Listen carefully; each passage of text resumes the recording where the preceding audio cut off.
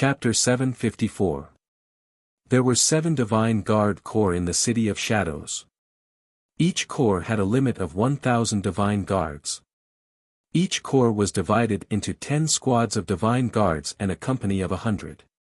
Each corps was divided into 10 companies led by 10 company captains. Above the company captains were the divine guard chiefs. The 7 corps of divine guards of the City of Shadows were responsible for patrolling the various regions of the city and the security of the city gates.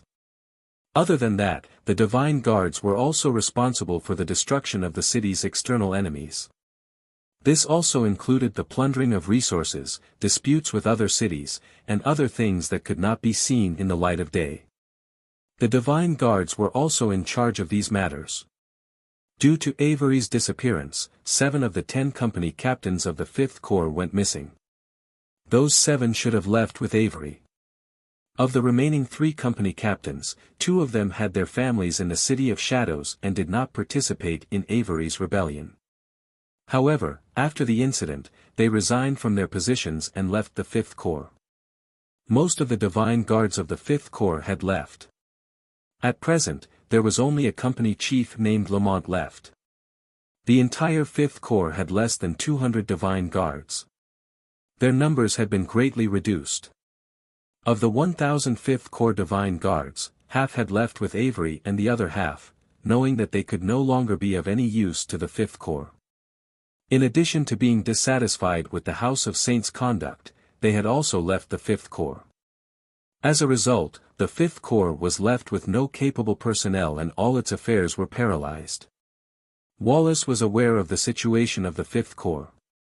All the duties of the 5th Corps were temporarily assigned to the 1st, 2nd, and 3rd Corps. This left the 5th Corps with even less to do. All the divine guards of the 5th Corps gathered in the 5th Corps lazily. They had nothing to do but drink and chat every day. Their spirit had been worn out. In the hall where the 5th Corps handled official business, the only captain, Lamont, was drunk and flirting with a few shrewish female divine guards. He seemed to be having a good time. "Lord Lamont, I heard that the owner of Celestial Pearl Pharmacy is coming to the 5th Corps. If he comes, our good days will come to an end," said one of Lamont's company captains with a flushed face as he poured Lamont a full cup of amber-colored wine. Avery loved wine. Back when Lamont was still around, the fine wine he looted and offered by small family clans could only be enjoyed by Avery alone. After Avery's departure, those fine wines became ownerless. These divine guards had been drinking to their heart's content for the past few days. Lamont's eyes were hazy from the alcohol. He softly groaned and said, "He's just the owner of a small shop. Isn't it because of his relationship with the House of Saint that he is qualified to take charge of our 5th Corps? How can that youngster manage so many affairs of the 5th Corps? My lord, now that Avery has left, the chief of the 5th Corps should be chosen from among us. In my opinion, his lordship is the most qualified person to take over the position." Unfortunately, his lordship did not mention it at all. Instead, he gave the position to a little merchant who is still wet behind the ears. This is really... The squad leader had drunk too much and his words sounded like he was blaming City Lord Wallace. Lamont let out a long sigh after hearing those words and replied, "Lord, captains of the city lord." He did not leave with Avery, nor did he take the initiative to resign. His plan was to take over Avery's position and take over the 5th Bureau. According to Lamont's idealistic thinking, with the 5th Corps chiefs gone, the position of Chief of Divine Guards would naturally fall to him, the sole Chief of Divine Guards. Therefore, he persisted in his duty. Unfortunately, things did not go as planned. Wallace had never thought of letting the old man from the 5th Corps take over the position. Not only that, but Wallace also temporarily stripped the authority of the 5th Corps, leaving the ambitious Lamont with nothing to do. In this way, Lamont felt extremely sullen. All of his great ambitions had been put on hold. It was perfect for him to use the good wine available in the 5th Bureau to drown his sorrows. He drank until he was drunk every day. "Lord Lamont, that merchant named Brian doesn't know the responsibilities of the Fifth Corps, nor does he know anything about our affairs. When he arrives, all we have to do is make things difficult for him and make him lose control of the Fifth Corps. By then, the city lord will be able to tell that he's incapable and will remove him from his position as Chief of Divine Guards. Perhaps then, the city lord will remember that it's time to use a veteran like Lord Lamont, suggested the squad leader who had been following Lamont. Lamont's eyes were full of smiles as he raised his cup and said, "Cheers, cheers." The reason why he didn't leave even after knowing that Han Shoa was about to take office was also because of this plan. Seeing that the squad leader was so sensible, he immediately felt happy. Han Shoa, Sanguiner, Bollins, Gilbert, Statholm, and Air Mike Cotton arrived at the entrance of the Fifth Corps. Before they even stepped through the door, they could already smell the strong aroma of wine and hear the merry laughter and chatter inside. None of the solemnity that a divine guard should have. Those who did not know better would not think that this place was the Fifth Corps. They might even think that they had walked into a tavern. Air Mike Cotton raised his head and looked at the large signboard that read Fifth Corps. He exclaimed in astonishment, "How can a military organization of the City of Shadows look like this?" Statholm also shook his head. He bunched his brows and said, "One can only imagine how high the quality of the Divine Guards must be. Brian, after taking over, it seems that we're going to have to do a big overhaul." Han Shoa put on a grave face and nodded. He said, "With Bollins and you all around, we can recruit and train new Divine Guards. Those who don't know what's good for them will be kicked out. Senior, please come in." Bollins walked to the door and bowed, inviting Han Shoa to enter. "Who's there?" Just as Han Shoa and his party walked in, a lazy voice sounded. Then, two Divine Guards of the Fifth Corps walked out with their arms around each other's shoulders. Their faces were flushed red and they were holding a half-empty wine bottle in their hands. It seemed that they had been enjoying their days. "The new Chief of Fifth Corps has arrived. Gather everyone." Bollins's face turned cold and he said in a stupefied manner, "Oh, is that so?" To Han Shoa's surprise, the two Divine Guards were not the least bit frightened. Instead, they were smilingly sizing up Han Shoa. One of them drunkenly asked, "Which one of you is the new Chief of Divine Guards?" "Cut the bullshit. Everyone, gather," shouted Gilbert angrily when he saw that the two were not showing the slightest sign of respect. "Who the hell are you? Are you the new Chief of Divine Guards?" "I don't think so. If you aren't the new Chief of Divine Guards, what are you yelling for?"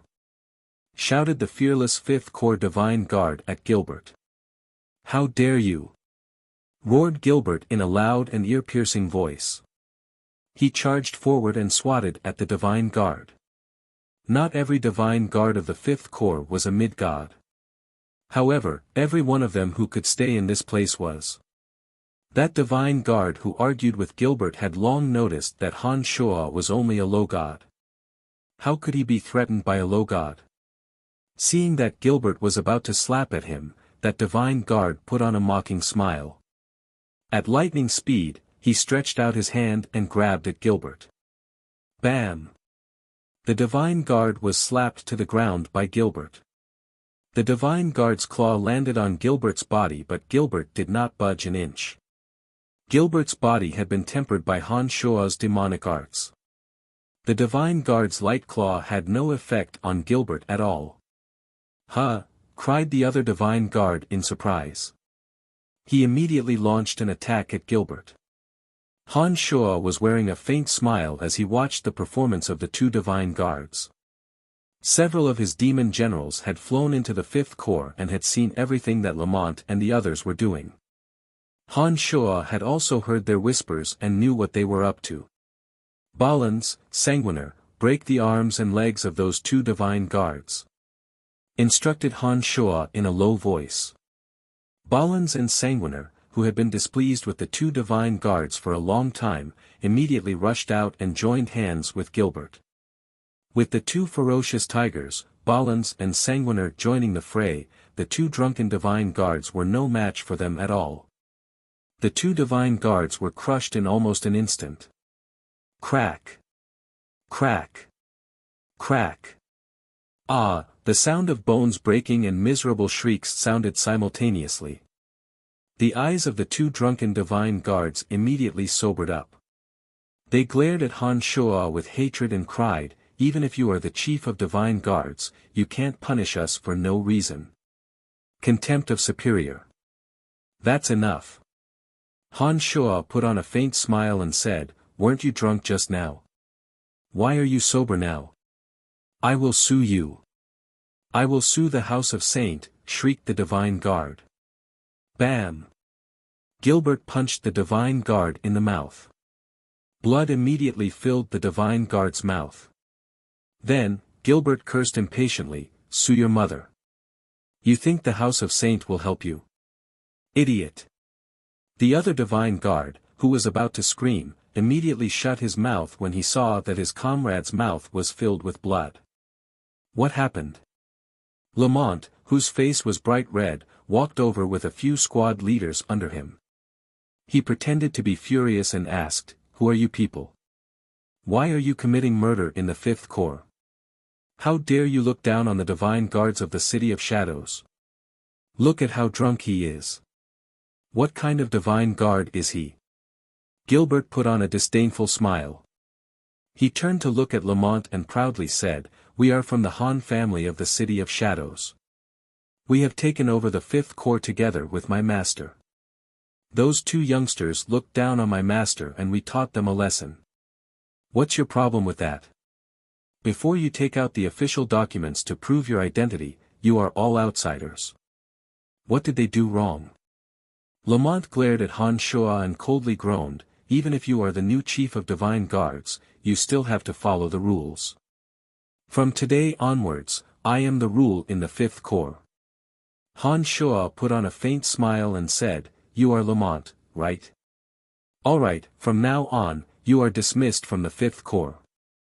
Also, those drunkards of yours, get the hell out of the Fifth Corps. My Fifth Corps does not need trash like you. You want us to leave the Fifth Corps just because we drank alcohol? What a far-fetched reason." Lamont was greatly enraged. He glared at Han Shuo without backing down. "I have told you that I am the rule in the Fifth Corps." Han Shuo let out a mischievous laugh. He suddenly leaned close to Lamont and placed his left hand on Lamont's chest. Thud! Lamont's body was sent flying from the top of the stairs in front of the Fifth Corps. Two streams of blood slowly flowed out from the corner of his mouth. He glared at Han Shuo with hatred in his eyes and howled, "I will sue you. I will sue you. Get out of here." Han Shuo waved his hand and said impatiently, "If you dare to come near the Fifth Corps again, I will break your legs. Trash like you will only be a burden to the Fifth Corps. You, and you." Gilbert pointed at the divine guards whose faces were flushed red and shouted, "What are you waiting for? Get lost. Do you really want me to do it myself?" Those divine guards who were following Lamont revealed terrified faces.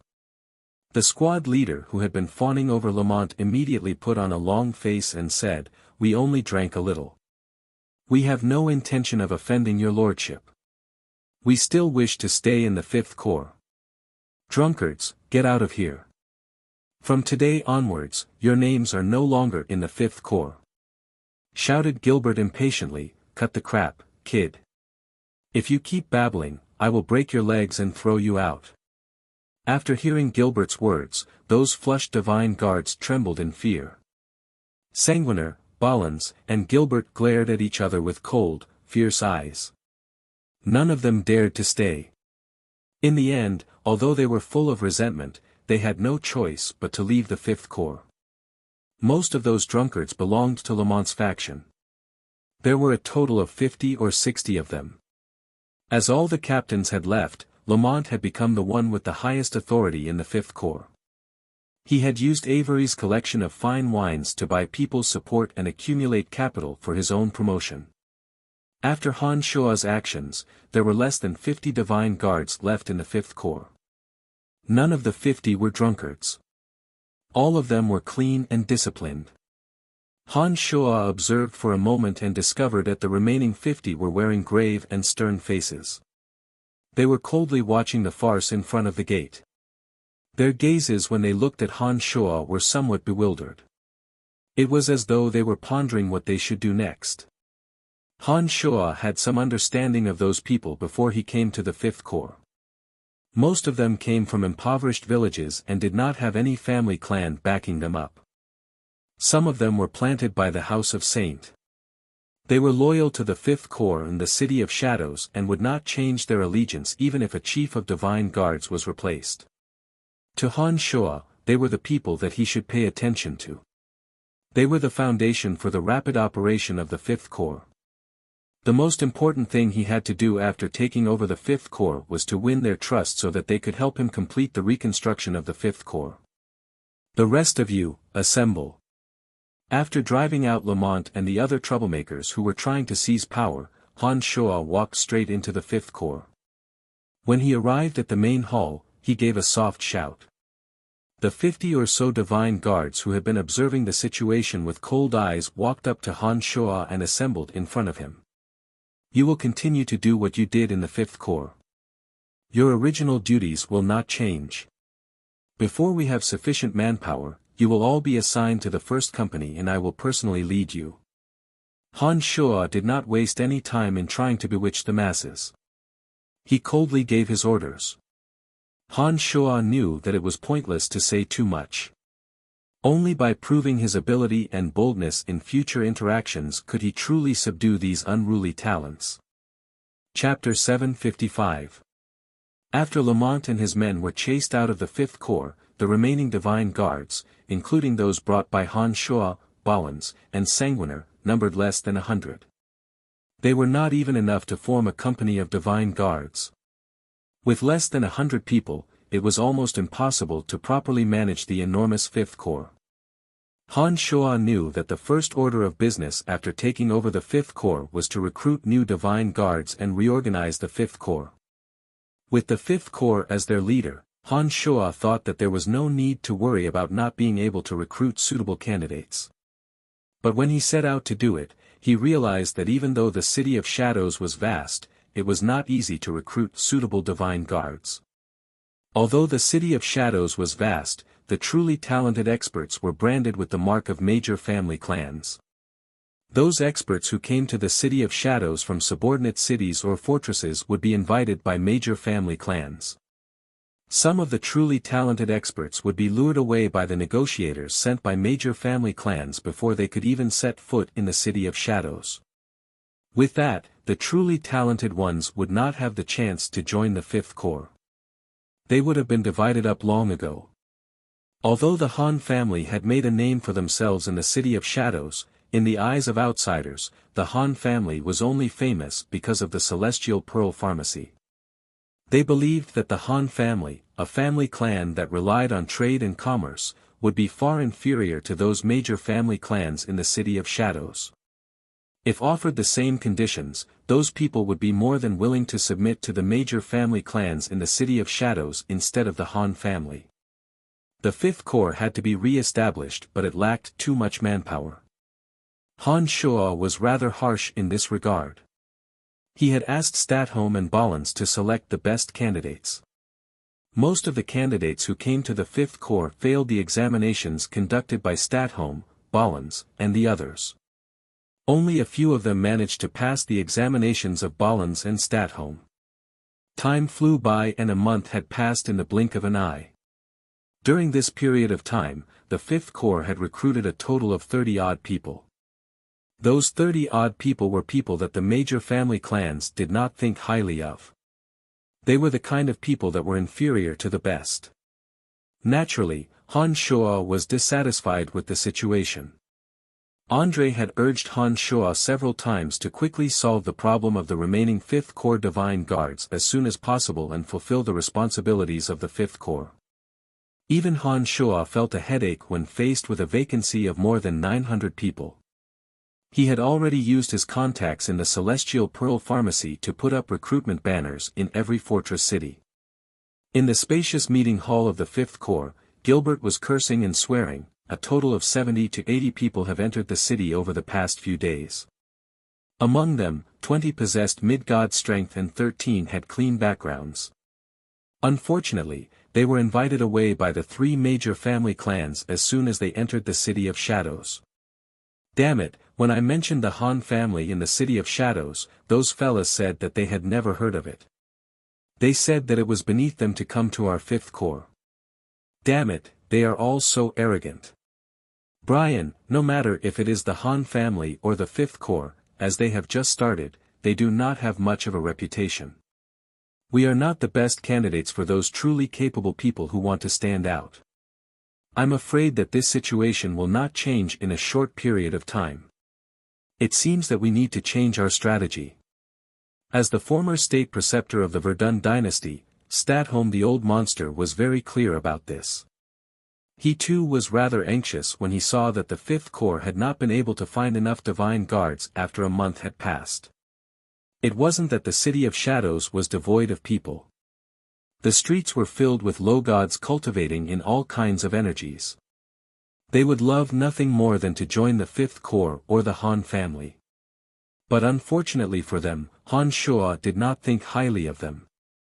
Following the principle of, better to have nothing than to have a shoddy quality, Han Shuo set the minimum requirement for the Fifth Corps divine guards to be mid-gods. Other than this basic requirement, Han Shuo also asked Stratholm, Bollins, and the others to test their temperament and character. Only those who passed Bollins and the others' approval could join the Fifth Corps. Most of the qualified divine guards were divided among the major family clans. The remaining ones were given to Statholm and Bollins for vetting. Many of them did not meet the requirements. As such, the progress was very slow. It was only natural that they would not be able to find suitable divine guards. Do you have any good ideas? Han Shuo asked with bunched brows. He knew that although Statholm's strength had not improved all of a sudden, he had a good eye for things. Build momentum. Statholm put on an elegant smile and gave a short and concise answer.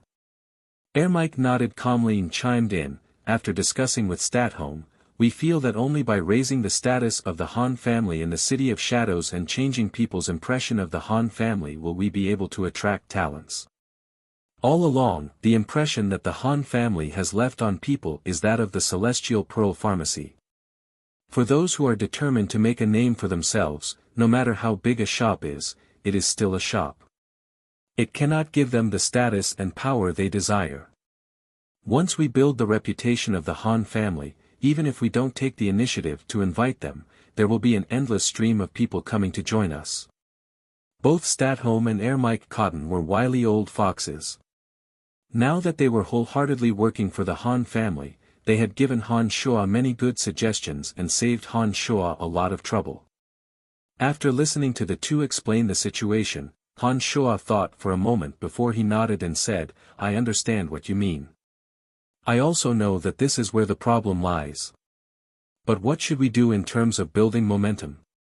We can't just jump out and say that our Han family is very powerful and that they will all come to our Han family, right? Of course not. Ermike Cotton put on a faint smile and said, we can make use of people and events to build momentum. Explain in detail. Asked Han Shuo with a faint smile. He knew Ermike Cotton very well. Han Shuo knew that Ermike Cotton must have a well-thought-out plan. There are 7 Divine Guard Corps in the City of Shadows. Every 100 years, the 7 Divine Guard Corps will compete against each other to determine their ranking. The number of participants in each competition is limited to 1 company. The true strength of each company will be determined through the selection of elites. The 7 Divine Guard Chiefs of the City of Shadows will also compete with each other to determine the rankings of the chiefs. Statholm the Old Monster put on a faint smile and explained, the time for the competition is almost up. Our 5th Corps is able to gather a company. If our 5th Corps can surpass the other corps in the competition, and you can surpass the other Divine Guard Chiefs, the reputation of the 5th Corps and the Han family will truly grow. Ermike Cotton nodded smilingly and said, once you and the 5th Corps rank highly in the competition, the Han family will be able to get rid of the reputation of a shop and become a truly powerful family clan. By then, even if you don't take the initiative to recruit people, there will be people who will come to you to join the Han family and the 5th Corps. Brian, this is a once-in-a-lifetime opportunity. Statholm the old monster encouraged, the winner of the competition between the 7 Corps will be rewarded with a very attractive reward. It would be a waste not to take it. What reward? Asked Han Shuo after staring blankly for a moment. Statholm the old monster clenched his fist and smilingly said, greater power. I have also heard about the competition between the 7 Corps, but I didn't pay much attention to it. Tell me the details and the exact time. Han Shuo was rather tempted and he began to ask Statholm for details. As soon as Ermike and Stratholm saw that Han Shuo was tempted, they immediately took out the documents they had prepared beforehand and gave Han Shuo a detailed explanation of the competition in the City of Shadows 7 Corps. In order to increase the combat strength of the City of Shadows Divine Guard chiefs and Divine Guards, as well as to promote healthy competition, Wallace personally presided over every competition. There were 2 types of competitions. One was a competition between Divine Guard chiefs, and the other was a competition between the overall strength of every force. Of the 2, the overall strength of every force was more important. In all the previous competitions, the House of Saint had always firmly occupied the top 3 positions in overall strength and individual strength. Aqueous Sky had always been ranked first in individual strength, followed by the mysterious chief of the 2nd Corps, Ralph, and Erebus. The rankings of the other 4 major family clans would often change. However, in terms of overall strength, the 2nd Corps had always been ranked first. Ralph, the chief of the 2nd Corps, rarely stayed in the City of Shadows. It was very rare for people in the City of Shadows to see him. However, his strength was not to be underestimated. The overall strength of the 2nd Corps was famous in the City of Shadows for being valiant. Every Divine Guard from the 2nd Corps was courageous and outstanding in killing. It was said that the 2nd Corps was also known as the Shadow Army of the City of Shadows. They were in charge of hunting down certain special targets. Those potential enemies who were plotting against the City of Shadows would often be silently eliminated by the assassins of the 2nd Corps. This made the 2nd Corps rather special in the City of Shadows. Other than the members of the House of Saint, even the patriarchs of the 3 major family clans were highly vigilant against the 2nd Corps. Han Shuo took the information about the competition in his hands and listened to Ermike Cotton and Statholm's explanations. He quickly gained a clear understanding of the competition. Just as Statholm had said, after every competition, some of the duties of the 7 Corps would be adjusted according to the ranking of the Divine Guards. The one who ranked first in overall strength would also receive a special privilege, the right to kill first and report to the higher-ups of major family clans. This included the House of Saint. This meant that even if the person was from a major family clan, if the chief of Divine Guard who received this special privilege felt that the person's actions had endangered the safety of the City of Shadows, he could kill the person on the spot as long as he presented sufficient evidence to Wallace. This was a great privilege. If the chief of Divine Guard found someone to be an eyesore, he could kill the person first and fabricate evidence to report to Wallace. For so many years, this special privilege had been in the hands of the chief of 2nd Corps, Ralph. Ralph had always been loyal and devoted to Wallace. Although he had obtained this special privilege, he had not really put it to good use. His conduct in the City of Shadows was commendable and he had not made a single mistake for many years. The right to kill first and report to the higher-ups. Not bad, not bad. Han Shuo laughed heartily and said, all right then, let's get ready. We must emerge victorious in the competition. For the sake of the 5th Corps and the Han family, it is time for us to shine. Ermike Cotton and Statholm had been waiting for those words from Han Shuo. They were overjoyed when they heard Han Shuo's words. They said, even if we can't get first place, we must surpass the Divine Guards of the other 3 family clans. Once we defeat the other 3 family clans, those gods who come to the City of Shadows will reconsider their choices. By then, the 5th Corps will not have to worry about not being able to recruit suitable divine guards. How many men do our 5th Corps have at present? Han Shua asked Statholm. Including us, there are 91 men in total. That's barely enough to form a company, Statholm replied in a grimace. 91 men are more than enough. In order to emerge victorious in the competition, it seems that I will have to personally train them.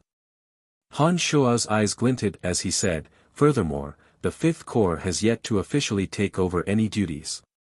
There is still some time before the competition ends. Send out my order, all 5th Corps Divine Guards are to head to Fort Lossberg. No problem. Replied Statholm straightforwardly. ***** at Fort Lossberg, Han Shua, Ballans, Sanguiner, and Gilbert arrived ahead of time. In a mountain near Fort Lossberg, Tunai, Han Shua, Ballans, Sanguiner, and Gilbert got to work. They turned the entire valley upside down and erected pitch-black stone pillars. The pillars were engraved with all sorts of complicated runes. The 4 used their flying swords to cut trenches in the ground and tossed materials with special functions into the trenches. The 17 flying swords flew in all directions, leaving behind rays of sword light. They cut the stone walls around the valley until they were flat and filled with large rocks. The cauldron of Myriad Demon flew around the valley. Wherever the cauldron of Myriad Demon passed, it would leave mysterious runes on the stone pillars and on the rock walls. Han Shua busied himself for the next 10 days or so. He then ignited the earth fire and tossed in some demonic beast souls, officially activating the 8 Desolation and Torment formation to temper the divine guards. The cauldron of Myriad Demon took out the demon generals refined from Eugene and used them as the core of the 8 Desolation and Torment formation. A few days after the 8 Desolation and Torment formation was activated, the 5th Corps Divine Guards from the City of Shadows arrived at Fort Lossberg. As soon as they arrived at Fort Lossberg, they were brought to the valley by Candide. Han Shua did not waste any time.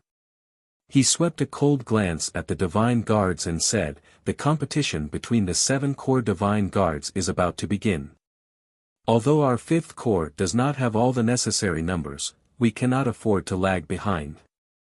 I have gathered all of you from the City of Shadows to Fort Lossberg to train you before the competition. I hope that you will not embarrass me in the competition. How does your lordship intend to train us?" a divine guard named Barnard asked in an indifferent manner. Han Shua pointed at the 8 Desolation and Torment formation that was filled with sinister winds and evil aura. He put on a faint smile and said, "It's right in there. All of you will have to go through all kinds of dangers inside. I will gradually increase the difficulty. You must know how to cooperate with each other. Otherwise, I will not be responsible for any injuries." Barnard was a civilian divine guard and the leader of a 10-man team. He nodded after hearing Han Shua's words.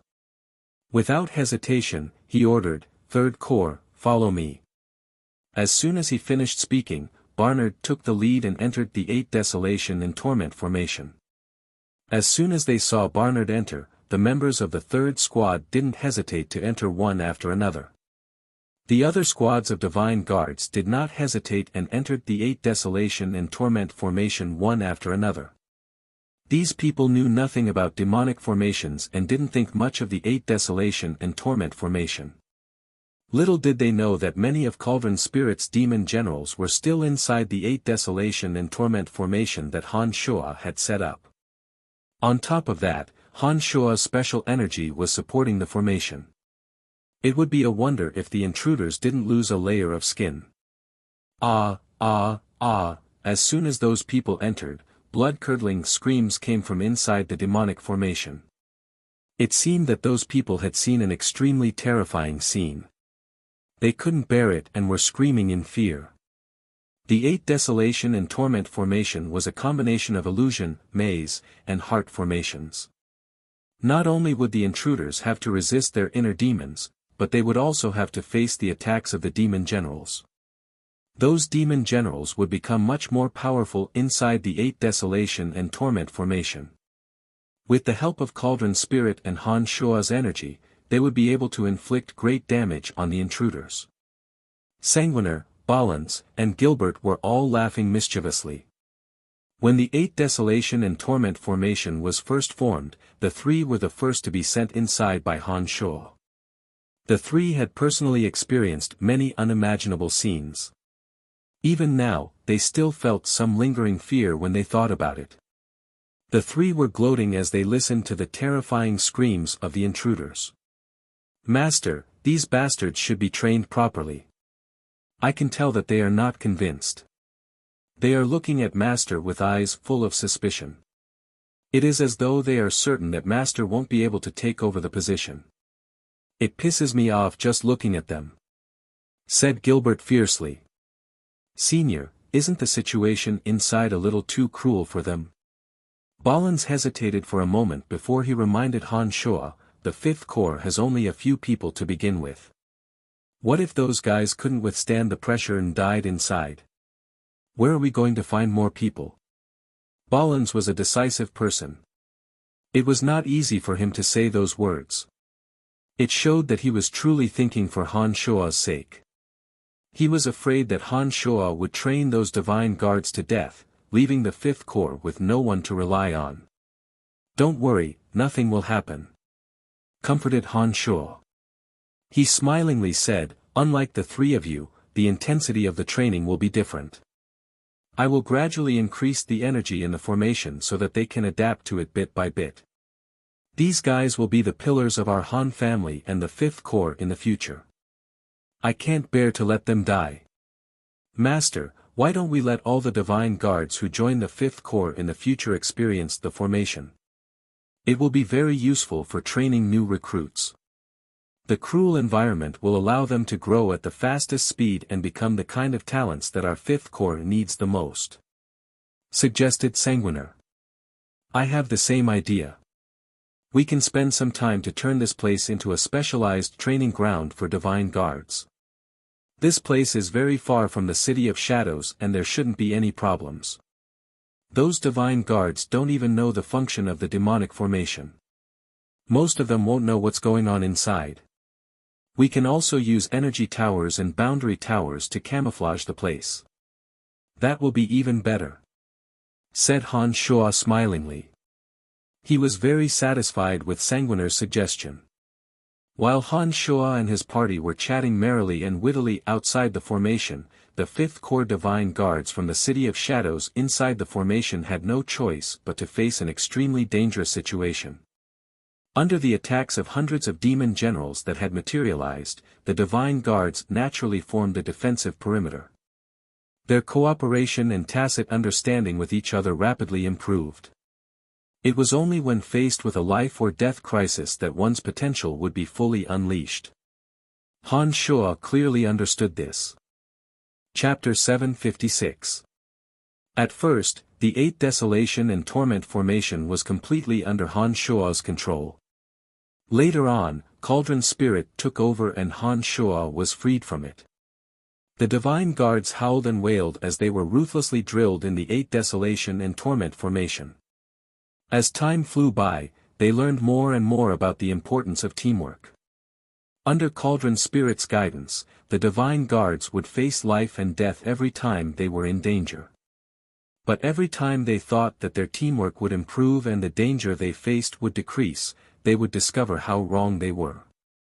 Cauldron Spirit kept increasing the power of the 8 Desolation and Torment formation, putting the Divine Guards on the verge of breaking through at every critical moment. Later on, when Balans, Sanguiner, and Gilbert saw that the power of the 8 Desolation and Torment formation had increased, they volunteered to enter the formation to train. Han Shua naturally agreed and allowed Balans, Gilbert, and Gilbert to enter the formation. He instructed Cauldron Spirit to increase the power of the 8 Desolation and Torment formation a little more and opened up a special area for the three. Time flew by and a month went by. Although the 8 Desolation and Torment formation was under Cauldron Spirit's control, Han Shua was watching from the side. Through Cauldron Spirit's telepathic connection, Han Shuo could clearly see the Divine Guard's progress. He knew that they had been improving at lightning speed. In order to maximize the strength of the Divine Guards, Han Shuo had a discussion with Cauldron Spirit. Cauldron Spirit revealed some simple demonic formations to the Divine Guards. Those simple demonic formations were easy to master. Most of them required 3, 4, 5, 6, or 7 people to work together. Under Han Shuo's instruction, Cauldron Spirit had his demon general assume Han Shuo's appearance and explained the basic principles of the 8 Desolation and Torment formation to the Divine Guards. As the formation was based on humans, it was very easy to understand. The Divine Guards had been cooperating with one another for the past few days.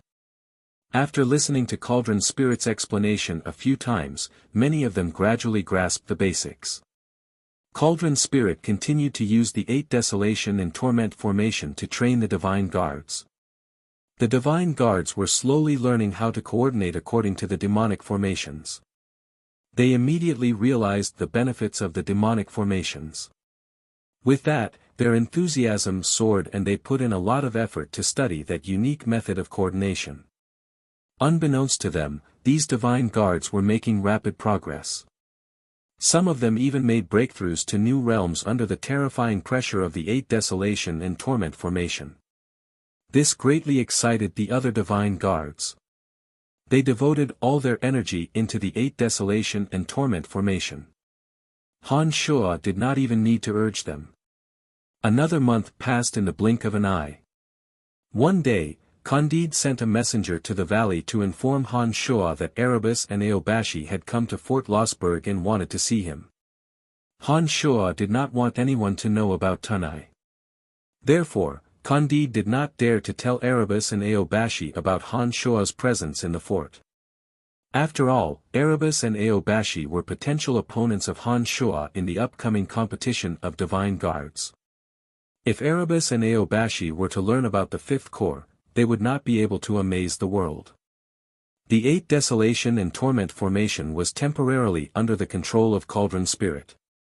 Han Shuo believed that with Cauldron Spirit around, there would not be any problems. Therefore, after receiving the message, he left the valley and returned to Fort Lossberg. After receiving the energy crystals from Han Shuo, Candide refurbished the Han family's residence in Fort Lossberg. Han Shuo walked into the tallest building in Fort Lossberg. He could already see energy towers and boundary towers scattered in every corner of the building. Erebus and Aobashi were waiting for Han Shuo in the guest hall. When they saw Han Shuo walking into the building, they stood up and congratulated Han Shuo at the same time. Now that Han Shuo had been promoted to the chief of the 5th Corps, he was on equal footing with Erebus and Aobashi. In the future, even if they were to collaborate on certain matters in the City of Shadows, Erebus and Aobashi would no longer be Han Shuo's superiors. They would have to discuss many things with Han Shuo. But of course, given the good relationship between Erebus, Aobashi, and Han Shuo, there were many things that they did not have to fuss over. But the two were very happy that Han Shuo had been promoted to a high position. After all, having Han Shuo in the position was much better than having someone they didn't like. Is there something the two of you have come to Fort Lossberg to look for me? Han Shuo looked at Erebus and Aobashi smilingly and asked, have you explained what happened in the valley? Did the city lords of Hushvale City and Dark Soul City cause you trouble? Erebus and Aobashi put on bitter smiles upon hearing those words. It appeared that the issue with Tunai Yamashita wasn't resolved very smoothly. Don't mention it. The two city lords were furious when they learned that their chief of Divine Guards was killed. Not only me and Aobashi, even his lordship was annoyed to death. Erebus shook his head, sighed, and explained, it's not easy to solve such a terrible mess. His lordship has been talking to us every day for the past few days, asking us to solve the problem as soon as possible. The competition of the 7th Corps is about to begin. We've been annoyed to death. You two are so busy. How did you find the time to look for me? Han Shuo stared blankly for a moment and asked puzzledly. It's because of the distribution of the energy mine. Aobashi glared at Han Shuo and said, "You brat, you made such a big mess and you just walked away. We've been annoyed to death." "Hee, the capable are always busy." Han Shuo forced a smile before he put on a stern face and said, "The total value of the energy crystals in that mine is at least 10 million black crystal coins. What does his lordship mean by this?" Initially, his lordship had wanted to monopolize the energy crystals in that mine. However, after the deaths of the chiefs of divine guards from Hushvale City and Dark Soul City, the two city lords flew into a rage and refused to give in. My lordship had no choice but to take a step back and divide the energy crystals into 3. "The City of Shadows' share will go to your Han family in the House of Saint," said Aobashi. "So you're saying that more than half of the black crystal coins belong to Hushvale City and Dark Soul City?" Han Shuo put on a regretful face and said, "We've gone through so much trouble to take over that mine, but we didn't gain much from it." "Who told you to kill 2 of their chiefs?" Aobashi stared straight at Han Shuo as she spoke. Her eyes were glistening as though she wanted to see Han Shuo's reaction. "They died together. It has nothing to do with me." Han Shuo shrugged and said in a carefree and unrestrained manner, "Don't talk nonsense." Aobashi giggled. She seemed to find Han Shuo's reaction very amusing. She nodded and smilingly said, "All right then, I was wrong. Other than telling you about the distribution of the energy crystals in the mine, we have another piece of news for you." "What is it?" asked Han Shuo casually. "I have received news from Ralph of the Second Corps that Avery is currently in Hushvale City. He seems to be in cahoots with the Master of Godswamp Pharmacy, Hasling. Both Avery and the Master of Godswamp Pharmacy, Hasling, seem to be on bad terms with you. It is only a matter of time before they come after you. According to Ralph, they are discussing how to deal with you. I have come here to warn you to be careful." Aobashi put on a solemn face and said, "Avery is not easy to deal with, but the Master of Godswamp Pharmacy is even harder to deal with. Although the Godswamp Pharmacy isn't as powerful as a large family clan, they have pharmacies all over the Darkness Dominion. In terms of intelligence gathering, they have an advantage over large family clans. If those two are scheming to deal with you, you really have to be careful. So Avery and Hasling are in cahoots. No wonder." Han Shuo nodded and said in a deep voice. Han Shuo did not mind Aobashi's warning. Both Hasling and Avery were enemies of the City of Shadows.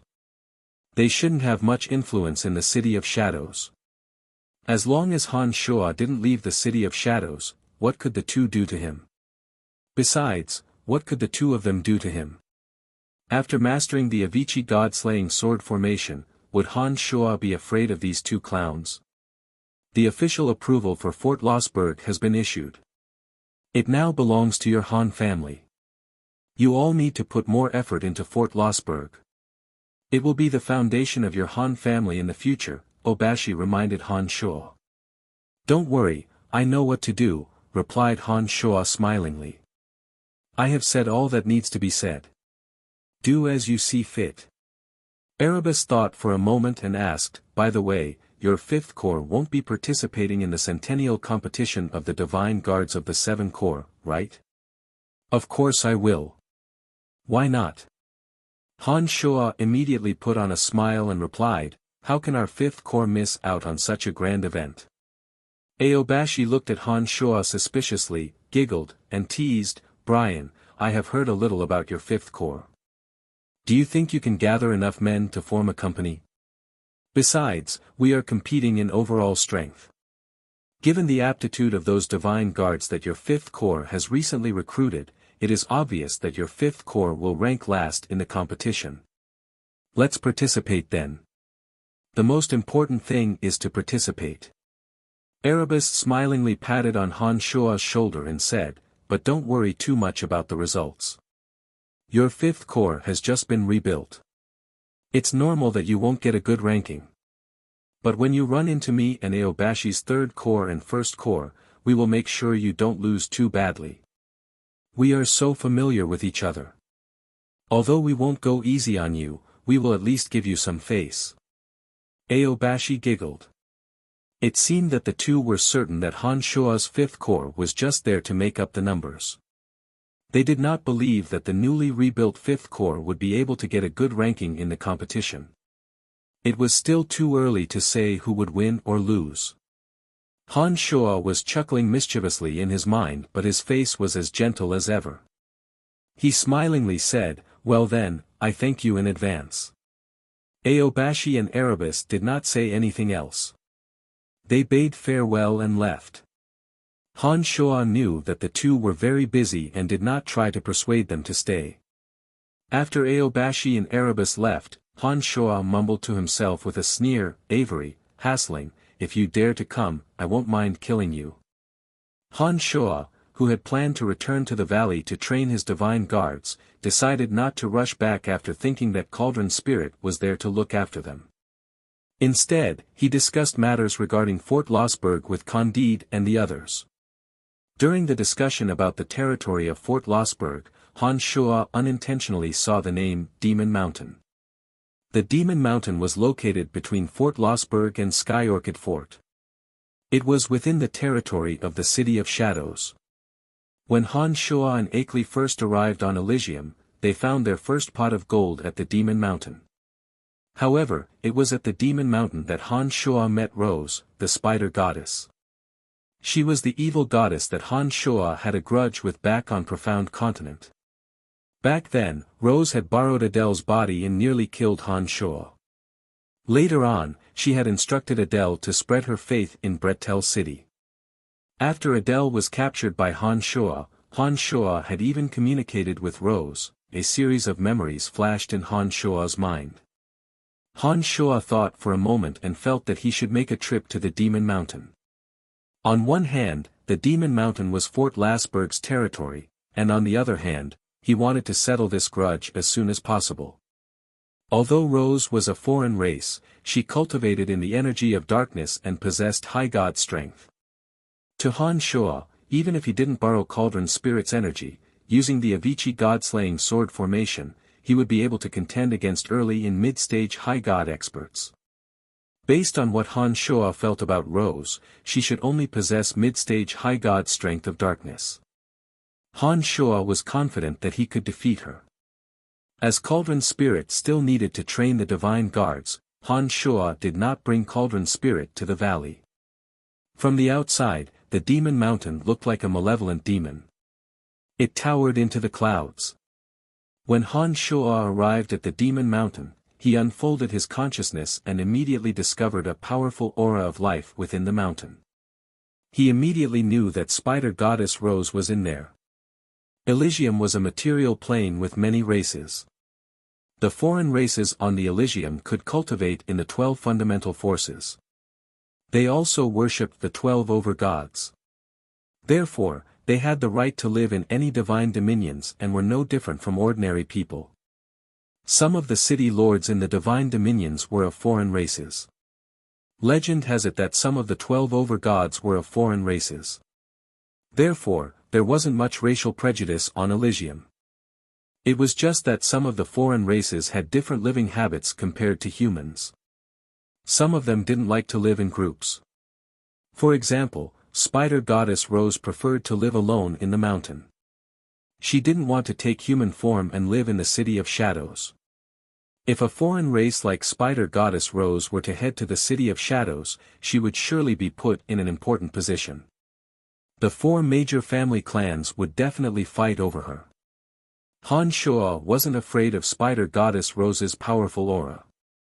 He continued to walk leisurely towards the Demon Mountain.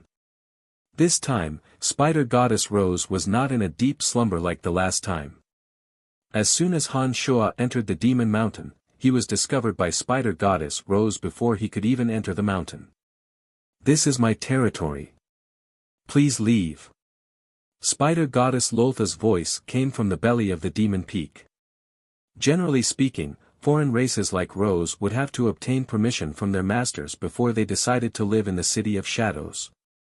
In other words, City Lord Wallace of the City of Shadows should be aware of her existence and had assigned this Demon Mountain to her. Correspondingly, Rose had to abide by the rules of the City of Shadows and was not allowed to kill gods in the vicinity. If Han Shuo and Akeley hadn't come specifically to steal Rose's divine essences, Rose wouldn't have chased after them in a fit of rage. "Rose, do you still remember me?" Han Shuo walked into the Demon Mountain smilingly. His consciousness began to transform, adjusting his soul imprint to the one he had on Profound Continent. Chapter 757. Every time one made a breakthrough in demonic arts, their consciousness imprint would change accordingly. Back when Han Shuo was on the Profound Continent, his demonic arts had yet to reach the level he was at today. Therefore, his consciousness imprint was very different from what it was now. The consciousness had infinite uses and it wasn't difficult for Han Shuo to alter his imprint. As soon as Han Shuo entered the Demon Mountain, his consciousness imprint changed accordingly, reverting to the state he had when he fought Loth back on Profound Continent. Rose grew impatient when she saw that Han Shuo still wanted to enter the Demon Mountain despite her warning. She was ready to kill Han Shuo right in front of the Demon Mountain. Rose had to abide by the rules of the City of Shadows. She was not allowed to take the initiative to kill any gods that passed by. However, if anyone dared to trespass on her territory despite her warning, it would be considered a provocation to her. Even if she were to kill the trespasser, it would not be considered a violation of the rules of the City of Shadows. Rose was about to send her darkness divine energy into the Demon Mountain when Han Shuo suddenly said, "Rose, do you still remember me?" She was stunned for a moment. She did not immediately attack Han Shuo. Instead, she sized up Han Shuo in puzzlement. As Han Shuo's consciousness imprint changed, Rose became more and more puzzled. By the time Han Shuo's consciousness imprint had completely reverted to its original state, Rose said in a cold voice, "So it's you." "That's right. Back when we were on the Profound Continent, we even spoke to each other. It's good that you still remember me." "Very good, very good." Han Shuo calmly walked into the Demon Mountain. He ignored the dangers in every step of the way and headed straight for the depths of the mountain. He continued, "Oh, right. I remember the last time I was here. I was the one who obtained those divine essences that you collected. You should remember them, right?" Rose, who was inside the mountain, was furious. She sneered and said, "It seems that you are here to die today." One after another, small spiders crawled out from the depths of the mountain. They circled around Han Shuo's body and went straight to the entrance of the cave where Han Shuo came from. Those small spiders spat out spider silk and quickly sealed the entrance of the cave where Han Shuo came in. There was a very strong fluctuation of dark divine power on the surface. Han Shuo could clearly see the situation behind him. He knew that Rose wanted to kill him, but Han Shuo didn't care. This time was different from the past. He didn't have to hide when facing Rose. The fact that he dared to come in was a testament to his confidence. While those small spiders were weaving their webs behind Han Shuo, the extremely fast Han Shuo had already passed through the winding caves and arrived at the enormous cave where Metal Elite Zombie came from. The enormous body of the human-faced spider goddess Rose was at the center of the cave. Spider webs covered every corner of the cave. She raised her head and looked at Han Shuo with her beautiful face. Her pair of eyes were cold and emotionless.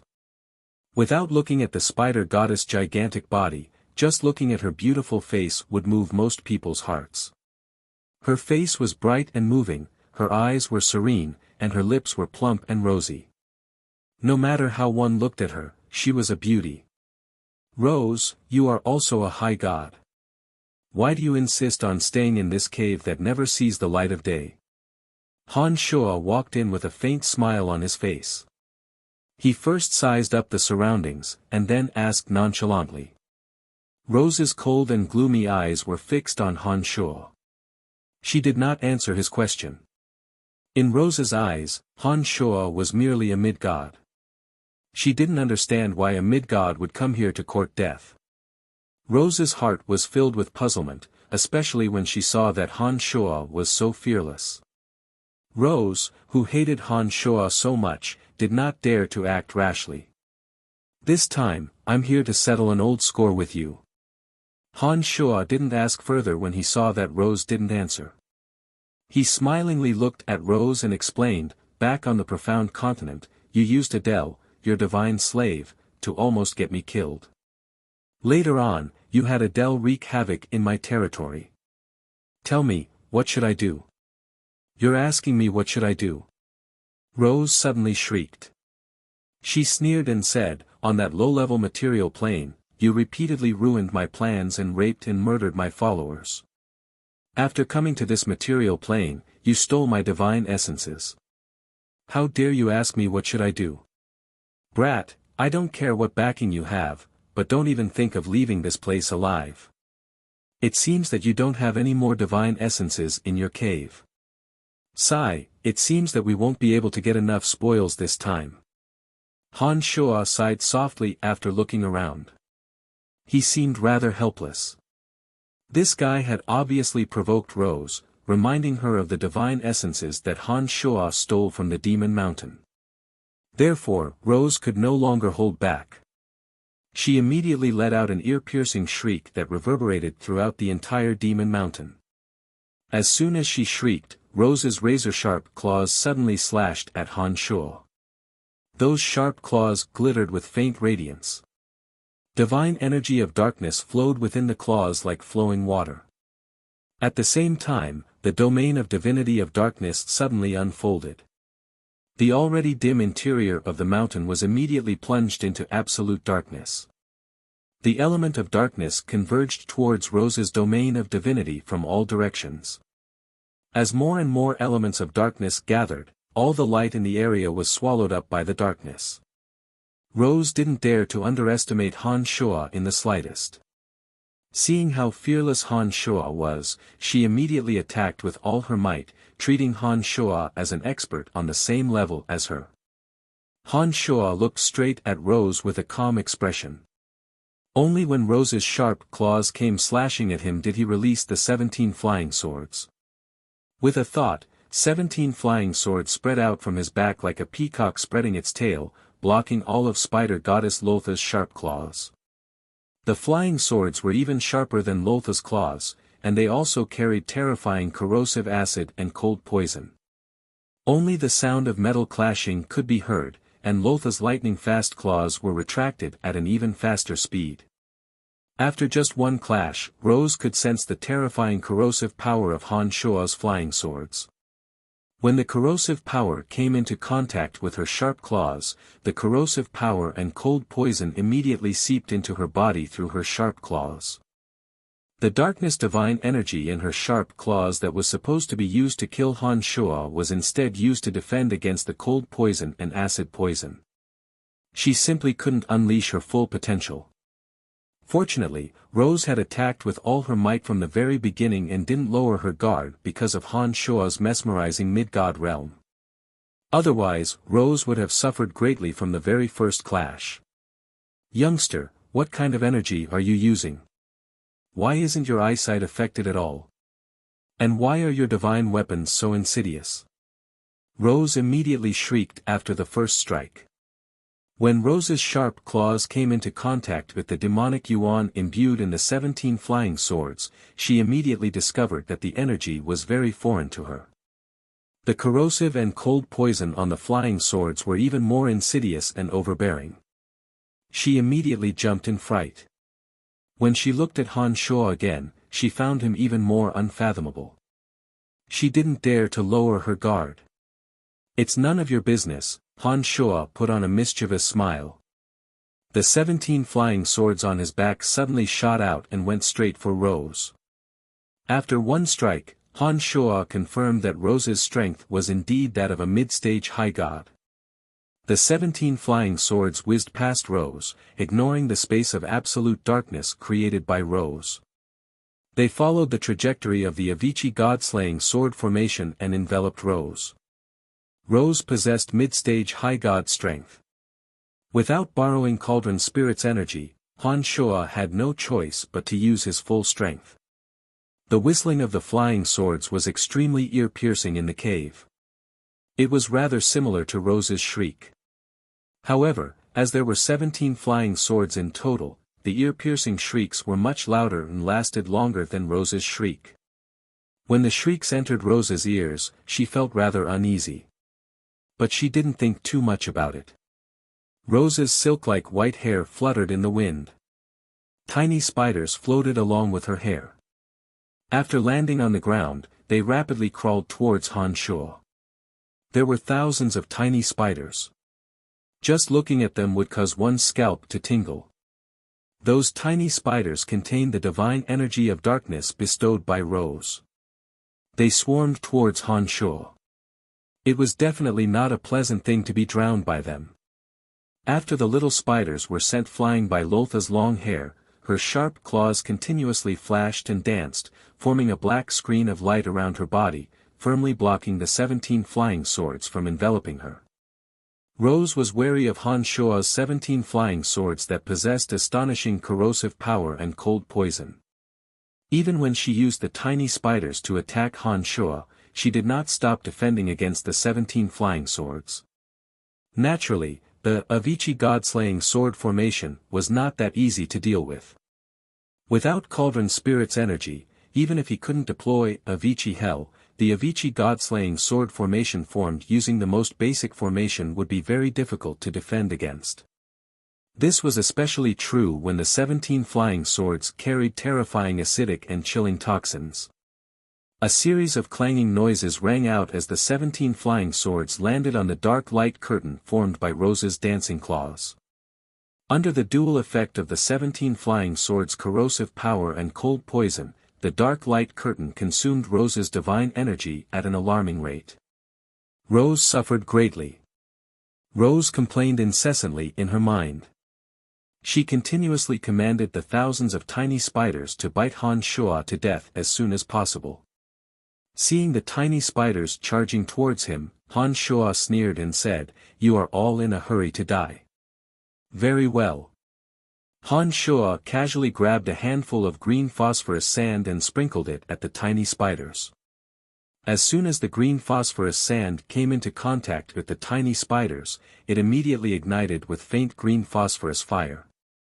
The phosphorus fire that was specially refined by Han Shuo could burn anything it came in contact with. The thousands of tiny spiders were already densely packed together. When the green phosphorus sand sprinkled on them, all of them were set ablaze. The green phosphorus sand was also an extremely vicious demonic weapon. It was the most lethal weapon against those tiny spiders whose life force was not very strong. Amid the crackling sounds of burning, the tiny spiders let out incessant shrieks. The air was filled with the smell of burnt flesh. Spider goddess Rose, who was desperately defending against the 17 flying swords, placed her hopes on the swarm of tiny spiders. When she saw that the tiny spiders were engulfed in phosphorus fire, Rose's expression changed abruptly. Her heart ached. "I'll fight you to the death." Rose shrieked when she saw the tiny spiders being burned into tiny black dots by the sea of flames. The spider web that enveloped the entire mountain suddenly swayed and shot towards Han Shuo. The giant spider web was extremely large and its speed was both fast and sudden. Han Shuo could not react in time. Caught off guard, Han Shuo was completely enveloped by the giant spider web. Each strand of spider silk was incomparably nimble. As soon as it landed on Han Shuo's body, it would entangle him with all its might.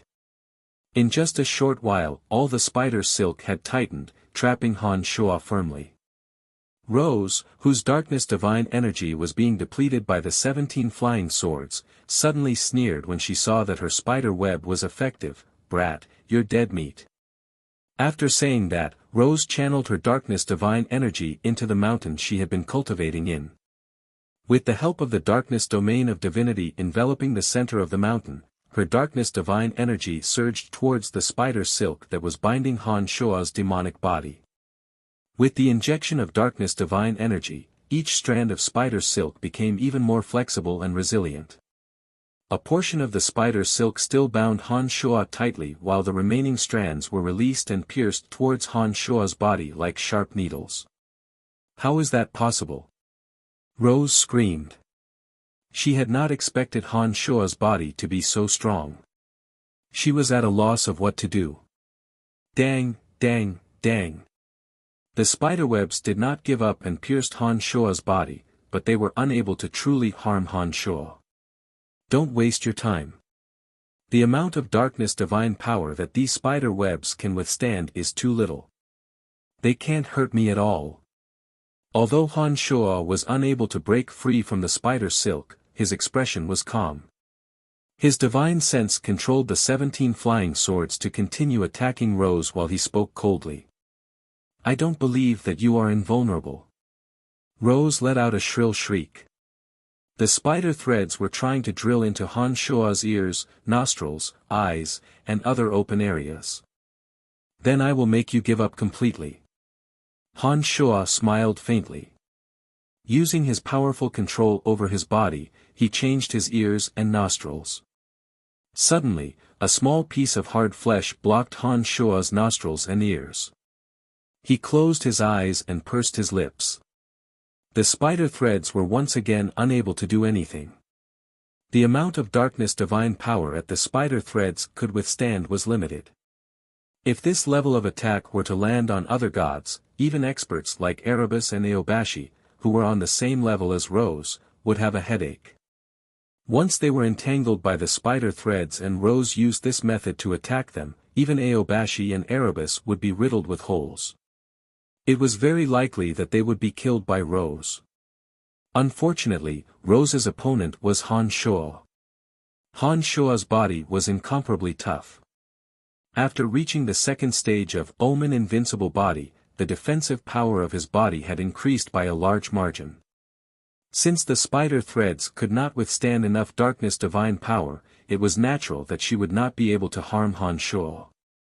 When Rose saw that not only was Han Shua invulnerable, but he could also control his nostrils and ears at will, she felt as if she had seen a ghost in broad daylight. Rose had never seen a demonic arts cultivator like Han Shua before. She simply could not imagine that someone could cultivate such a miraculous level of control over his body. Seeing that her attack was futile and that she had consumed a large amount of darkness divine power to defend against the 17 flying swords, Rose suddenly had the thought of retreating quickly. As she was firmly entangled by the 17 flying swords, Rose could not get close to Han Shua at all.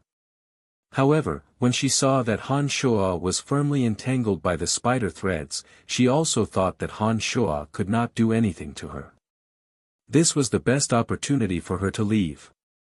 Brat, I will remember you. I won't accompany you today. I will take my revenge on you sooner or later.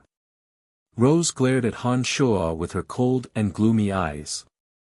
She then prepared to leave the Demon Mountain. When Han Shua saw that Rose was about to leave, he exerted all his strength to break free from the spider threads entangling him. However, as the 17 flying swords required the support of his demonic yuan, he could not use all his strength to break free. Every single strand of the spider threads was imbued with Rose's darkness divine power. They were densely entangled around his body and it was not that easy to break free. We are considered to be even today. I have consumed too much of my divine power this time. There are still a few attacks that I can't use. Next time, I'll be sure to show you who's boss. Rose coldly glared at Han Shua and left him with these words. Although Rose said that, she knew that she had lost this time. If she did not leave, she would not be able to harm Han Shua. Furthermore, the flying swords were constantly wearing her down. Sooner or later, her divine power would be exhausted. In the end, the one who would die would be her. Rose, you can't escape. Han Shua sneered when he saw that he could not break free from the spider threads. As soon as those words left his mouth, a flying sword flew back to Rose and quickly slashed at the spider threads entangling her body. However, Rose's spider threads were indeed tough. With a single slash, only a few of them were broken. It would take some time for a flying sword to cut all the spider threads. However, it was apparent that Loth wasn't willing to give Han Shua the time to sever all the spider webs. After one of the flying swords left, Lolth clearly felt the pressure on her lesson. She no longer dared to continue talking nonsense with Han Shuo. While fending off the remaining 16 flying swords, she fled towards the outside of the Demon Mountain. Her sharp claws repeatedly hacked at the mountainside, causing large boulders to fall down, blocking the pursuit of the 16 flying swords. With a thought, he retrieved all 16 flying swords. Rays of light shot out and circled around him, cutting the spider threads one after another. Soon enough, Han Shuo freed himself from the spider threads. With one thought, Han Shuo immediately sensed the direction in which Rose fled. He immediately chased after her with the art of the demonic ninth heavens. Rose had consumed too much of her divine energy today. This was the best opportunity to eliminate her. If he missed this opportunity, it would not be easy to find her again in the future. Although Rose fled quickly, Han Shuo was even faster. When she had just fled several hundred miles away, Han Shuo had already blocked her path. Without saying a word, he once again unleashed the 17 flying swords. This time, Han Shuo did not stay idle. The moment the 17 flying swords entangled Rose, he charged straight for her. His avatar of destruction transformed into the demon's lair edge and was carried by Han Shuo. Wait a minute. Actually, there is no unresolvable enmity between us. I don't want those divine essences. Seeing Han Shuo charging at her with a ferocious expression, Rose was truly flustered. She could neither defeat him nor escape. Rose was at a loss of what to do. Her tone began to soften. Han Shuo remained unmoved. He did not utter a single word as he stared fixedly at Rose. His expression was grim. It was obvious that he had no intention of letting her go. I surrender. I am willing to be your slave. Rose immediately shrieked when she saw that Han Shuo was unmoved. Chapter 758. The 17 flying swords suddenly stopped in front of Lolth. The sharp tips of the swords were pointed at her, and the chill was bone-chilling. Lolth's body was frozen stiff, and her heart was in turmoil. Holding the demon's lair edge in his hand, Han Shuo walked towards Rose with a callous face. He stared into Rose's eyes and asked in an indifferent tone, "How can I trust you?" The Fifth Corps was short of manpower and high god experts were even rarer. An expert of Rose's level would be a target that any force would deliberately try to rope in. Han Shuo was the only high god expert in the Han family at present. If Rose were to submit to him, the strength of the Han family would surely be greatly enhanced. Han Shuo and Rose did have a feud. But when he thought about it, Rose did not really harm him or those around him. On the contrary, it was Han Shuo who had the upper hand in their battle. Facing the cold radiance of the 17 flying swords and Han Shuo's overbearing gaze, Rose appeared rather anxious. She hastily said in her clear and cold voice, "There is no unresolvable hatred between us. There is no need for us to fight to the death over a trifling matter in a low-level material plane. How can I trust that you are willing to be my slave and sincerely work for me?" Han Shuo raised the demon's lair edge and pointed it at Rose along with the 17 flying swords. His voice was cold and indifferent. It seemed as though he would start a massacre if there was any disagreement. Rose immediately knew that she had no choice. If she couldn't give Han Shuo a satisfactory answer, she would not be able to escape death. Rays of light flashed across Rose's eyes. She quickly racked her brains for a solution. After hesitating for a moment, Rose said, "I am willing to make an oath in the name of the Overgod of Darkness." "I don't believe in oaths." Han Shuo coldly shouted and said, "Give me some practical advice." Rose's beautiful human face was filled with bitterness, and she said dejectedly, "What do you think we should do?" Han Shuo was silent for a moment, and then suddenly shouted, "Release your divine soul, we will establish a master-slave contract." Rose's face was filled with shock. A master-slave contract could only be successfully concluded if one party completely released their divine soul and allowed the other party to slaughter them. Once the contract was formed, the master-slave relationship would be confirmed.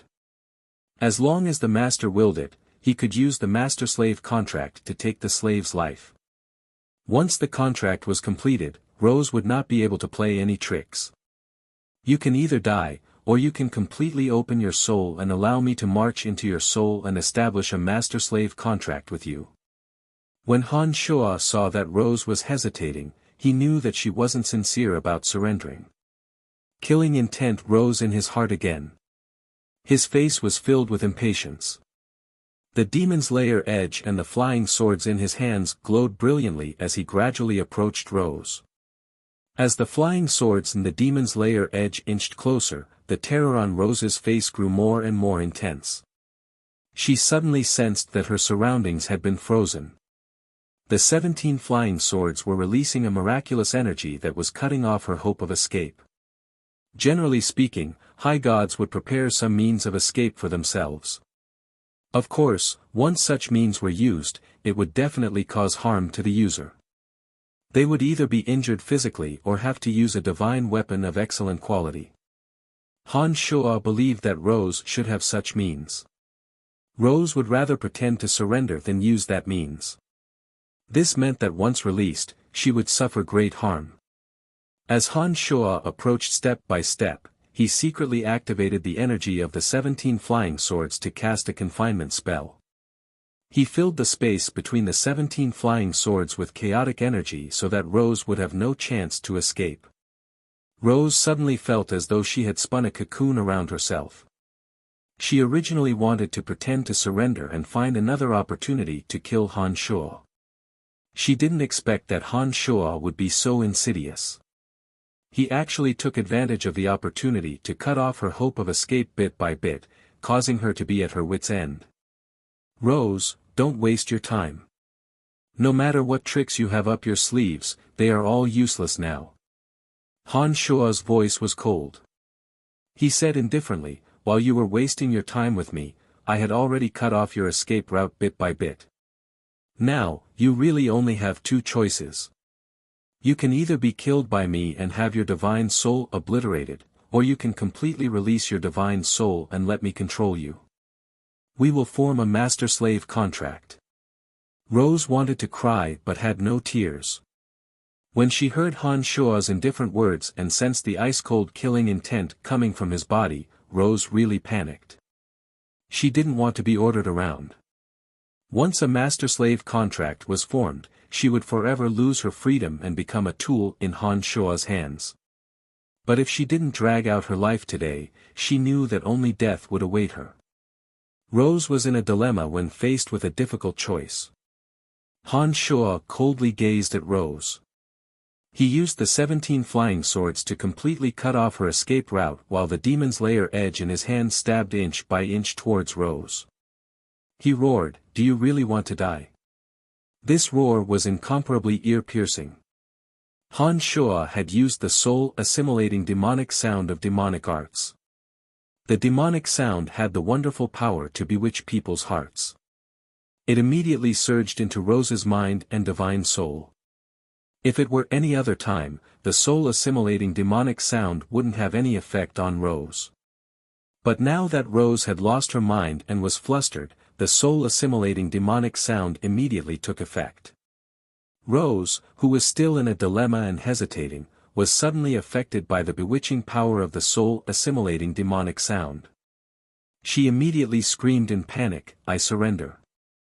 As soon as she finished speaking, under the influence of the soul-assimilating demonic sound, Rose let go of her divine soul and completely lost control of her own will. She didn't resist at all, allowing Han Shuo's consciousness to directly enter her divine soul and form the most unfair master-slave contract with her. A glistening dark light flashed in Rose's eyes. Han Shuo and Rose looked at each other. After a while, the master-slave contract was completed. An imprint formed in Rose's divine soul. That imprint corresponded with Han Shuo's consciousness. As long as Han Shuo willed it, he could decide Rose's life or death. I. As soon as the master-slave contract was completed, Rose immediately realized that something was wrong. She looked at Han Shuo with a face full of terror and shrieked, what did you do to me just now? Han Shuo shrugged and said smilingly, I formed a master-slave contract with you, of course. The demon's lair edge was put away by Han Shuo. The 17 flying swords also returned to Han Shuo's hand. This was to show that he was no longer hostile towards her. Arg! Rose shrieked in pain. Her razor-sharp claws fluttered wildly as though she couldn't accept the fact for a moment.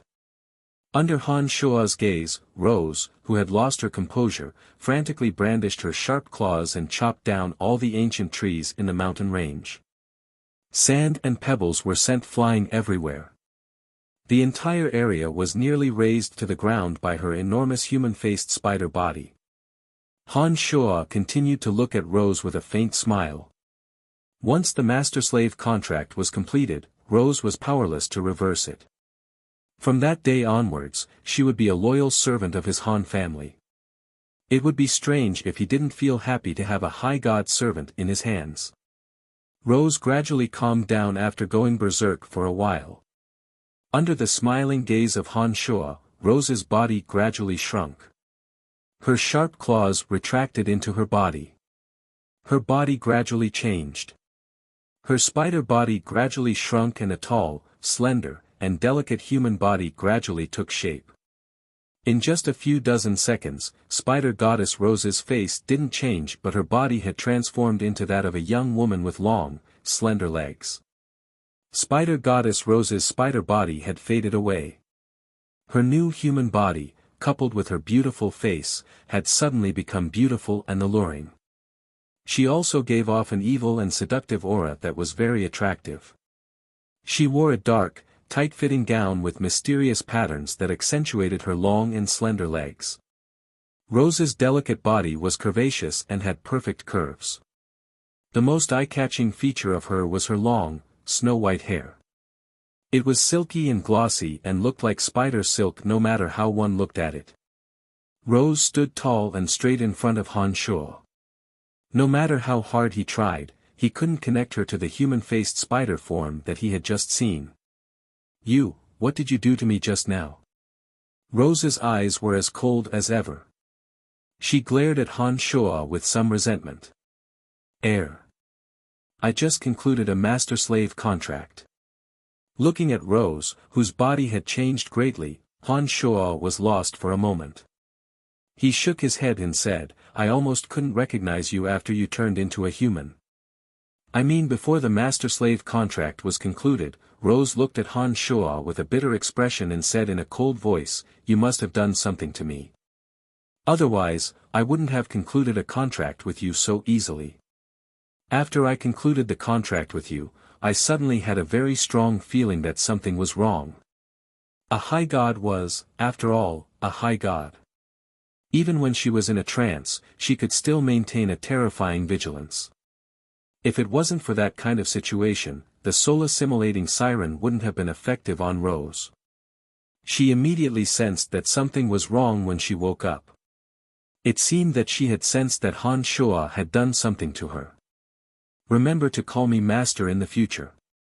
Shouted Han Shuo coldly, the master-slave contract has been concluded. From today onwards, you are my slave. You better behave yourself when you address me. Not only could a master-slave contract allow the master to control the slave's life and death, but it would also form a wonderful connection between the two. Rose looked at Han Shuo indignantly. Han Shuo also looked back at her coldly. Now that Han Shuo was her master, Rose quickly gave in. Although she was unwilling, she eventually called out in a low voice, Master. All right. Han Shuo nodded and said, as a slave, you shouldn't question your master. Come, follow me and leave the demon mountain. From today onwards, you, Rose, are no longer a spider goddess but a loyal slave of the Han family. You better forget your original identity as soon as possible. Rose's bright and cold eyes stared at Han Shuo. Her sexy and plump lips were lightly pursed. It seemed that she was still somewhat unwilling to accept her new identity. She had some instinctive resistance towards the lowly title of slave. She had always been high and mighty for a long time. Even when she faced high gods who were more powerful than her, she had never suffered such humiliating treatment. But suddenly, she was pushed down from her high and mighty altar to the mortal world. She had even become the slave of a minor god from a low-level material plane that she once looked down upon. Just thinking about it made her feel very aggrieved. Especially since Rose was very arrogant, it was even more difficult for her to accept this new identity. She instinctively began to reject the identity of a slave. Han Shuo noticed the changes in Rose's expression. He knew that it would be impossible to make this high god sincerely submit to him within a short period of time. Fortunately, the master-slave contract had been concluded and Han Shuo had plenty of time. Therefore, he wasn't particularly concerned. By the way, I'm very curious about your escape technique. What would you have done if I hadn't sealed that space? Han Shuo turned his head to look at Rose, who was following closely behind him, and asked in an indifferent manner while walking towards Fort Lossberg. Rose suddenly became rather coy. Her bright eyes avoided Han Shuo's gaze. She did not look at Han Shuo and said in a low voice, "Can I not tell you?" "You can't!" shouted Han Shuo. Rose glared at Han Shuo and said, "I can use my long hair to escape. But my divine energy will regress. Most importantly, my long hair will fall off and I will become bald." When Rose said that she would become bald, she wore a horrified face, as though it was even more terrifying than the regression of her divine energy. Han Shuo was dumbfounded. He asked, "Do you care more about the regression of your divine energy or the regression of your divine energy?" "Of course it's scarier without hair," replied Rose immediately. She looked coldly at Han Shuo and said, "If it wasn't for the fact that I'm so ugly without hair, I wouldn't have been restrained by you and ended up in this state." Women were women after all. Even if they were from a different race, they could not escape the nature of women. Han Shuo shook his head. He really did not know whether to laugh or cry. She had not dared to act rashly because of her long hair. In the end, she had become his slave. Women's thoughts were indeed very strange. However, other than her long and slender legs, Rose's snow-white hair was very pleasing to the eye. Her smooth, snow-white hair was soft and glossy. Coupled with her charming face and beautiful legs, she gave off a seductive and devilish beauty.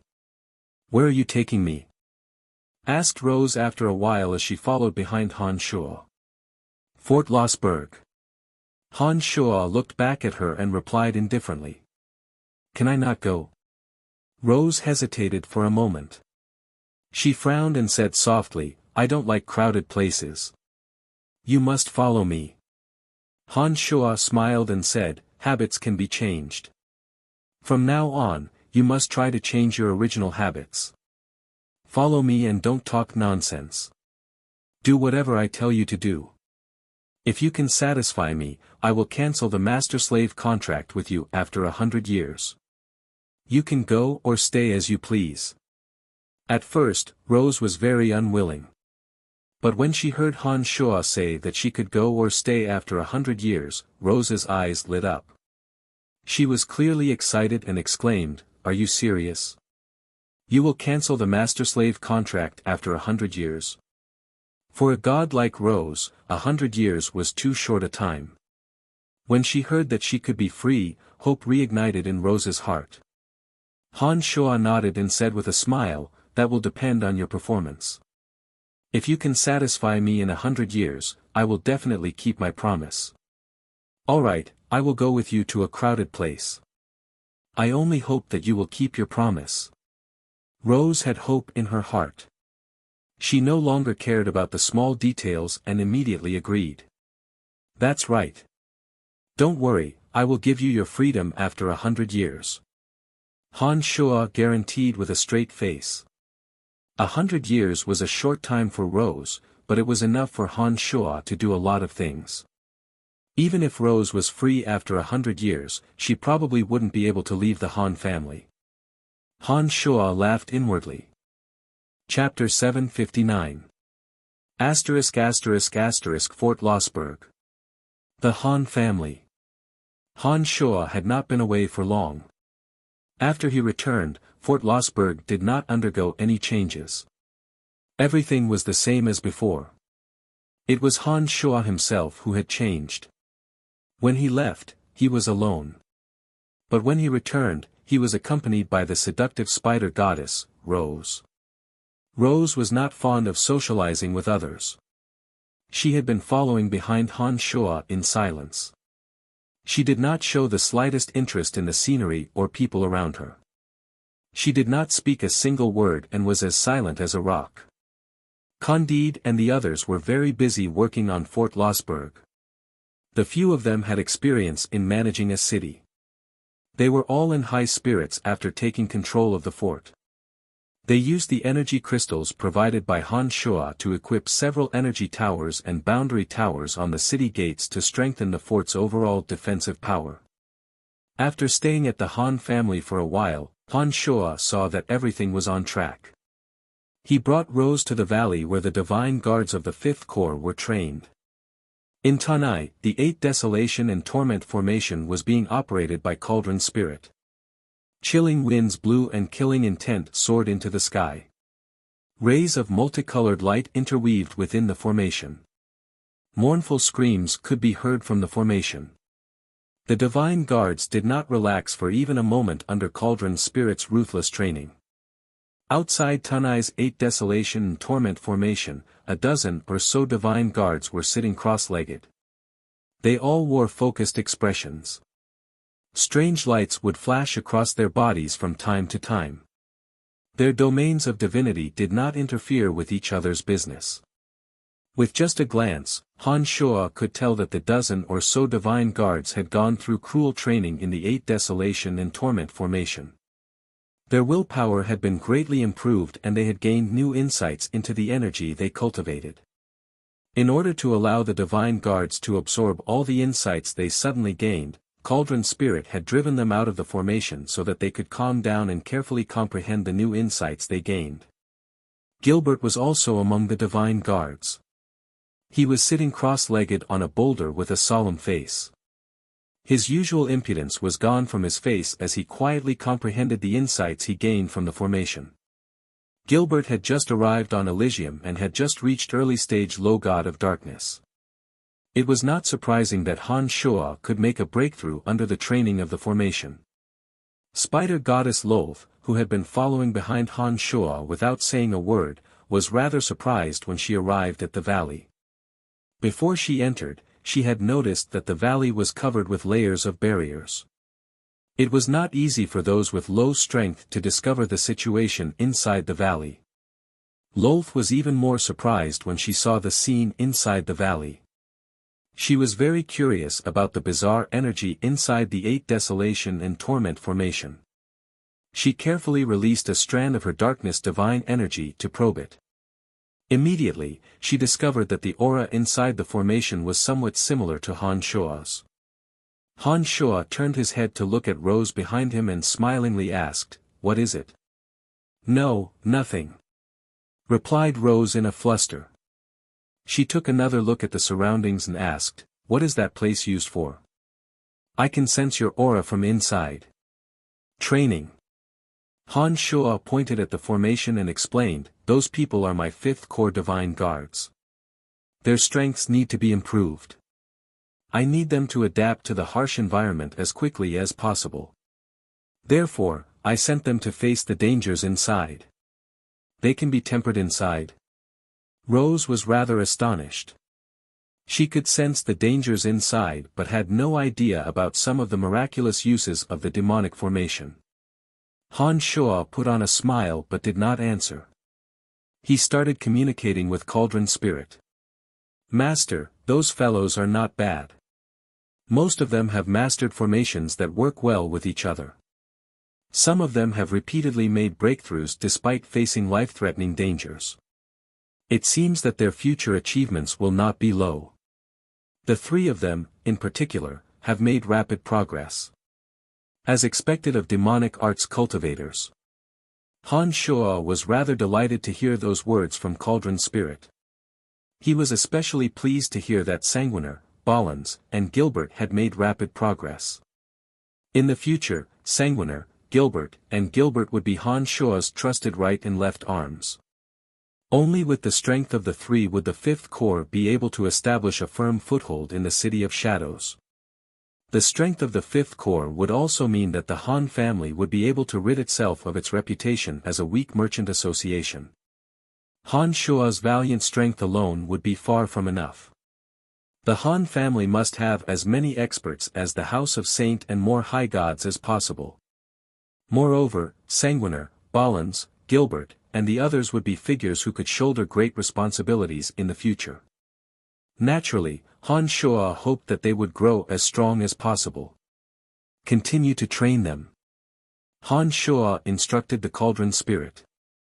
After thinking for a moment, he asked, without the two of us presiding over the formation, can that demon general refined from Eugene's divine soul be able to maintain the formation's effectiveness? The 8 Desolation and Torment formation would greatly benefit those low gods and mid-gods. After testing the effectiveness of the formation, Han Shua felt that Statholm, Phoebe, Emily, and the others should enter the formation to temper themselves. He believed that after staying in the formation for a period of time, they would all reap great benefits. However, it was impossible for Han Shua and Cauldron Spirit to keep watch over the formation all the time. Therefore, Han Shua asked. The formation's effectiveness will be greatly reduced if it only relies on that demon general, replied the Cauldron Spirit. After taking a short pause, the Cauldron Spirit continued, but for some low-level gods, a greatly weakened formation can still provide them with sufficient training. If Master wishes to train those from Profound Continent, the power of the formation is more than enough. Han Shua immediately felt relieved after hearing Cauldron Spirit's words. He planned to have the members of the Han family enter the formation one by one after the first batch of Divine Guards exited the formation. However, the City of Shadows was more than 10 days away and it would be rather inconvenient to travel back and forth. Han Shua began to consider dismantling everything in the formation and finding a secluded gymnasium for the Han family in the City of Shadows as the new venue for the 8 Desolation and Torment formation. Time flew. Another half a year had passed in the blink of an eye. Seeing that the deadline for the 7-Corps competition was drawing closer and closer, Han Shua finally ordered Cauldron Spirit to suspend the 8 Desolation and Torment formation and let all the Divine Guards out. In just half a year, a few more Divine Guards had gained new insights into the energy they cultivated in. The dozens of Divine Guards stayed in the formation for more than a year. During this period of time, they experienced all kinds of dangers at every second. When they exited the formation, they wore grave, stern expressions. Their auras were calm and steady. They gave off the aura of iron and blood that had been through a long period of slaughter. In just a little more than a year, the Divine Guards had undergone a complete transformation. Not only had their strengths improved tremendously, but their willpower had also become extremely tenacious. Now, no matter how great the danger they were facing, they would not give up easily. Even if they were standing before a high god, they would not tremble. After exiting the 8 Desolation and Torment formation, the gazes in which these Divine Guards looked at Han Shua were completely different. They no longer had the vigilance and suspicion in their eyes, but more sincere reverence and trust. Previously, the Divine Guards did not believe that Han Shua could lead them. However, Han Shua's 8 Desolation and Torment formation made them realize how extraordinary Han Shua was. Even now, they still had no idea how the terrifying formations they had experienced were formed. The only thing they could be sure of was that those formations were deployed by Han Shua. That was enough to convince the Divine Guards and make them revere Han Shua. Those Divine Guards who had made breakthroughs in the 8 Desolation and Torment formation were especially grateful to Han Shua. The breakthroughs of gods on Elysium were usually accompanied by a long period of time. Only they knew how much they had benefited from their breakthrough under the pressure of the formation. After Gilbert woke up, he looked at Rose who was standing beside Han Shua and asked, "Master, who is this white-haired woman?" I don't think I've seen her before. Is she your new woman? A cold glint flashed across Rose's eyes. A strand of her long hair shot out like lightning at Gilbert. Before Gilbert could react, he was caught by the hair that seemed to be able to extend infinitely. He was thrown into the air. When he landed, Gilbert cried out in pain, "White-haired woman, what are you doing?" Strange lights flashed across the eyes of Sanguiner and Bollins. They looked at the apathetic Rose in astonishment. They immediately took note of this woman with outstanding looks and terrifying strength. Sanguiner and Bollins were well aware of Gilbert's strength. When they saw that Rose seemed to be able to defeat Gilbert with just a strand of her hair, they knew that even if they were to fight Rose, they wouldn't have the slightest chance of winning. The two were puzzled as to why Han Shuo would suddenly have such an expert by his side. "My hair is silver, not white," Rose looked at Gilbert coldly and said, "and I'm not his new woman." Gilbert stood up while cursing. He knew that he was no match for Rose. He groaned and said, "If you are not my master's new woman, then who are you?" "Just like you, I am his slave." Rose hesitated for a moment before she shot a glance at the smiley Han Shuo and answered reluctantly. "Oh." Gilbert let out a strange cry and said loudly, "A slave, hee hee. My master is truly blessed to have such a beautiful slave." As he spoke, Gilbert winked at the divine guards. When the surrounding divine guards heard Gilbert's words, they put on dubious and odd expressions. "You." Rose could tell that there was a hidden meaning in Gilbert's words. She could more or less guess what the divine guards were thinking from their perverted expressions. She put on a stern face and was about to flip out again. "That's enough." Han Shuo softly shouted. He then said to the divine guards, "You all return to the City of Shadows first." "My lord, aren't you returning with us?" Barnard had gradually acknowledged Han Shuo's identity after spending a year in the City of Shadows. Barnard had gone through many trials and tribulations over the past year. His strength had improved tremendously and he had started to respect Han Shuo. "I still have some matters to attend to and will be returning soon." "Right, you will lead the team for the time being." Han Shuo nodded. "Yes, my lord." Barnard bowed and replied. Then, he led the divine guards who were looking at the 8 Desolation and Torment formation reluctantly. To them, the 8 Desolation and Torment formation that was filled with dangers had become the most important memory of their lives. They were very mindful of what they had experienced in the formation. After the divine guards left, Han Shuo turned to Sanguiner, Bollins, and Gilbert and instructed, "Let's dismantle this place. Leave nothing behind. After we return to the Han family, we will restore the formation to its original state." Sanguiner, Bollins, and Gilbert were Han Shuo's most trusted subordinates. The three had some understanding of the demonic arts that Han Shuo cultivated in. Therefore, it was only natural that they would help in dismantling the formation. After hearing Han Shuo's instructions, Sanguiner and the other two immediately followed Han Shuo's instructions and began to dismantle the 8 Desolation and Torment formation in full swing. They did not miss a single stone pillar or rock. They even carefully dug out many special materials for fear that they would be difficult to restore in the future if they were damaged. After everything was in place, Han Shuo and the others proceeded to erase all traces of Tanai. After making sure that there were no traces of him in the valley, Han Shuo instructed Sanguiner and the other two, "You all return to the City of Shadows first. I will be back before the competition of the 7 Corps begins." "Master, where are you going?" "Master, where are you going?" asked Sanguiner and Gilbert at the same time. Bollins remained silent but his eyes were filled with hope. "I have to deal with some hidden dangers. It will be inconvenient to bring the 3 of you along.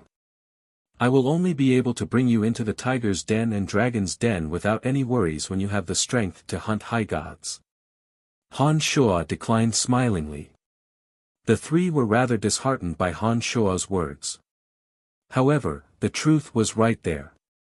Although the three were helpless, they had no choice but to follow Han Shua's instructions and return to the City of Shadows after the Divine Guards. Han Shua did not return to the City of Shadows. Instead, he headed towards Hushvale City alone with Rose. "What are you doing?" asked Rose when she saw that Han Shua was not heading towards the City of Shadows. Her clear and cold eyes were filled with puzzlement. "I'm taking you to kill some people." Han Shua turned around and grinned. He said, "We are going to Hushvale City to eliminate a few enemies who are threatening my family clan." Ever since Aobashin Erebus informed Han Shua of Avery's whereabouts, Han Shua had made up his mind to eliminate Avery. Especially when Han Shua learned that Han Shua was with Hasling, Han Shua's desire to eliminate the two grew even stronger.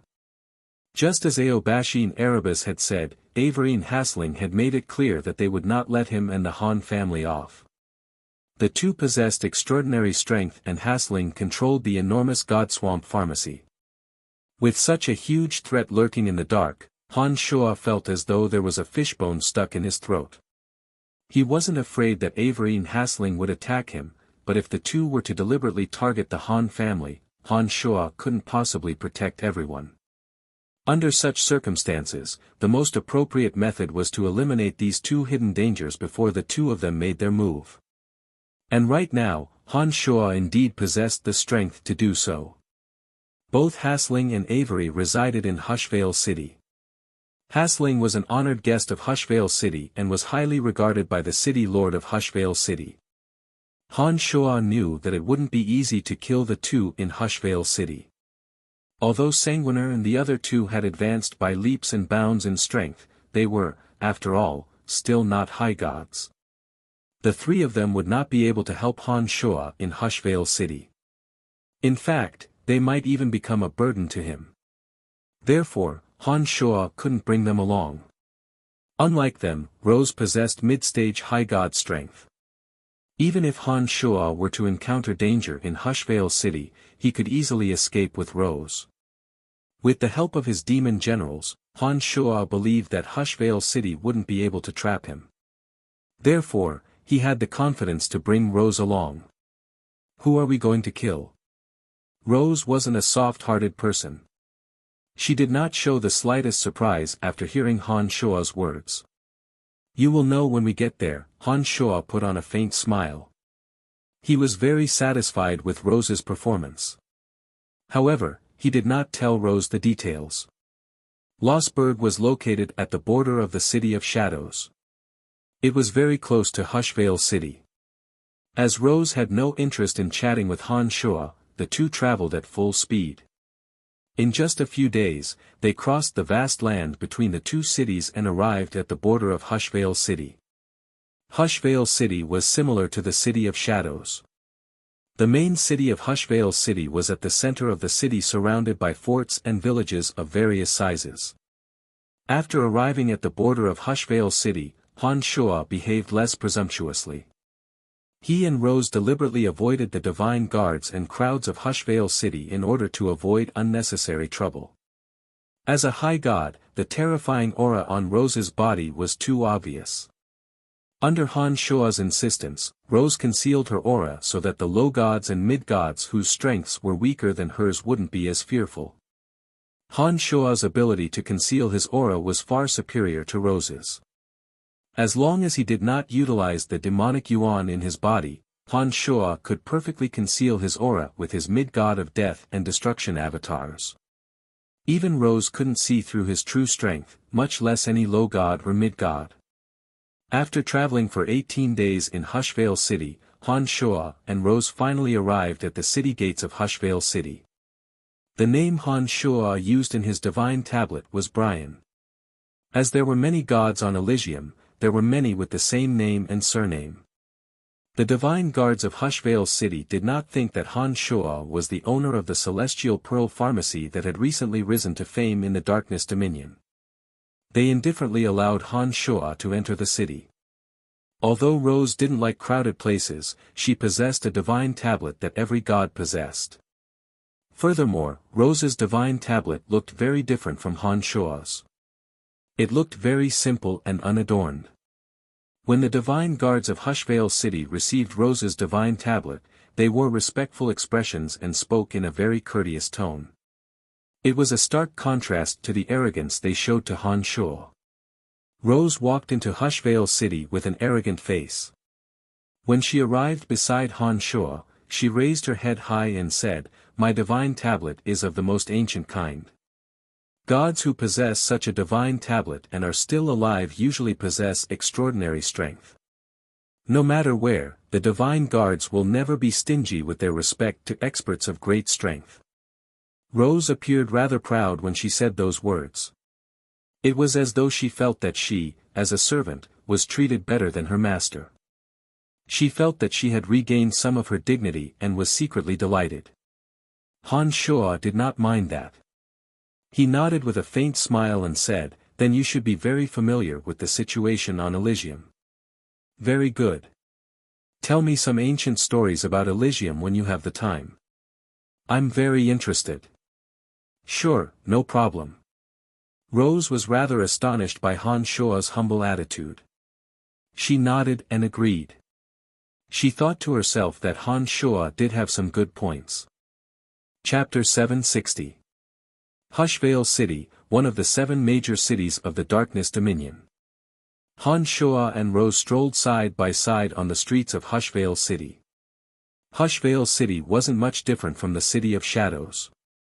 There were countless shops along the way. Many gods frequented the shops to purchase divine weapons, energy crystals, and divine scrolls for their cultivation. The God Swamp Pharmacy was extremely famous in Hushvale City, just like the Celestial Pearl Pharmacy in the City of Shadows. It was the largest pharmacy in Hushvale City. Han Shuo learned the location of the God Swamp Pharmacy by simply asking some random gods along the way. Hushvale City was just as enormous. It took Han Shuo 3 hours to travel from the city gate to the God Swamp Pharmacy's shop. Standing in front of the God Swamp Pharmacy's entrance and gazing at the enormous buildings towering into the clouds, Han Shuo realized that the headquarters of the God Swamp Pharmacy was much more magnificent than the Celestial Pearl Pharmacy. Pharmacists wearing snow-white robes that were unique to pharmacists could be seen roaming in and out of some of the God Swamp Pharmacy's medicine refinement rooms. Along the way, divine guards would push carts filled with all kinds of glassware to the God Swamp Pharmacy's airships. They would place bottles of the latest medicines into the airships and transport them to other major cities of the Darkness Dominion. Unlike the Celestial Pearl Pharmacy, other than Hushvale City, the God Swamp Pharmacy had branches in several other cities of the Darkness Dominion. The medicines they produced for the major family clans could only be produced in the God Swamp Pharmacy and transported to other major cities using airships. The God Swamp Pharmacy had a good relationship with the major family clans in the major cities of the Darkness Dominion. It also had connections with the God Hunters. Therefore, the long-distance trade between the God Swamp Pharmacy and the major family clans of the Darkness Dominion had never gone wrong. However, due to the sudden rise of Han Shuo's Celestial Pearl Pharmacy, the major family clans in the City of Shadows stopped purchasing medicines from the God Swamp Pharmacy. As the reputation of the medicines refined by Han Shuo rose, the God Swamp Pharmacy's business was gradually affected.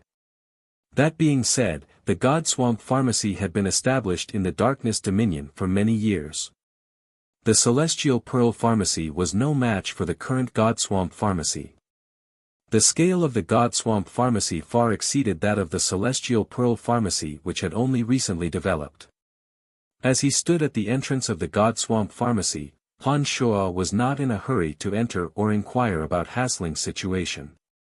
Instead, he released his demon generals to roam around the various areas of the God Swamp Pharmacy. The God Swamp Pharmacy was just a big shop. It needed to open its doors to do business. Therefore, the security here was not very tight. Naturally, it was far inferior to some of the big families. The demon flew around the shop and did not encounter too many obstacles.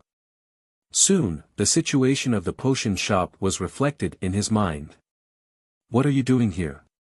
Rose was a little puzzled when she saw Han Shuo standing motionlessly in front of the God Swamp Pharmacy, neither entering nor leaving.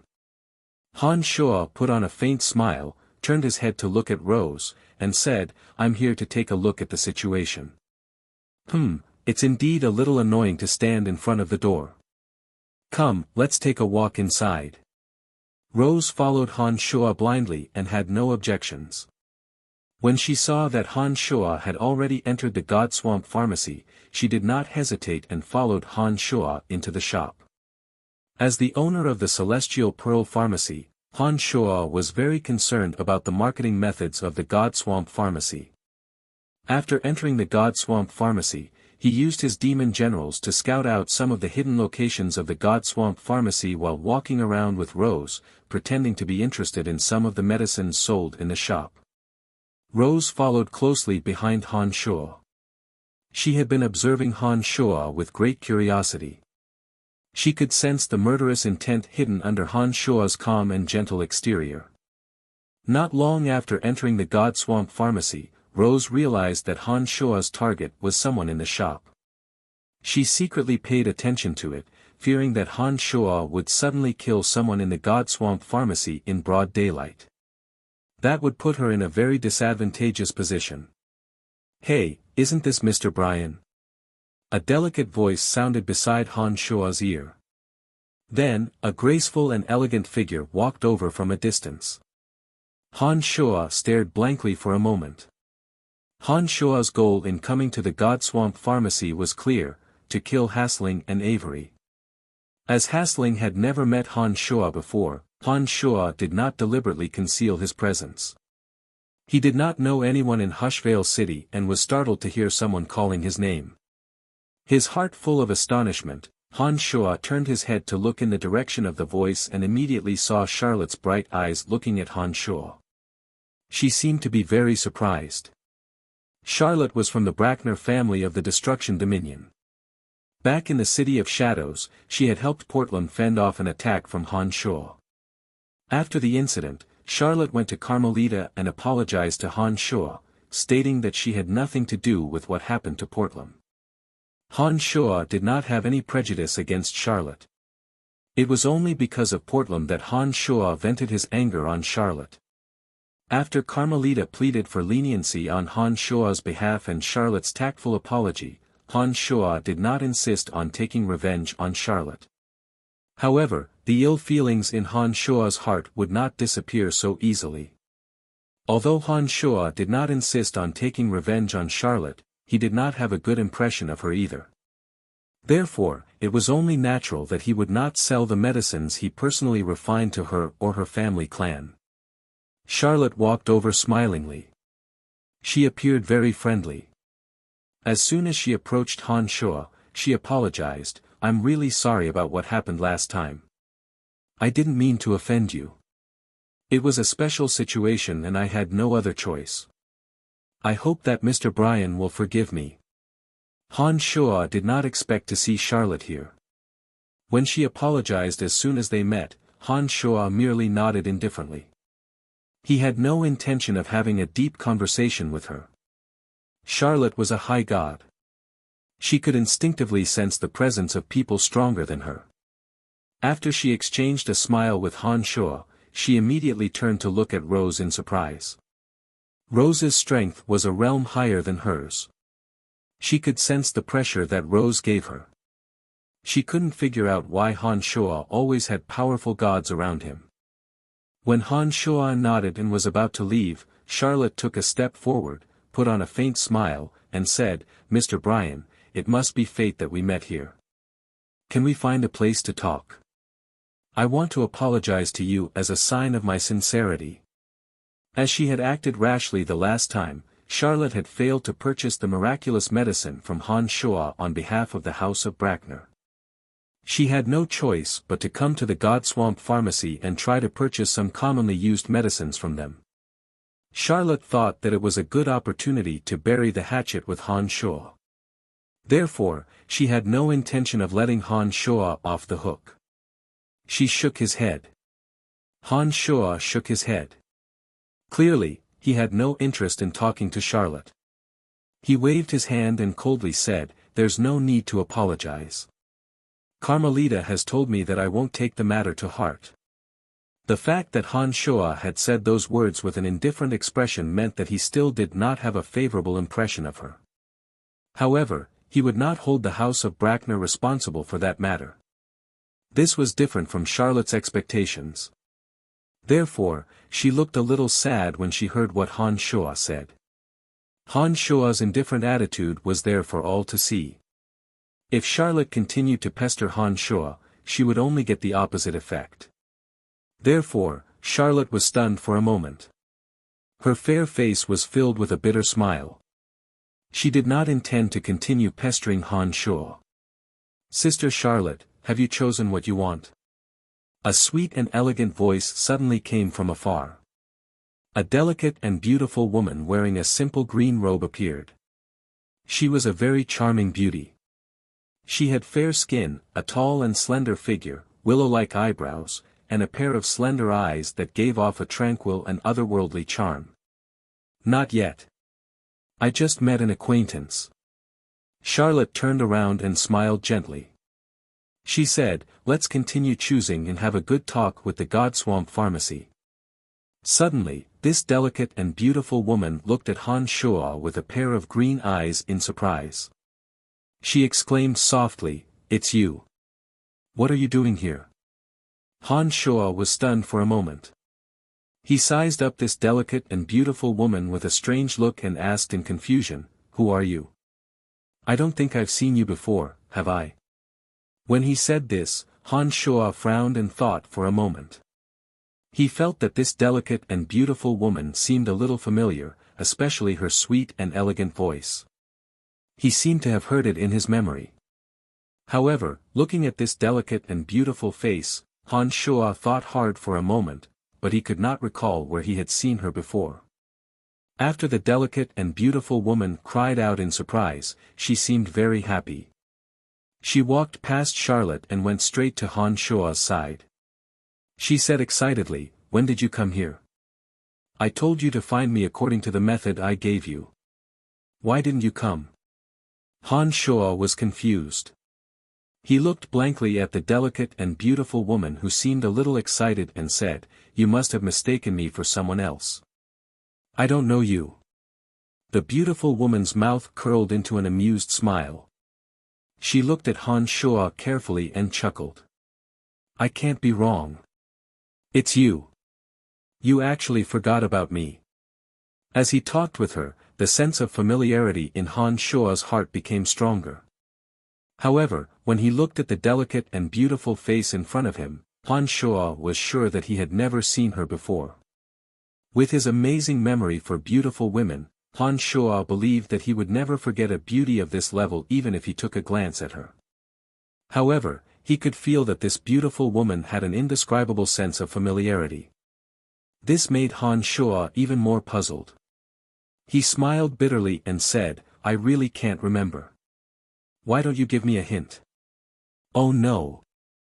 The beautiful woman chuckled and shook her head.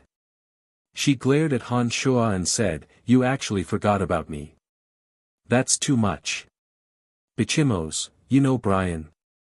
Charlotte, who was at the side, couldn't help but ask with a puzzled expression, "Bichimos, you know Brian?" When the 4 words Bichimos came out, Han Shuo immediately came to a realization. Everything that happened in the Abyss realm was reflected in his mind. The image of Bichimos, the greatest demon king of the Abyss realm, gradually overlapped with the elegant and beautiful woman in front of him. Back in the Abyss realm, Bichimos always wore a ferocious-looking mask. She usually spoke mostly in a male voice. Only when she was absent-minded would she use a clear and melodious female voice. When she finally left the Abyss, Han Shuo had even asked her whether she was a man or a woman. It was at that time that Bichimos used a clear and melodious female voice to answer Han Shuo. It was also at that time that Han Shuo was certain that Bichimos was indeed a woman. It was just that he had never seen her face. It was no wonder that Han Shuo felt that she looked familiar but couldn't remember where he had seen her before. "Bichimos, it's actually you.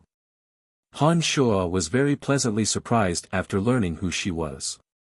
He laughed and said, "I never thought that I would meet you again on Elysium." "Ha, how are you? How have you been? You scoundrel, when I left, I gave you a way to contact me. Why didn't you look for me when you came to Elysium?" Bichimos looked at Han Shuo smilingly, but his tone was full of reproach. After hearing Bichimo's words, Han Shuo recalled that she had indeed given him a way to contact her. However, after the series of events that Han Shuo had experienced on Profound Continent and after he met Donna, Han Shuo did not think about Bichimos again. Naturally, he had long forgotten about the method she had given him. I'm sorry, I forgot. Han Shuo replied, feeling rather embarrassed. "Judging from your clothes, you seem to be doing quite well on Elysium." Bichimos examined Han Shuo from head to toe before she groaned and said, "Your punishment is to treat me to a sumptuous meal at the most high-end Divine Blessing Tavern in Hushvale City. Otherwise, I won't let you off. I'm a very vengeful person." Having met Han Shuo on Elysium, Bichimos appeared rather excited. In Elysium, she was not as solemn and inflexible as she was in the Abyss realm.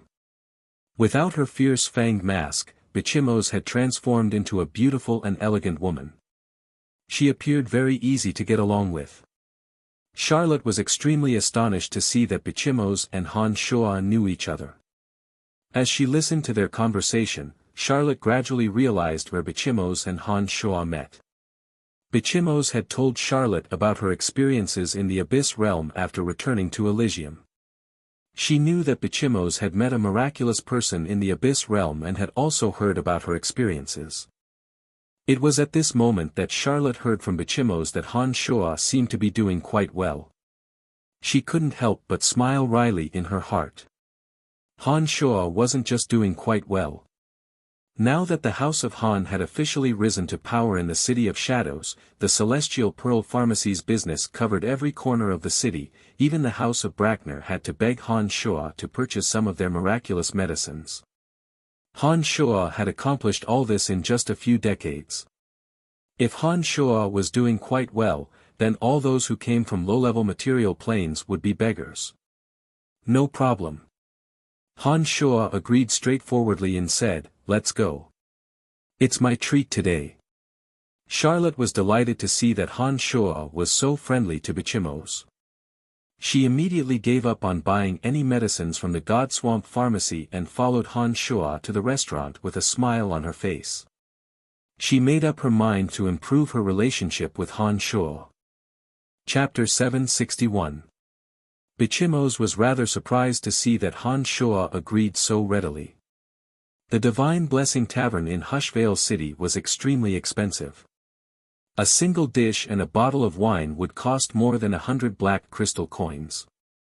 Even the members of small family clans couldn't afford such expenses. Bichimos was rather hesitant to accept Han Shuo's offer. "Why don't we go to another tavern? I don't want you to be unable to afford it." Bichimos thought for a moment and was rather uncertain about Han Shuo's strength. "The Divine Blessing Tavern then. I heard that this tavern serves very good food," said Han Shuo smilingly when he saw Bichimos' hesitation. "Bichimos, you don't have to worry about him. He can afford it," said Charlotte with a sweet smile. She knew that Han Shuo wouldn't face any problems with the Celestial Pearl Pharmacy's rise in the City of Shadows. "Let's go. It's my treat." Han Shuo turned around and looked at Rose, hinting for her to follow him. Rose remained silent throughout. She stood beside Han Shuo as though she was an outsider. She had no interest in Charlotte and Bichimos. Her eyelids were slightly lowered as she silently followed them. With Charlotte and Bichimos leading the way, Han Shuo and the other three arrived at the Divine Blessing Tavern in Hushvale City. Bichimos and Charlotte were very familiar with the tavern. They found an elegant table where they could see the endless stream of people below and the energy towers of various colors not far away. A well-dressed waitress courteously walked up to them and asked in a gentle voice, "What would you like to eat? What would you like to drink?" Han Shuo wasn't a picky person. Having cultivated in demonic arts to such a high level, he didn't rely too much on food. Han Shuo smilingly pointed at Bichimos and said, "Ask her. You seem to be doing pretty well." Bichimos chuckled and casually ordered a few dishes and a bottle of fine wine called Blueberry Fantasy. After the waitress left with a smile on her face, Bichimos asked, "When did you come to Elysium? How have you been?" "About 20 years ago. Elysium wasn't a bad place. Here, I found something worth fighting for." Han Shuo did not directly answer Bichimo's question. Instead, he knitted his brows and asked, "Right, are you also from the Brackner family?" "Yeah, what's wrong?" Bichimos noticed that Han Shuo's expression was a little strange when he mentioned her family. She couldn't figure out what Han Shuo meant. "Mr. Brian, I am very sorry for what happened last time, please forgive me." Charlotte suddenly stood up and bowed to Han Shuo, solemnly apologizing again. Bichimos was even more astonished. "Sister Charlotte, what are you doing?" Bichimos stared blankly for a moment. Then, he looked at Han Shuo doubtfully and asked, "When did you start calling him Brian?" Back in the Abyss realm, as no one knew him, Han Shuo used his original name. Bichimos was very astonished to hear Charlotte call Han Shuo Brian. A new material plane, a new beginning. "Here, I am Brian. Of course, you can still call me Han Shuo. It doesn't matter." Han Shuo shrugged.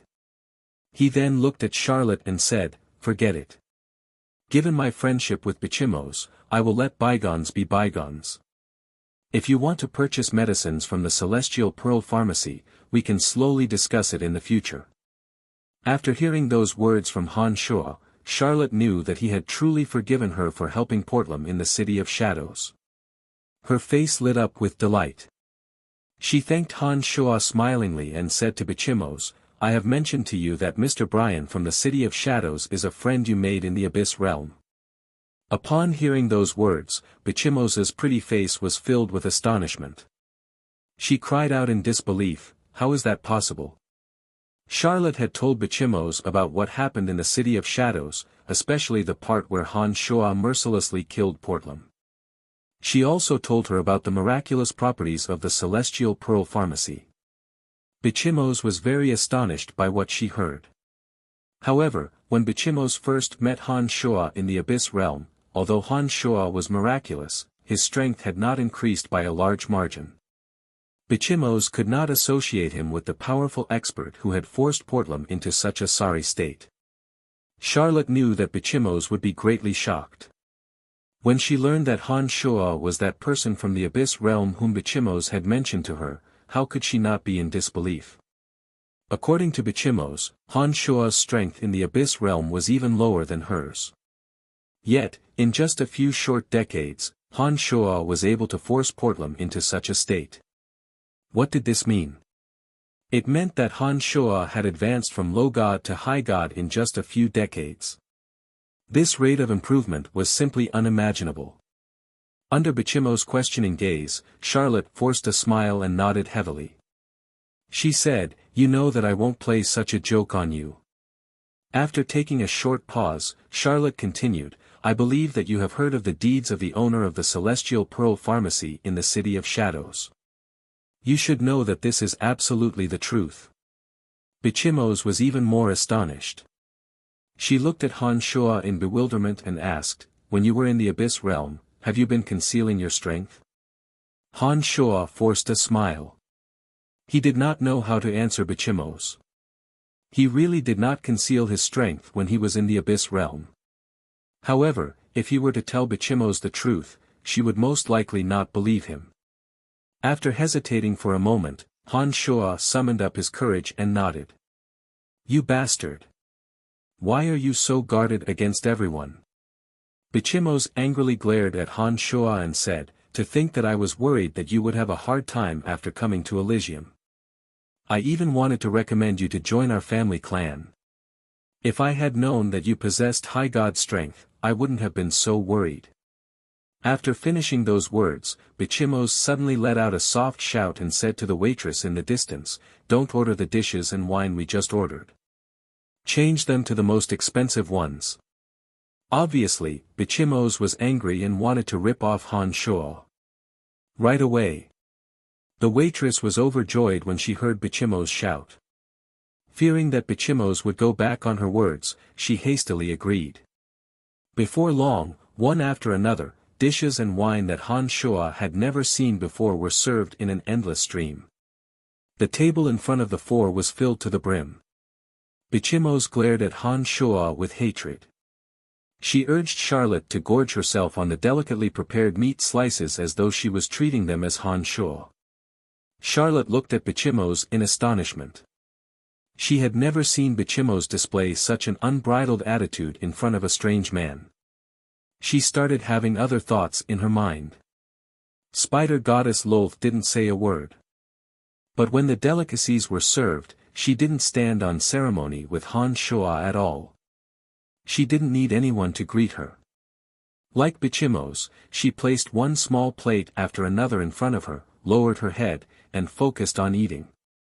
Han Shuo did not have any special feelings towards food. He tasted every dish and drank only a few cups of fine wine. He felt that the dishes and wine here were indeed tasty and probably worth a lot. When it was time to settle the bill, the waitress reported the price of 9,600 black crystal coins. Han Shuo was only a little surprised. Now that Han Shuo was rich and overbearing, he naturally wouldn't be shocked by such a small amount of black crystal coins. Under Bichimos' gaze, Han Shuo very straightforwardly threw out a bag of 10,000 black crystal coins each. Bichimos, Charlotte, and Rose had drunk some wine. Their cheeks were slightly flushed, making them appear radiant and dazzling. Charlotte was a little better. Her temperament was excellent, but her appearance was only average. On the other hand, Bichimos and Rose were extremely beautiful. The rosy glow on their charming faces greatly increased their charm, causing Han Shuo to feel stunned. Bichimos had been sizing up Han Shuo. When she saw him calmly settle the bill, she softly muttered, "He's really rich. He didn't even bat an eyelid when paying 10,000 black crystal coins. He's even more generous than my father. Let's go." Han Shuo stood up. His majestic body towered over the many gods in the divine blessing pharmacy. His extravagant spending and the graceful appearances of the three women beside him attracted many people's attention. They thought, "Who is this guy? Since when did Hushvale City have such a guy with boundless luck with women?" Those who could afford to come to the divine blessing pharmacy were all people of high status in Hushvale City. They were all very familiar with each other. When they saw that Han Shuo looked unfamiliar, they began to pay attention to him. They were secretly trying to figure out who Han Shuo was. The three women also stood up and followed behind Han Shuo. Just as they were about to leave the divine blessing pharmacy, Bichimos softly said to a young man at the entrance, "Disgusting." That young man had been staring at the three women from the beginning. His eyes were filled with undisguised lust. Bichimos was not wrong to call him disgusting. However, everyone in the divine blessing pharmacy was sizing up Han Shuo in astonishment. It was very quiet. Bichimos's disgusting was clearly heard by everyone. That young man should be someone of high status in Hushvale City. After being scolded by Bichimos, everyone in the divine blessing pharmacy was looking at him with great interest. It was as though they were waiting to see him make a fool of himself. The young man stared blankly for a moment before he realized that his acquaintances were looking at him like he was a joke. He immediately felt that he couldn't maintain his composure. With a dark face, he sized up Bichimos and sneered, "Little whore, who are you talking about?" Bichimos's charming face sank. The disgust on her face grew even more intense. She said, "You uncultured thing. Just looking at you makes me sick." After saying those words, Bichimos lost all interest in talking to the young man. She hastily left as though she was avoiding a smelly fly. She urged Han Shuo, "Let's go." 3 women with 1 man. And all of them are drunk. I wonder what they are going to do next. What a wanton and lascivious bunch. The young man stared blankly for a moment before he let out a low, perverted laugh. When he said those words, the people in the Divine Blessing Pharmacy were all looking at Han Shuo with eyes filled with envy. Han Shuo stared blankly for a moment. He couldn't help but imagine the scene of him naked and monopolizing Charlotte, Bichimos, and Rose. A strange smile appeared on his face. He smiled and shook his head. Han Shuo thought to himself, I'm really not a good person. I can't believe I'm imagining such an obscene scene at such a time. Slap. A loud slap sounded from inside the Divine Blessing Pharmacy. Charlotte coldly stared at the young man and said, I don't care which family clan you are from. You better watch your mouth. Bitch, how dare you hit me? Shrieked the young man. The divine guards who were eating and drinking at the table also stood up with cold and indifferent looks on their faces. In an instant, they spread out and surrounded Han Shuo's group of 4. It seems that this matter won't be easily resolved. Charlotte's attack was too fast. The young man was only a mid-god of death. He simply couldn't defend himself in time. By the time Han Shuo came to his senses, the divine guards around the young man had already surrounded them. Han Shuo wasn't afraid of trouble. However, his main purpose in coming to Hushvale City was to eliminate hassling in Avery. If he were to expose his identity before that, it would greatly affect his plan. Seeing that the situation had developed to such a stage, Han Shuo's heart sank. He began to ponder on how to quickly resolve this problem. The young man was only a mid-god. The divine guards around him were of similar strength as well. None of them were high gods. Those who were eating and drinking in the Divine Blessing Pharmacy were also of similar strength. None of them were high gods. On Han Shuo's side, apart from Bichimos who had broken through to mid-god realm after returning to Elysium, Han Shuo, Charlotte, and Rose both possessed high god strength. Any one of them would be able to kill the young man and his divine guards. However, this was the Divine Blessing Pharmacy. Committing such a crime in Hushvale City would certainly draw the attention of certain people. It wouldn't be easy for them to escape. If the matter was blown out of proportion, Han Shuo's identity would be easily exposed. Once Avery and Hassling learned that he was in Hushvale City, they would most likely come hunting before Han Shuo could come knocking on their door. Han Shuo bunched his brows. This is going to be a little tricky. This is Hushvale City. How dare you outsiders run amok in Hushvale City? You are courting death, shouted the young man. Arrest them and bring them back to the 6th Corps for interrogation. Just like the City of Shadows, Hushvale City had its own divine guards. However, there were only 6 corps in Hushvale City. Judging from the young man's appearance, he seemed to be someone of high status in Hushvale City. The divine guards around him all wore stern expressions. They were clearly well-trained divine guards. Ladies and gentlemen, if you have any questions, please settle them outside.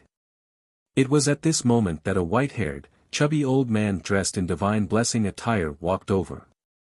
He wore a professional smile on his face as though he was used to such situations. As one of the largest and most luxurious establishments in Hushvale City, Divine Blessing Pharmacy wasn't that simple. The young man knew the background of Divine Blessing Pharmacy. He nodded, waved his hand at the divine guards, and said, "Let's go and arrest them." After saying those words, the young man coldly gazed at Han Shuo and the other 3 before leading the group out of Divine Blessing Pharmacy.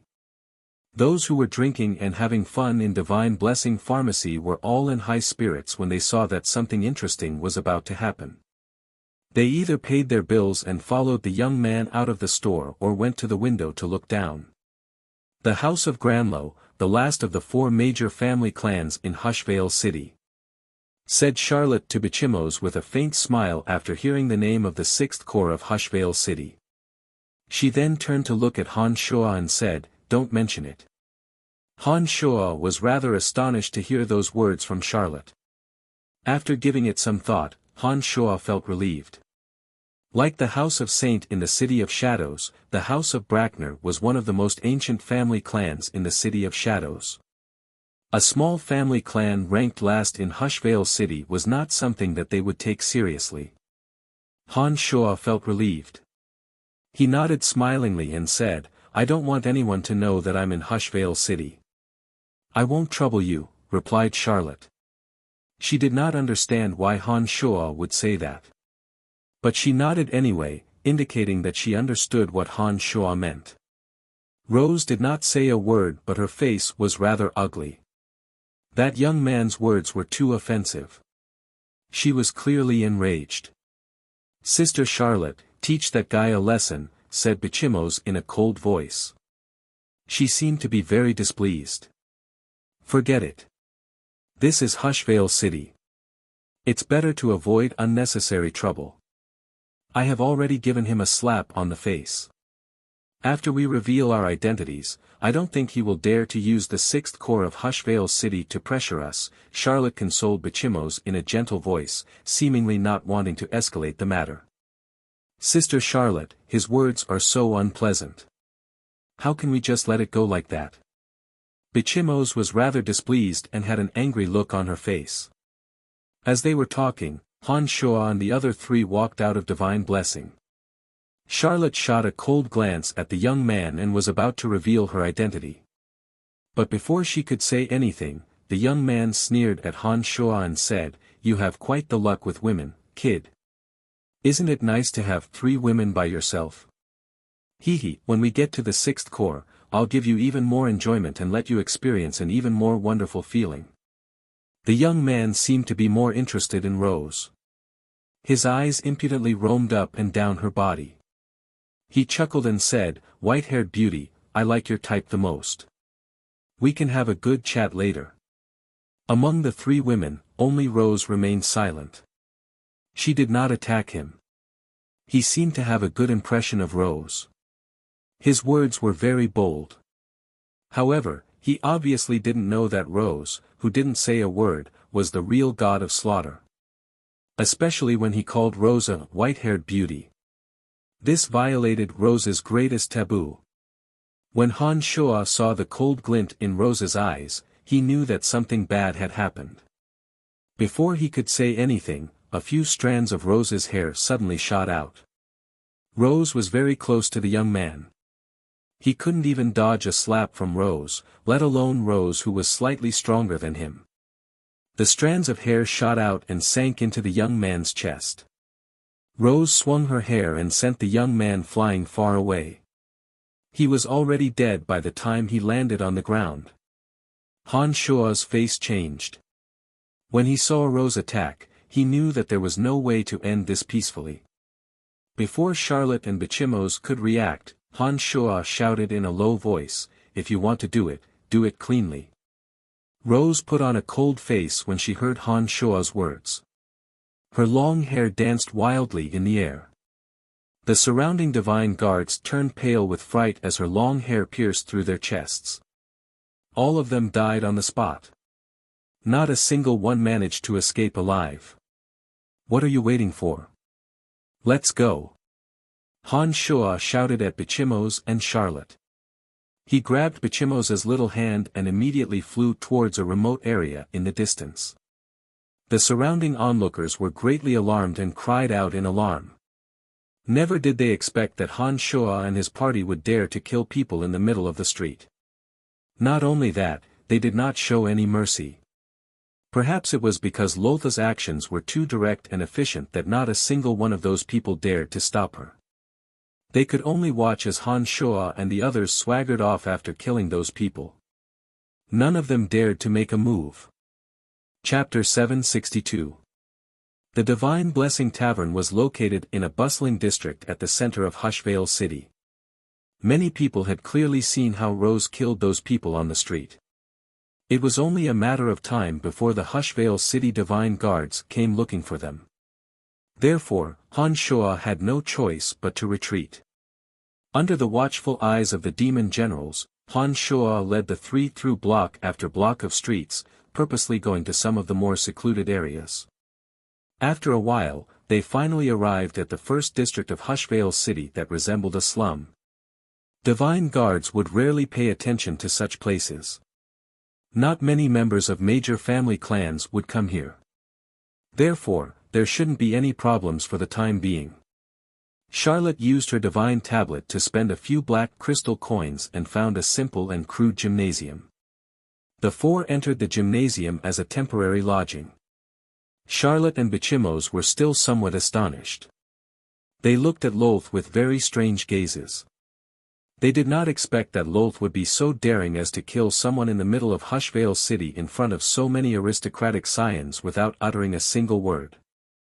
Of course, they had also heard Han Shuo's words, "Since you're going to do it, make it clean."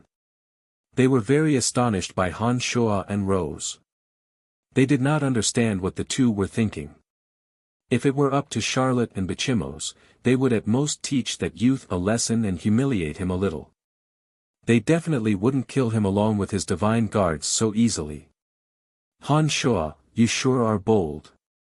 Bichimos put on an astonished face and said, "That young man should have some status in Hushvale City. For you to kill him just like that, his family clan will definitely not let us off." Rose remained calm and did not feel that her actions were inappropriate. She remained silent as usual. Han Shuo had seen his fair share of ups and downs. Although he felt that Rose's actions were rather rash, he did not take it to heart. He put on a faint smile and replied, "It's just killing a good-for-nothing young man. It's no big deal." After taking a short pause, Han Shuo turned to Charlotte and Bichimos and said, "Hushvale City will surely investigate the three of us. The two of you should leave Hushvale City as soon as possible. You may be in danger if you stay. I know that your family clan possesses extraordinary strength. But the death of that young man and his divine guards is a serious matter. No matter how powerful your family clan is, you will still be in big trouble." "You're not coming with us?" Bichimos asked in astonishment. "I have some matters to attend to. I will only leave after a while." Han Shuo looked at Charlotte and said, "I don't have any extra medicines with me at the moment. The next time I refine them, you can send someone to the City of Shadows to purchase them. As long as you can prove your family clan's identity, I will not be as unreasonable as last time." Charlotte put on a delighted face after hearing Han Shuo's guarantee. She softly thanked Han Shuo before she pulled Bichimos and said, "We should head back first. I can tell that Brian and this friend possess extraordinary strength. Even if they run into trouble in Hushvale City, it shouldn't be too difficult for them to escape. But for the two of us, it won't be so easy for us to escape if we are really trapped." Charlotte had a clear understanding of the situation. For Han Shuo to not leave Hushvale City under such circumstances, he must have something extremely important to attend to. The strength Rose had displayed made Charlotte's heart palpitate. Furthermore, Han Shuo was a mysterious and unfathomable person. Charlotte believed that it was indeed unwise for them to get too close to Han Shuo under the current circumstances. Bichimos bunched his brows and seemed somewhat displeased. He shot a glance at Charlotte and softly said, "Sister Charlotte, this isn't a good idea, is it? If the two of us stay, we won't be able to help Brian. We might even become a burden to him." Charlotte's bright eyes swiveled as she softly consoled Bichimos. Upon hearing Charlotte's words, Bichimos's inquiring gaze fell on Han Shuo. Han Shuo shrugged his shoulders and said, "I still have some matters to attend to. It's more convenient to move around with fewer people." After a short pause, Han Shuo continued in a low voice, "Also, it's best that you don't get involved in what I'm doing. This will have an extremely negative impact on your Brackner family. Even if it's not for yourselves, you have to think about the interests of your family. As a descendant of a large family clan, although there were many conveniences, there were also many taboos. One had to put the interests of the family first. As a member of the Brackner family, Bichimos obviously had to think about the interests of her family. Upon hearing Han Shua's words, Bichimos's charming face was filled with a bitter smile as she helplessly nodded. Given how Han Shua and Rose had no qualms about slaughtering people at the slightest provocation, they were definitely going to do something big in Hushvale City. Bichimos was also unwilling to bring unnecessary trouble to her family. Therefore, she had no choice but to agree to Han Shua's suggestion. Charlotte and Bichimos continued to discuss with Han Shua for a while, discussing some matters regarding future cooperation. Only when the sky gradually darkened did Charlotte and Bichimos finally leave Hushvale City as soon as possible. Not long after the two left, Han Shua shot a glance at Rose and said, "Let's go, it's time for us to move to another place." The gymnasium was rented using Charlotte's divine tablet. Han Shua couldn't help but feel a little uneasy about it. Seeing that the sky was gradually darkening, Han Shua wanted to move as soon as possible and settle his business at the Celestial Pearl Pharmacy. Rose's killing of that young man on the street must have attracted the attention of some people. Han Shua had to get rid of Hasling and Avery before his identity was exposed and his tracks were discovered. Otherwise, the longer he dragged things out, the more disadvantageous it would be for him. Rose did not say a word and silently followed after Han Shua. As the night deepened, the security in Hushvale City grew noticeably tighter. Squads of divine guards patrolled the streets at night. Their eyes were vigilantly scanning their surroundings, searching for any suspicious traces. Han Shua knew that those divine guards were most likely looking for him and Rose. With the help of his demon general's vision, Han Shua and Rose easily evaded the squads of divine guards and appeared in front of the God Swamp Pharmacy's entrance after midnight. The God Swamp Pharmacy was quiet and peaceful at night. The gods were cultivating in the dark. The pharmacists, after a long day of hard work, needed to sleep. At a glance, only a few rooms in the God Swamp Pharmacy were still dimly lit. During the day, his demon generals had scouted out most of the God Swamp Pharmacy's situation. He knew every area of the God Swamp Pharmacy like the back of his hand. Only the secret chambers and some hidden areas were protected by special boundaries and seals. Han Shua was afraid that his demon generals would cause some commotion, so he did not immediately investigate them.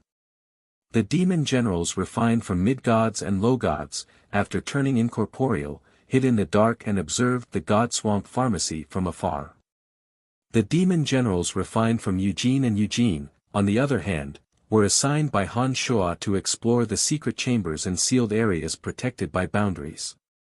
Demon generals refined from high gods were spirit demons of the highest grade.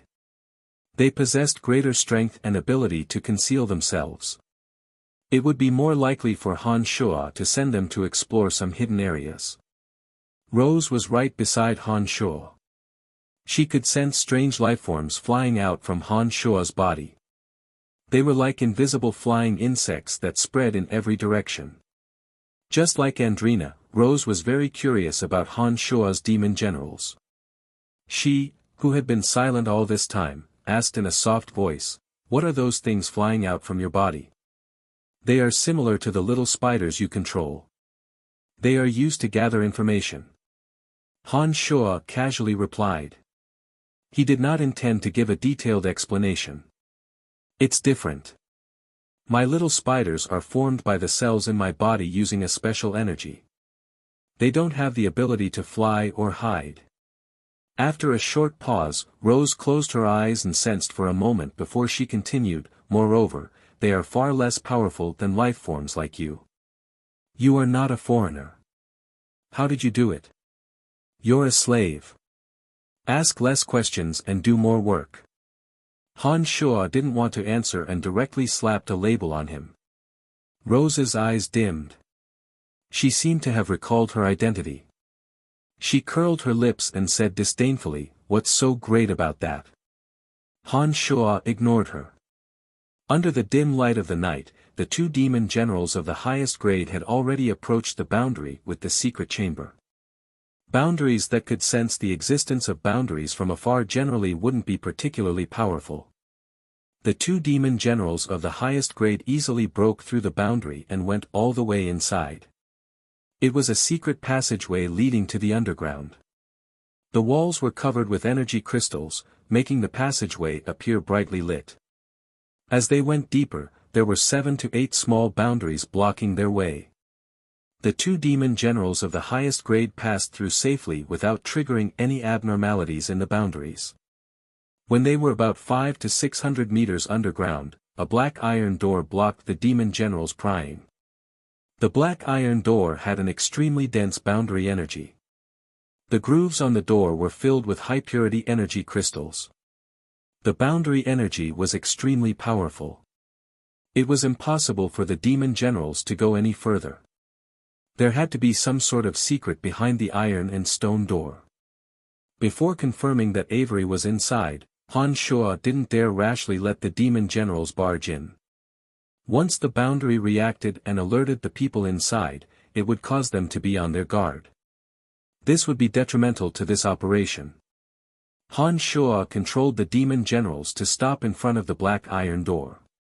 He waited patiently, wondering if he should take the risk. Just as Han Shuo was pondering, the demon generals placed outside the God Swamp Pharmacy noticed a person wearing the uniform of a pharmacist entering the God Swamp Pharmacy. Han Shuo's heart jolted. He temporarily stopped his wild thoughts and quietly waited for the person to enter. The person did not disappoint Han Shuo. He cautiously entered the God Swamp Pharmacy and headed straight for the black iron door. After a while, the person stood in front of the iron door and twisted a crystal compass. Then, a soft voice sounded from the other side of the door, "Who is it?" "It's me, Karf." The pharmacist, who seemed to be a frequent visitor, replied softly and moved his face closer to the black iron door. The boundary energy gradually weakened. Then, the door slowly opened. A person smilingly invited Karf in and asked, "What good stuff have you brought today?" With just a glance, the demon general could tell that the gatekeeper was one of Avery's former subordinates of the 5th Corps. After Han Shuo took over the 5th Corps, he had spent a lot of time reading through the information he had on the 5th Corps. He had a good idea of who Avery's most loyal subordinates were. "Is Lord Avery still cultivating inside?" Karf put on a faint smile and asked in a soft voice. "Yes, I'll bring you there." The former 5th Corps Divine Guard replied smilingly. At this moment, the black iron door was closed and the boundary was reconnected. The two's voices grew softer and softer. Outside the God Swamp Pharmacy, Han Shuo's expression jolted. He put on a faint smile and said, "Very good. That Ralph of the 2nd Corps' information is indeed accurate. Avery really is with Hassling. No wonder the House of Saint couldn't find him." As he spoke, Han Shuo nodded at Rose and walked out from the darkness. He softly cried, "Follow me." Han Shuo made a beeline for the God Swamp Pharmacy. With the omnipresent vision of demon generals, Han Shuo easily evaded the detection of the God Swamp Divine Guards and headed straight for the entrance of a secret chamber protected by boundaries. The boundary in front of the door was only used as a warning and to conceal the existence of the secret chamber. With Han Shuo and Rose's strengths, it wasn't difficult for them to evade the boundary. The two carefully concealed their auras while Rose used her darkness divine energy to disrupt the effect of the boundary. Then, the two of them stealthily entered the secret chamber. The demon general had seen everything in the tunnel clearly. With that in mind, Han Shuo and Rose's journey was very smooth. They dismantled one small boundary after another along the way and finally arrived in front of the black stone door. The concealment ability of demon generals refined from two high gods was even more astonishing. It was only when Rose arrived at the door that she sensed the auras of two bizarre lifeforms hidden in the darkness. She looked at Han Shuo in astonishment, took a few steps back, and softly exclaimed, "How miraculous." Even a high god of her level had to get so close to the door to detect the presence of the demon generals. How could an average person know that there was a pair of eyes right next to them? With such omnipresent vision, whether it was escaping or pursuing, it was as though they had turned on a cheating device. They were simply unstoppable. Han Shuo pointed at the powerful iron door and asked in a weak voice, "Are you confident that you can break the boundary without making a sound?" Rose took a step forward, observed for a moment, and shook her head. She replied, "No, the person who deployed the boundary is no weaker than me. If we attack, we will immediately alert the people inside." Han Shuo bunched his brows when he heard Rose's words. Then, he calmly said, "If that's the case, we can only force our way in." As soon as he finished those words, 17 flying swords instantly flew out from his body. With one thought from Han Shuo, the 17 flying swords fiercely bombarded the iron door in a special trajectory. An earth-shattering noise suddenly spread from the door. Under the terrifying power of the 17 flying swords, the layers of boundaries were completely torn apart. The iron door was sliced into pieces. Han Shuo proudly strode in and instructed Rose, "Don't leave anyone alive. Kill them all." "Who's there?" Amidst the flying stone fragments, a panicked shout came from inside. Han Shuo didn't say a word. His flying swords shot towards the source of the voice. The shouts turned into miserable shrieks. Rose didn't stay idle either. Her long hair fluttered wildly in the wind. Several figures were sent flying by her hair. Blood spurted out from their bodies. By the time they landed on the ground, they were already dead. Chapter 763. Along the way, any divine guards on Avery's side who poked their heads out would be slaughtered by the duo. The spacious underground chamber was filled with the wails of ghosts and howls of wolves.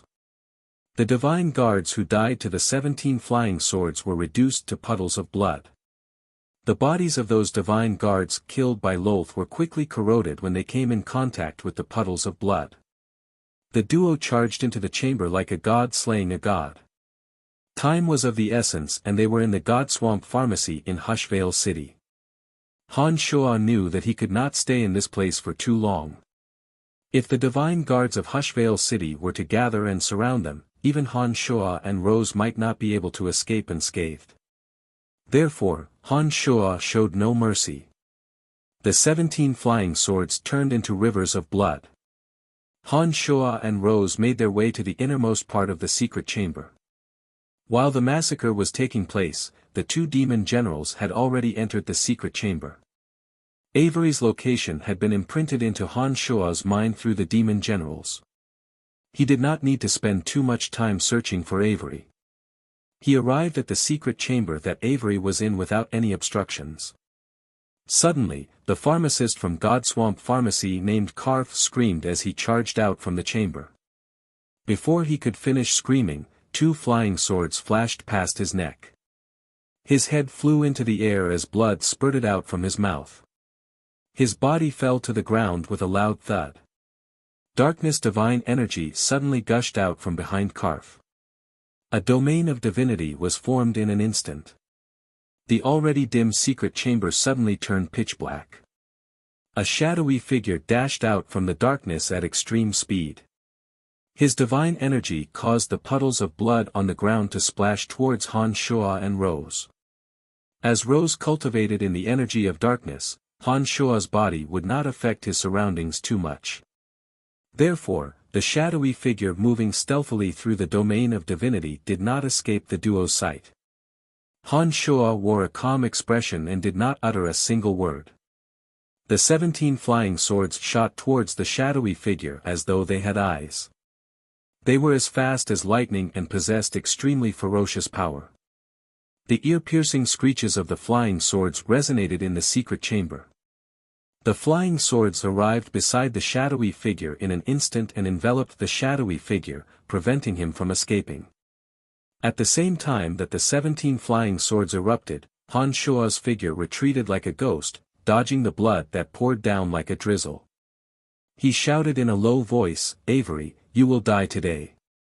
As soon as he finished those words, the cauldron spirit poured its energy into his body. Suddenly, a terrifying energy emanated from Han Shuo's body. In an instant, the 17 flying swords let out ear-piercing screeches and enveloped Avery. The Avicii hell was formed in an instant. A ruthless and evil aura emanated from Avery. At the same time, Han Shuo retreated like a phantom, dodging the drizzling puddles of blood. Rose was horrified. She had planned to help Han Shuo, but the moment Han Shuo absorbed Cauldron Spirit's energy, she immediately sensed that Han Shuo was a completely different person. She turned pale with fright when she sensed the terrifying energy and the 17 flying swords going berserk. It turns out that he didn't use his full strength last time. I was planning to take revenge on him after the master-slave contract is dissolved. How laughable. How laughable. Rose felt incomparably bitter. Even Rose was intimidated by the terrifying energy within the force field formed by the Avicii hell.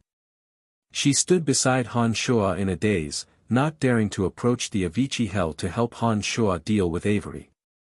It was also at this moment that Rose completely gave up on avenging Han Shuo. She even started to fear Han Shuo. Rose knew Han Shuo better than most people on Elysium. Back when she was on Profound Continent, Rose had secretly probed Han Shuo's strength through Adele, a disciple of Han Shuo's. It hadn't been long since Han Shuo had gained such terrifying strength. Not only did Rose feel that it was unimaginable, but she also deeply feared Han Shuo. Avery's strength was inferior to Rose's, and this time, Han Shuo had borrowed Cauldron Spirit's energy. Therefore, Avery was completely powerless in the Avicii hell. The darkness divine energy in his body was corroded by the frost and acid toxins of the 17 flying swords.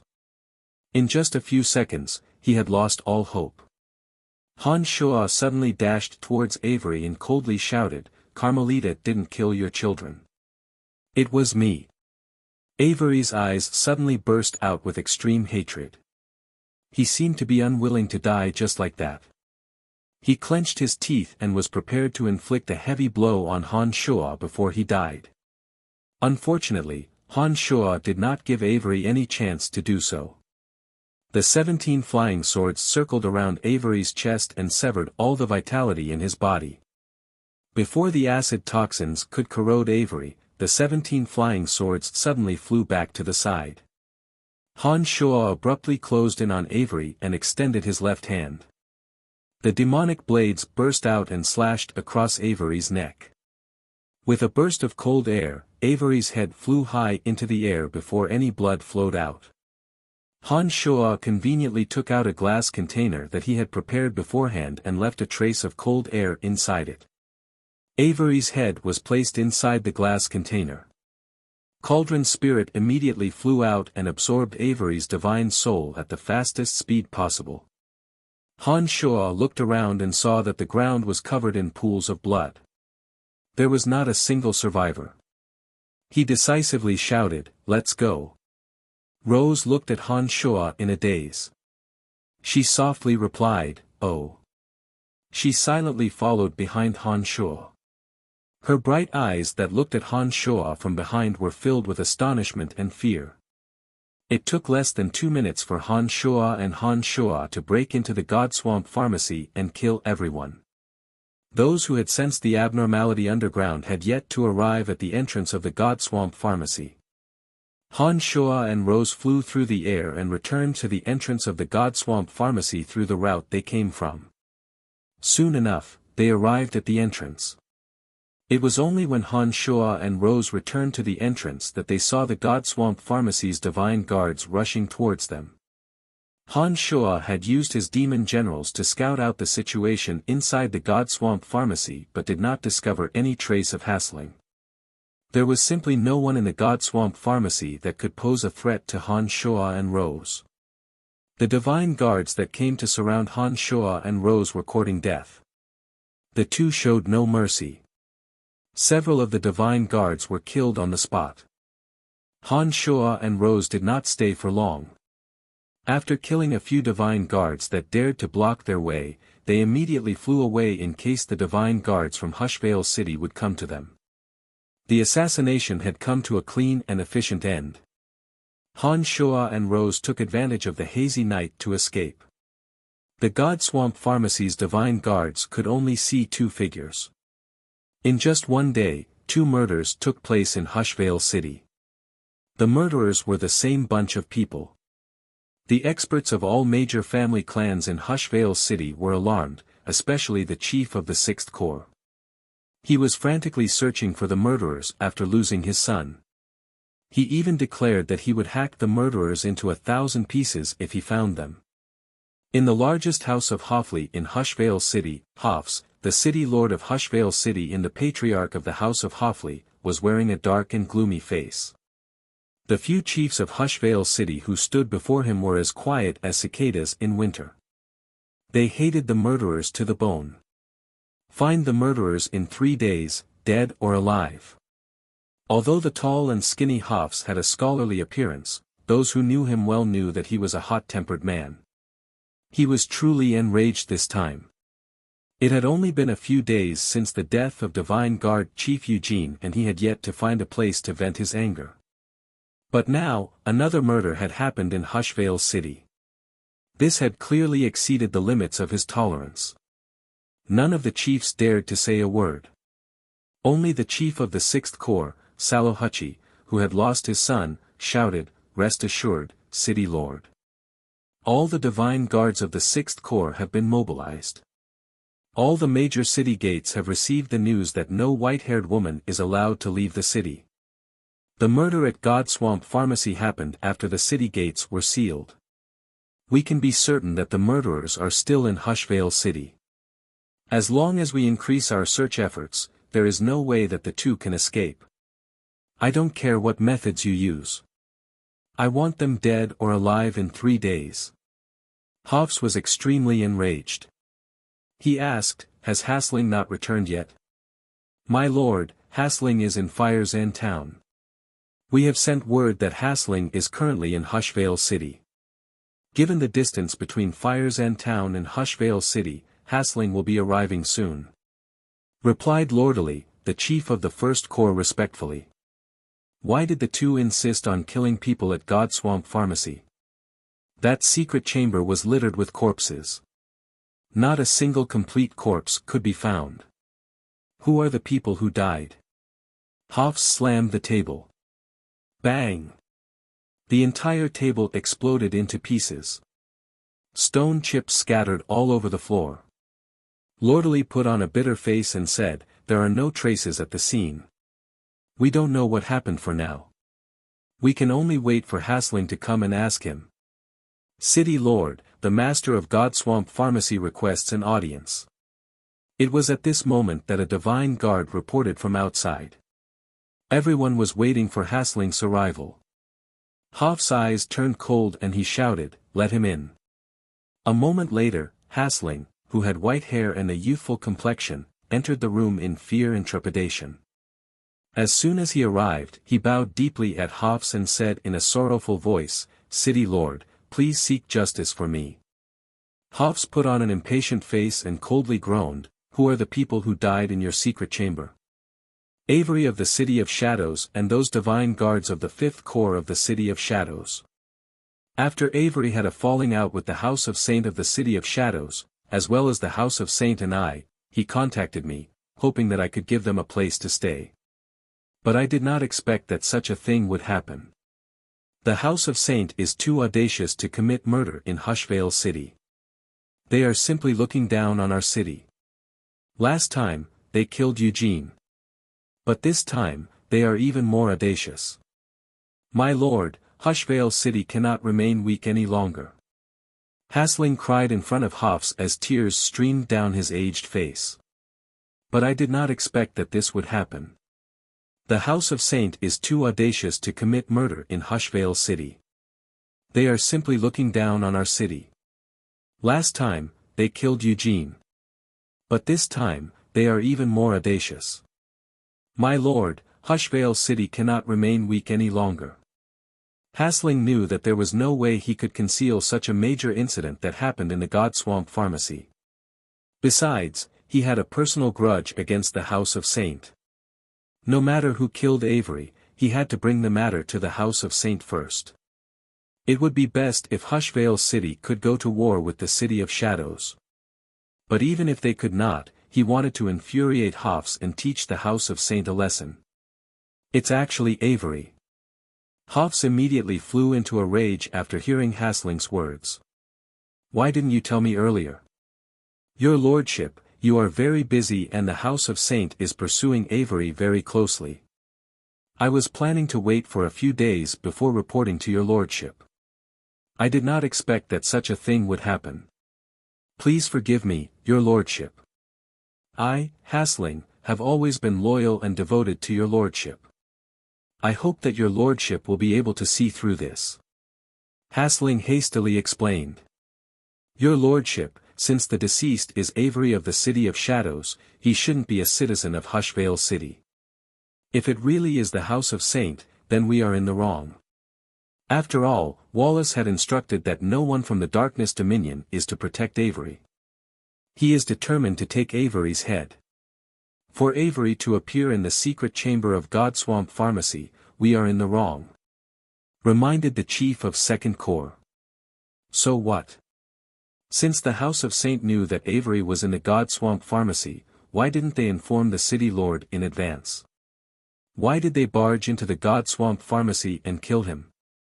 Besides, not only did they kill Avery, but they killed my son right in the middle of the street just because they had a little quarrel with him. How are we going to settle this? By doing this, the House of Saint of the City of Shadows is simply looking down on Hushvale City. If Hushvale City shows weakness, they will only become more and more unbridled. Your lordship, please understand this. Shouted Salahuchi, who had lost his son. Hofs listened to the quarrel between the Divine Guard chiefs and turned to Hasling. His face turned gloomy and he instructed in a low voice, no matter what, those who have killed in my Hushvale City will not be able to leave. The few of you, send out all your Divine Guards to investigate. If they are found, kill them on the spot. Those from the City of Shadows could kill Eugene and now they dare to act so presumptuously in my Hushvale City. I don't care what Wallace says, they must be dead meat. Hofs did not change his mind even after learning about the cause and effect of the incident and gave the order to kill without mercy. The Divine Guards knew that Hofs would not change his mind. The Divine Guard chiefs who had been taken advantage of by the intruders were fuming with rage. They put on cold faces and mobilized all the Divine Guards in the city to carry out a massive manhunt for the intruders. At this moment, Han Shoa and Rose, who had turned Hushvale City upside down, had found a new gymnasium in one of the most remote districts of Hushvale City. However, before they arrived at the gymnasium, Rose's long hair was completely covered by a jet-black silk scarf. After concealing her conspicuous features, the two found a new gymnasium. This time, Han Shoa rented the gymnasium using his own divine tablet. After arriving at the gymnasium, Han Shoa calmly sat down and did not appear to be in a hurry. However, after the massacre at Godswamp Pharmacy, Han Shoa noticed that the way Rose looked at him had changed. From time to time, she would crease her brows and look at him as though she had something to ask but was embarrassed to do so. After a few times, Han Shoa grew impatient. He looked at Rose from afar and asked, "What do you want to say?" Rose stared blankly for a moment. She hesitated for a moment before she asked, "Back at the Demon Mountain, why didn't you kill me right from the start? Based on the strength you displayed last night, if you had used your full strength, I wouldn't have been able to survive." Back then, Han Shoa had used his full strength. It was only because Cauldron's spirit wasn't with him that he couldn't kill her. Cauldron's spirit was also Han Shoa's greatest secret. Therefore, he naturally couldn't reveal how important Cauldron's spirit was to him. Han Shoa stared blankly at the curious Rose for a moment. After failing to come up with an excuse after a long while, he coldly said, "Remember who you are and stop asking irrelevant questions." Upon finishing those words, Han Shoa closed his eyes in silence and no longer paid any attention to Rose. Rose was furious. The more she spent time with Han Shoa, the more she felt that Han Shoa was despicable. Despite being a mysterious person, Han Shoa was tight-lipped and refused to tell her the truth. On top of that, he would order her around all day long. This filled Rose's heart with resentment, but she had nowhere to vent it. "When are we leaving?" Rose glared hatefully at Han Shuo for a few more times before she asked, "After a day and night of killing, I reckon that the entire Hushvale city is in chaos. You have also asked me to cover my white hair. You should know that Hushvale city will not let us off. Under such circumstances, if we are discovered, all the experts of Hushvale city will gather here. Even if we have decent strength, we won't be able to escape from the joint pursuit of all the experts of Hushvale city." Although Rose was confident in her own strength, she knew that it was impossible for her to escape from the encirclement of Hushvale city. She wasn't even a match for the city lord of Hushvale city. If all the experts of Hushvale city were to gather, she believed that even Han Shuo wouldn't be able to escape unscathed. Right now, Hushvale city is on high alert. There are more divine guards on the streets than there are pedestrians. All the city gates must have been sealed. It is not a good time for us to leave Hushvale city at this moment. We are most likely to be exposed, said Han Shuo lazily with his eyes still closed. Besides, this matter has not been settled cleanly. Haven't we already killed them all? What else do you want? Asked Rose in astonishment. We are still missing one person. This person is even more difficult to deal with than Avery. He is the master of the God Swamp Pharmacy, Hasling. Han Shuo opened his eyes and looked at Rose. He explained, putting aside the personal grudges between me and Hasling, for the sake of the Celestial Pearl Pharmacy's dominance over the Darkness Dominion, I must eliminate him. You still dare to make a move at a time like this? Rose was shocked by Han Shuo's audacity. She cried out in alarm, so you know that Hushvale city is in a state of panic. Everyone is looking for the two of us. Isn't it a little too presumptuous to make a move now? Han Shuo put on a calm smile, shrugged, and comforted Rose, don't worry, I am confident that I can get you out of Hushvale city alive. Have a good rest. We will make another trip to the God Swamp Pharmacy at night. I believe that Hasling should have returned by now, given what happened in the God Swamp Pharmacy. Rose put on a cold face, but in her heart, she was laughing bitterly. She did not expect to follow such a lunatic. Would she be able to walk out of Hushvale city alive? Although Rose had been a cultivator for many years, she had never met someone as audacious as Han Shuo, a madman who looked down on everyone else.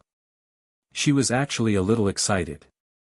She was both worried and excited about the assassination attempt. Her heart could not calm down.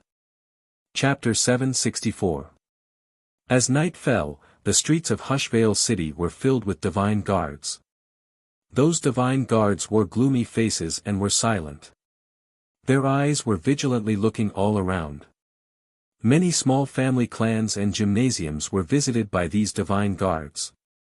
The interrogations of the white-haired beauty were repeated time and time again.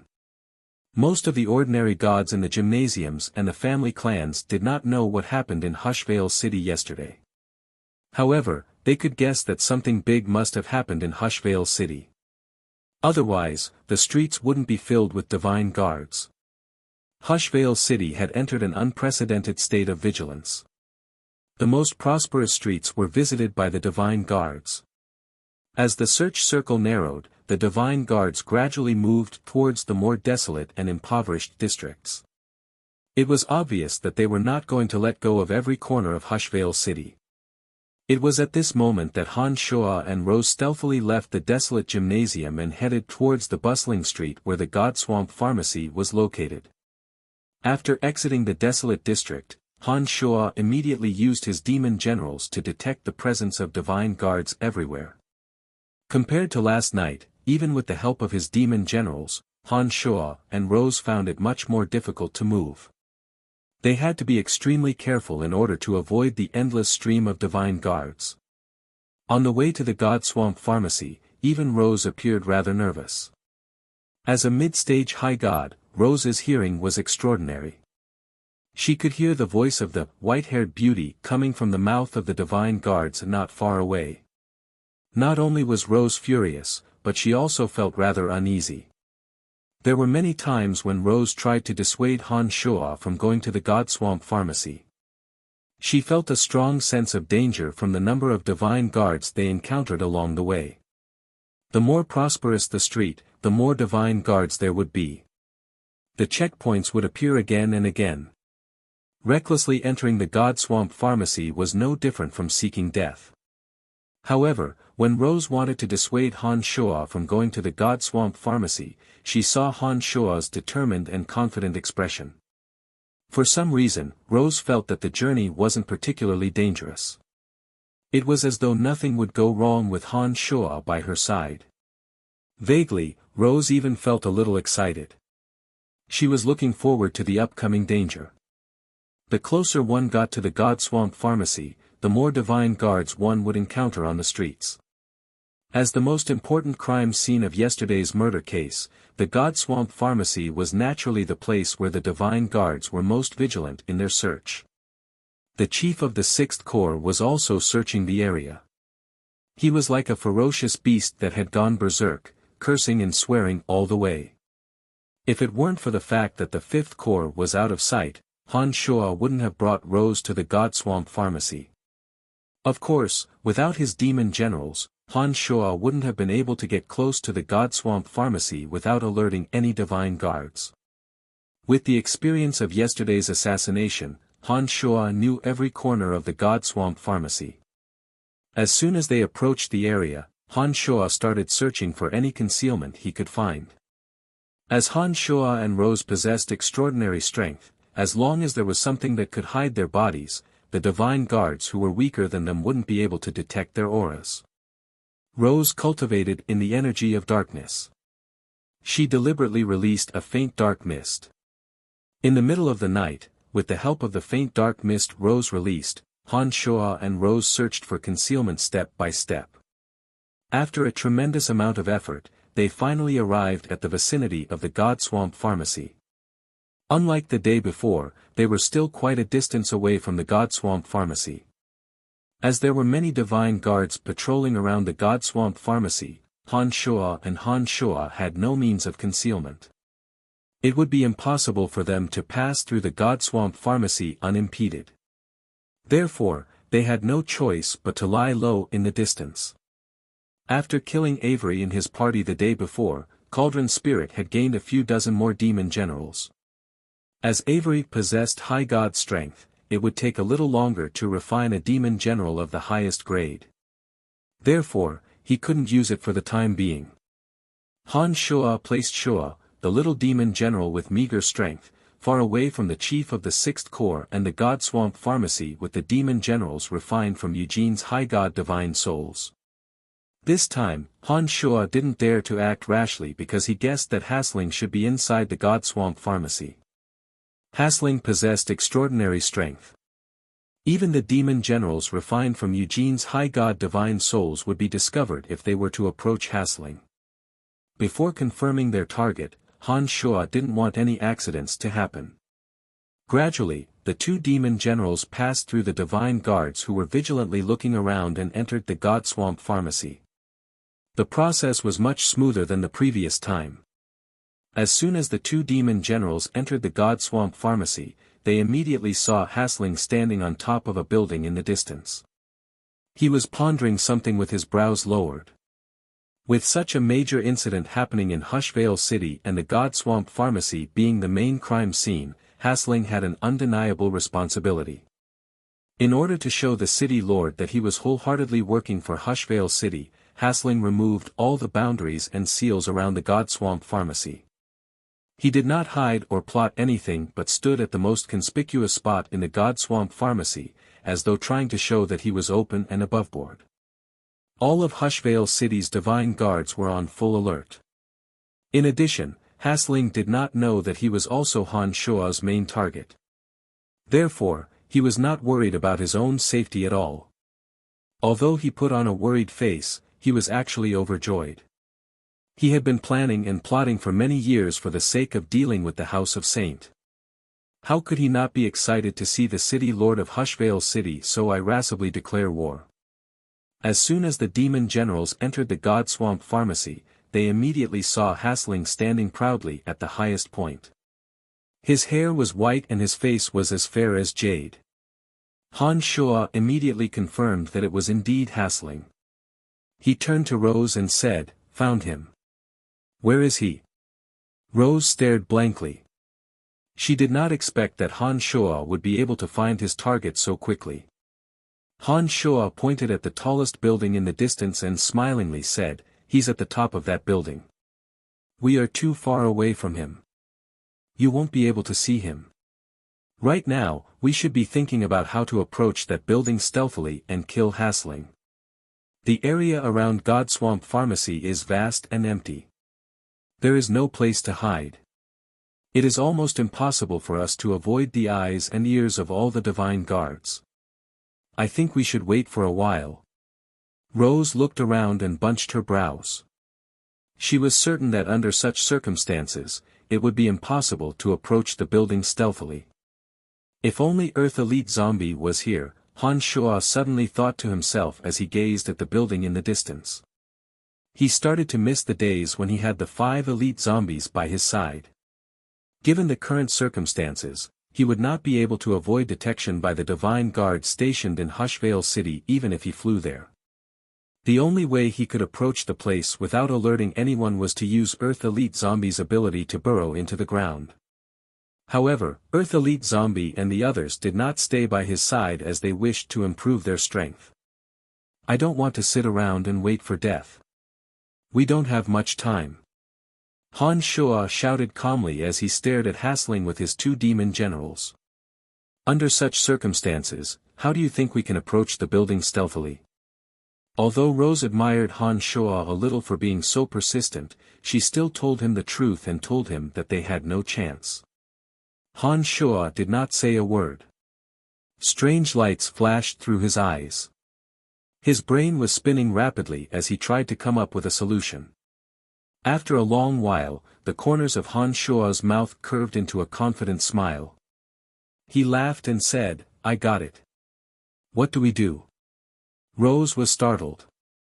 She looked at Han Shuo in astonishment. She did not know what Han Shuo could do under such circumstances. "Everyone is looking for you. What do you think will happen if you appear in the vicinity?"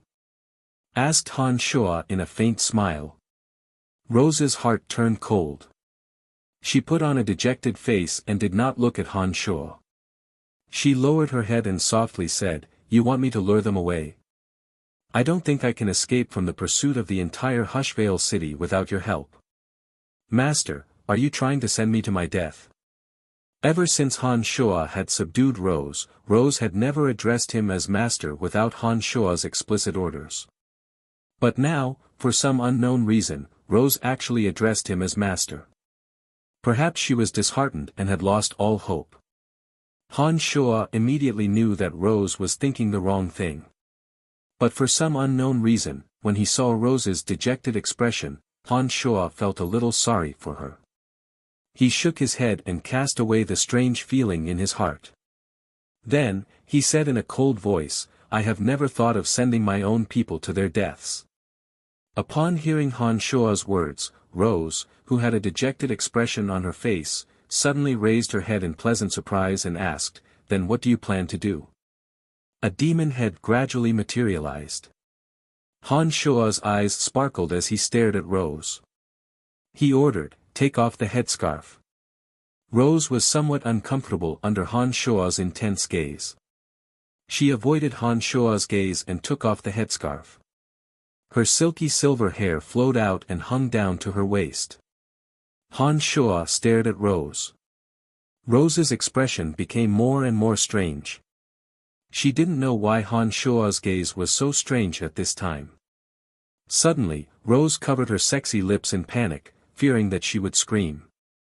Her other hand pointed at the demon head that was gradually transforming. Rose couldn't believe it. Her heart was in a mess. "It's not you. It's just a condensed illusion."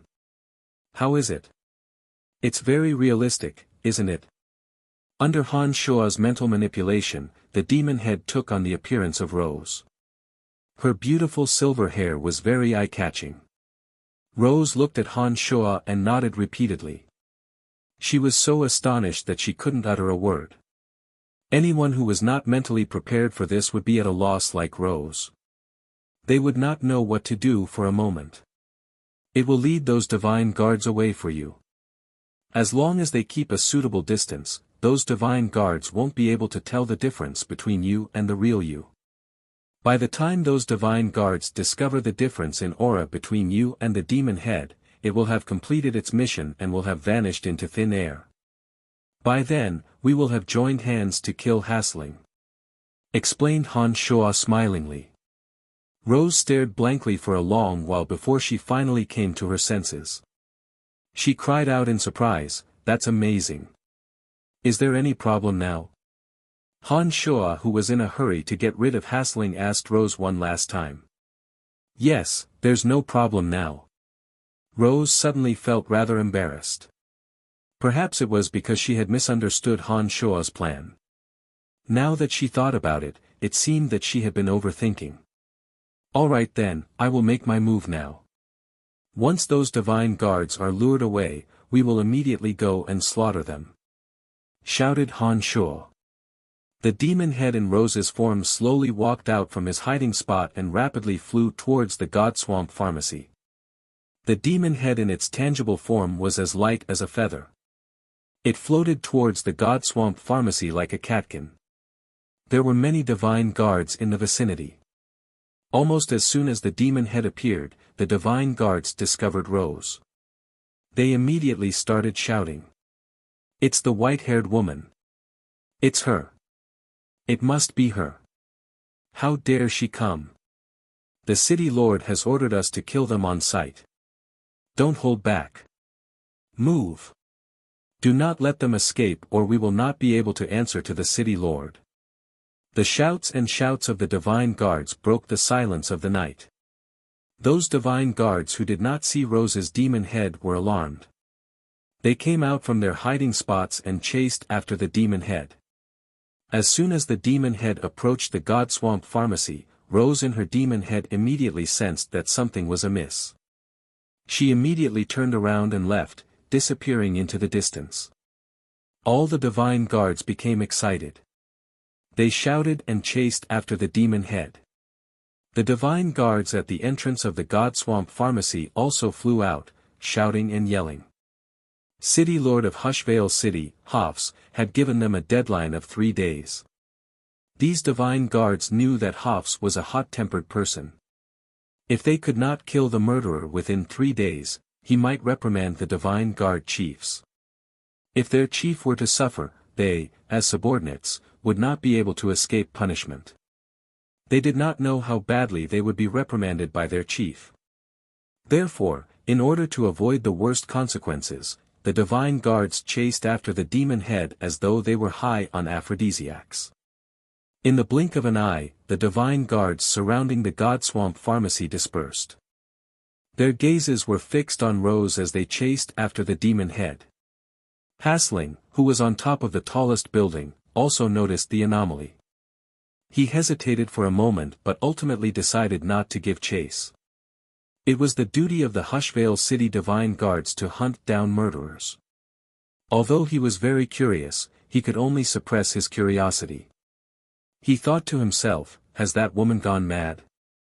She knows that the God Swamp Pharmacy is the most important location for the murder case. There will be a large number of divine guards around. As soon as the divine guards at the entrance of the God Swamp Pharmacy left, Han Shuo immediately shouted, "Let's go." Without the surveillance of the divine guards, Han Shuo and Rose did not have to worry about being discovered before they even entered the God Swamp Pharmacy. Although Hasling was standing on the tallest building, he could not see everything below him. As Han Shuo and Rose had chosen a secluded corner, they did not attract Hasling's attention. The two had successfully snuck into the God Swamp Pharmacy. Once inside, there were many more places for them to hide. With his demon generals scouting ahead of time, Han Shuo had already picked a place to stay before entering the God Swamp Pharmacy. He led Rose through the shadows of walls and rocks, avoiding several God-Swamp Pharmacy divine guards along the way. Finally, they arrived at the building where Hasling was staying. Instead of flying straight up, the two concealed their auras and rushed to the top floor from the first floor at top speed. Time was of the essence. Han Shuo did not waste a second and arrived at the lowest floor of the building in an extremely short amount of time. "Who's there?" It was at this moment that Hasling suddenly sensed an aura rushing towards him from below. He let out a loud shout and without thinking, he prepared to make the first move. He knew very well that anyone who suddenly appeared at this moment would not be a friend. The stone slab from the bottom to the top of the building suddenly exploded. Shards of rock shot towards Hasling's head. The 17 flying swords flew out and enveloped Hasling in an instant. Without saying a word, Han Shuo closed his eyes and absorbed Cauldron Spirit's energy into his body at the fastest speed possible. He then deployed the Avicii Inferno and attacked Hasling with all his might. The commotion above had attracted the attention of the God-Swamp Pharmacy divine guards below. A dozen or so divine guards rushed up to the top of the building in the blink of an eye. When they saw Rose wearing a cold face, they attacked without hesitation. The reason why Han Shuo insisted on bringing Rose along was so that she could help him take care of the small fries and finish off Hasling as quickly as possible. Rose knew that Han Shuo could not afford to be distracted at this moment. Rose obviously did not disappoint Han Shuo.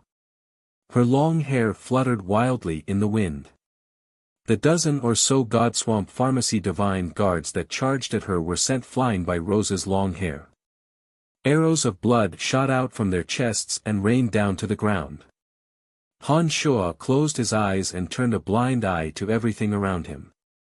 He focused all his attention on the Avicii Inferno. The ear-piercing screeches of the 17 flying swords pierced through the silent night sky and spread far and wide.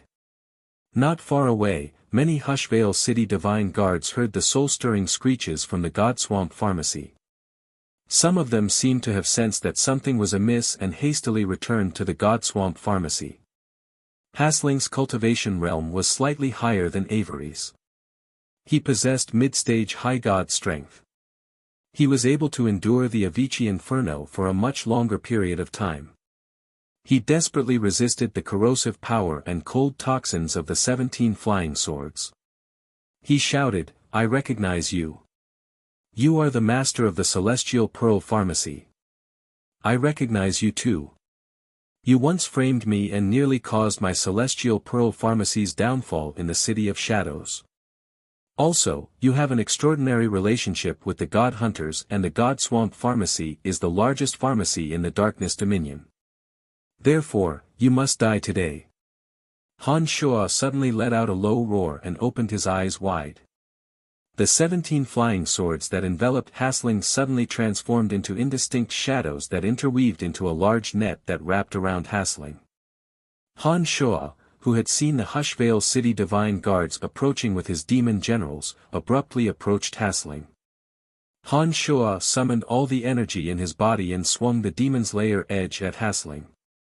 The energy of his two avatars and his main body blasted out. In an instant, as though some sort of bizarre transformation had occurred, Hasling's head was sent flying by the demon's lair edge. Cauldron Spirit suddenly flew out and collected Hasling's divine soul at the fastest speed possible. Han Shuo casually collected Hasling's space ring and shouted, "Let's go." Upon finishing those words, Han Shuo flew into the distance with Rose following closely behind. Chapter 765. The Hushvale City divine guards that had been dispersed from the God Swamp Pharmacy were returning from the vicinity. They happened to see Han Shuo and Rose flying away from the tallest building in the God Swamp Pharmacy and immediately chased after them. At the same time, a furious roar sounded from the direction they came from. "God damn it, it's an illusion." The voice belonged to the chief of the 6th Corps, Salohachi. He had been chasing after the demon general with a group of divine guards for half a day. With great difficulty, he finally caught up with the demon general that had taken the form of Rose. Salouhachi immediately sensed that something was wrong with the demon general. The demon general quickly dissipated and vanished. Salouhachi immediately knew that it was an illusion. Salouhachi could sense the trajectory of the demon general. But at this moment, he heard a cry of alarm behind him. He immediately realized that he had been lured away. Ignoring the demon general that had flown away, he hastily returned and chased after Han Shuo and Rose with the other divine guards. Hasling is dead. Hasling is dead. Master is dead. Master has been killed. The loud cries of the Hushvale City divine guards and those from the God Swamp Pharmacy sounded from the God Swamp Pharmacy. The news of Hasling's death was immediately received by all the divine guards in the vicinity. All the divine guards in Hushvale City were enraged. The murderer had returned to God Swamp Pharmacy and killed Hasling even though they were under tight defense. Such a ruthless and reckless act was as though the divine guards of Hushvale City were nothing to him. He did not give them the slightest bit of respect. What they found most unacceptable was that the murderer had succeeded in humiliating them. It was a blatant insult and provocation. What? As though he had suffered a heavy blow, Salouhachi's rage exploded like a mountain torrent. Like a wild beast that had gone berserk, he gasped for air and bellowed, "Stop them. If they don't die today, all of you will die." All the divine guards of Hushvale City went berserk. They swarmed out from every corner and chased after Han Shuo and Rose. Divine guards from other corps also rushed over after hearing the commotion. The entire street was in an uproar. There must be at least one divine guard within 10 meters of Han Shuo. Even if Han Shuo had extraordinary abilities, he would not be able to completely conceal himself under such a dense encirclement of divine guards. He was surrounded by Hushvale City divine guards from all directions. Every single one of them had their eyes fixed on the two. Unless Han Shuo could turn invisible like a demon general, he would not be able to vanish into thin air under the watchful eyes of so many. Rose stuck close to Han Shuo. Neither of them had any intention of fighting. They chose to rush through areas where the crowd was sparse. Whenever they ran into a large group of divine guards, they would force their way through.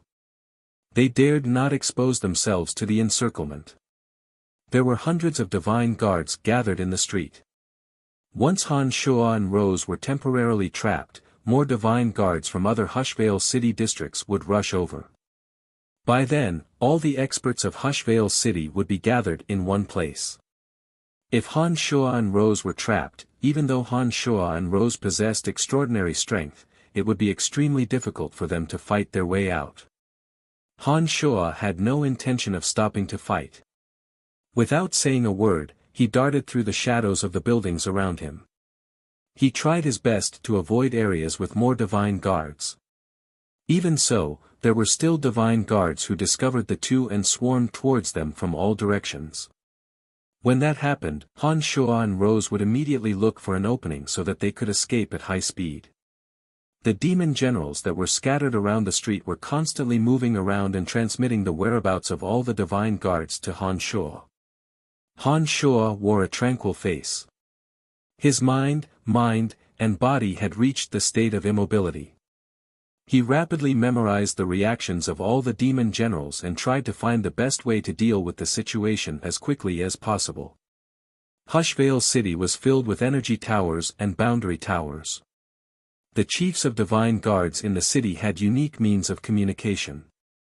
The chiefs of divine guards who were searching for Han Shuo and Rose soon received news of the death of Hasling, the master of Godswamp Pharmacy. They also learned of how domineering the murderer was. All the chiefs of divine guards were enraged by Han Shuo's audacious actions. The chiefs of divine guards who felt insulted by Han Shuo immediately mobilized their main force of divine guards and rushed towards the Godswamp Pharmacy district at top speed. The entire Hushvale City was filled with ear-piercing screeches. It was destined that the night would not be peaceful.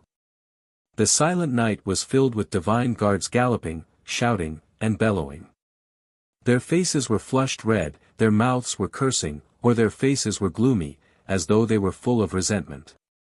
The divine guards were rushing through Hushvale City with murderous intent.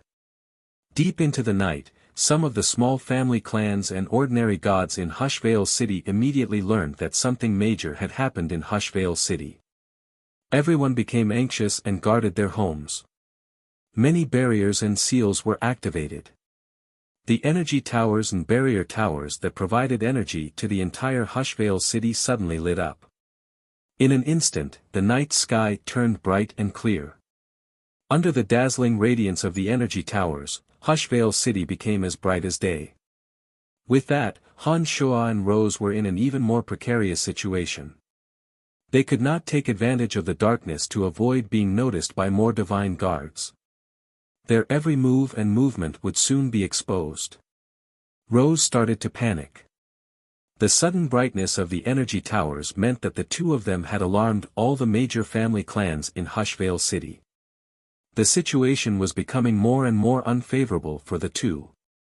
The sudden brightness of the energy towers only caused Han Shua to crease his brows. He seemed to be repulsed by the blinding light. He even let out a cold groan and wore a disdainful smile on his face as he continued to shuttle back and forth. Gradually, due to the bright light of the energy towers and the arrival of divine guards from other corps, Han Shua and Rose found it difficult to move forward. It suddenly became difficult for them to find an opening to break through. Han Shua's heart turned cold. He originally had no intention of starting a massacre in Hushvale City. But from the looks of it, Hushvale City was prepared to tear him and Rose into a million pieces. With things having come to this, Han Shua had no more misgivings. The 17 flying swords streaked across the sky while emitting ear-piercing whistles. The 17 flying swords glowed brilliantly under the dazzling light. The divine guards in front of Han Shua had barely formed an encirclement when they were struck by the flying swords one step ahead of them. The 17 flying swords were extremely sharp and carried terrifying toxins of acid and frost. Any divine guard who was struck by the flying swords would have his divine body begin to melt and turn into a puddle of blood and water. Without uttering a single word, Han Shua used his demon generals to scan for any abnormalities in his surroundings. The 17 flying swords whizzed past him and killed any divine guards who dared to block his way. His attacks were ruthless and decisive. The 17 flying swords were deployed. Under the blinding light, the divine guards blocking his way were killed one after another. In just a short while, nearly 30 low-god and mid-god divine guards had been turned into puddles of blood. Naturally, the cauldron of myriad demon would not let go of such an opportunity to improve its strength. It immediately flew out from Han Shua's body and started absorbing the divine souls. Han Shua's face was as calm as a boulder. Strange lights flashed in his eyes as the images of the 17 flying swords were reflected in his eyes. With the 17 flying swords paving the way, any divine guards in Han Shua's way would be killed before they could even get close to him. There was simply no way for them to form an encirclement. They could not hinder Han Shua for even a second. Han Shua was able to charge through the defensive circle formed by the divine guards and kill his way out. Wherever Han Shua and Rose passed, they left behind a trail of melted corpses. The divine guards in the vicinity who saw Han Shua killing anyone who got in their way started hesitating. When a group of divine guards saw the 17 flying swords whizzing towards them, they actually parted in fear and made a path for Han Shua. As soon as the 17 flying swords appeared, the 17 flying swords whizzed past in 17 streaks of light. They did not waste any time killing the divine guards who made way for them. As soon as the 17 flying swords passed through, Han Shua and Rose's figures flashed and disappeared. They broke through the encirclement of the divine guards. After the 17 flying swords appeared, Han Shua killed all the divine guards in his way. His acid and frost poisons killed all the divine guards who got in his way. All the divine guards who witnessed the scene were indescribably terrified. After the first batch of divine guards made way for Han Shua, more and more divine guards made way for him, allowing Han Shua to break through their encirclement. Cauldron Spirit transformed into a hazy shadow and followed closely behind the 17 flying swords. It was wholeheartedly collecting the divine souls killed by the flying swords. From time to time, it would release a few demon generals to assist it. Without encountering a single high god, Han Shua's journey was unimpeded. As soon as Han Shua exited the street block, the chief of Hushvale City's second corps hastily rushed over. As soon as he arrived, he saw Han Shua, who was brimming with murderous intent.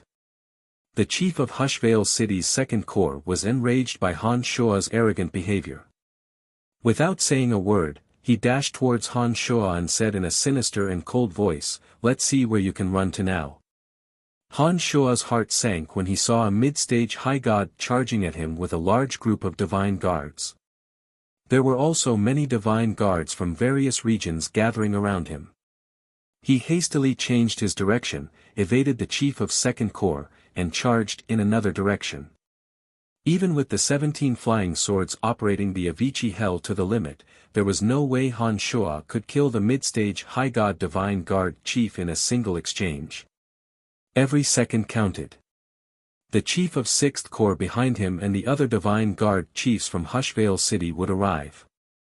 Once he was surrounded by so many experts, Han Shua believed that he would not be able to escape alive.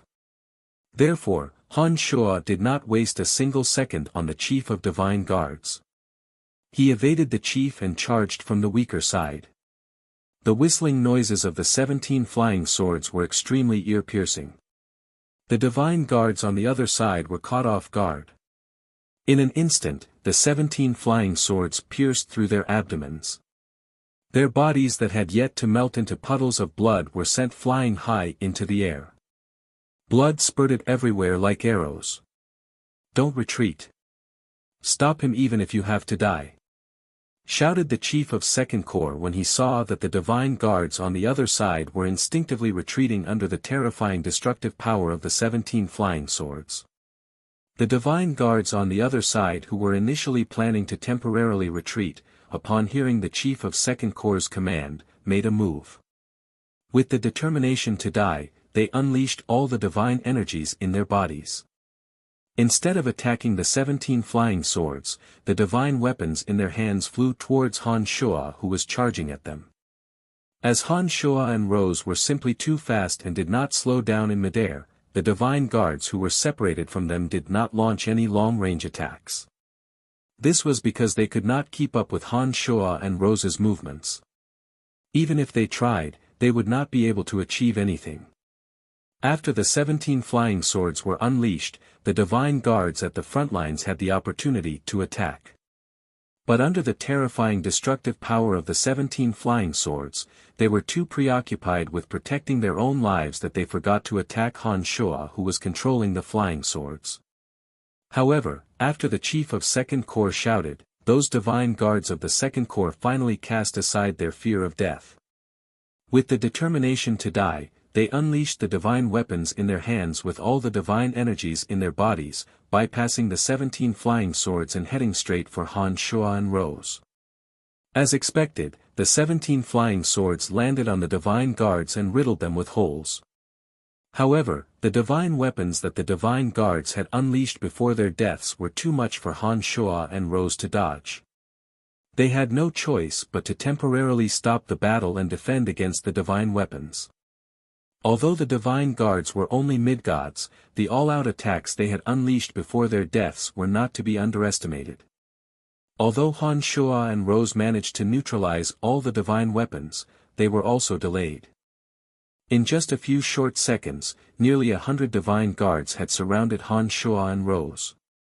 Once Han Shua and Rose stopped moving, the divine guards would be able to launch long-range attacks. In an instant, hundreds of dazzling rays of light and oddly shaped divine weapons shot at Han Shua and Rose. The 17 flying swords that were used to kill Han Shua and Rose had no choice but to return to their sides to defend against all kinds of attacks. Not only was Rose's long hair fluttering in the wind, but she also had to rapidly deploy darkness divine energy to deploy layers of boundaries to defend against the long-range attacks of the divine guards. This was the situation that Han Shua feared the most. No matter how powerful he and Rose were, it would be very troublesome for them to be surrounded by hundreds of divine guards, especially when one of them was the chief of Second Corps. Furthermore, the chiefs of Sixth Corps and the other corps were also rushing to the scene. At this rate, Han Shuo and Rose would not be able to escape alive. Han Shuo immediately realized that he had fallen into the most difficult and most disadvantageous situation. Under such circumstances, if he could not break out of the encirclement in the shortest time possible, when the other chiefs of Divine Guard arrive, Han Shuo and Rose would not be able to leave this place alive. Han Shuo calmly controlled the 17 flying swords to form the Avicii Hell, swallowing all kinds of attacks. His mind was constantly thinking of ways to break out of the encirclement. Rose's face grew darker and darker. A feeling of despair gradually rose in her heart. Surrounded by so many divine guards and with even more powerful divine guards on their way, Rose knew that it would be impossible for them to walk out of Hushvale City alive. Bang! The darkness boundary deployed by Rose was destroyed by the chief of Second Corps. Several mid-god divine energies rushed in and bombarded Rose's body, causing Rose's body to sway slightly. When the chief of Second Corps saw that Rose seemed to be the weaker of the two, he immediately put on a cold smile and focused his attacks on Rose. Han Shuo's face jolted. He calmly commanded Cauldron Spirit, "Release all the demon generals. I want to turn Hushvale City upside down." Chapter 766. Han Shuo and Rose were surrounded. Time was of the essence. If more divine guards and divine guard chiefs were to arrive, their situation would become even more precarious. Under such circumstances, Han Shuo had no choice but to use every means at his disposal to break out of the encirclement. Ever since Han Shuo arrived on Elysium, he had been purposefully replenishing Cauldron Spirit's divine soul. After so many years, the demon generals in Cauldron Spirit's body had multiplied several times over. At present, there were more than 600 to 700 demon generals. Usually, Han Shuo would only use a small portion of his demon generals to gather information. He had never released all of his demon generals for battle. Cauldron Spirit and Han Shuo's minds were linked. Cauldron Spirit knew that the situation was dire. It released its demon generals the moment Han Shuo gave the command. At first, the demon generals were still illusory. The only exception was Rose, who was beside Han Shuo. Suddenly, she sensed that many living beings had emerged from her body. The divine guards who were attacking from a distance could not see the demon generals.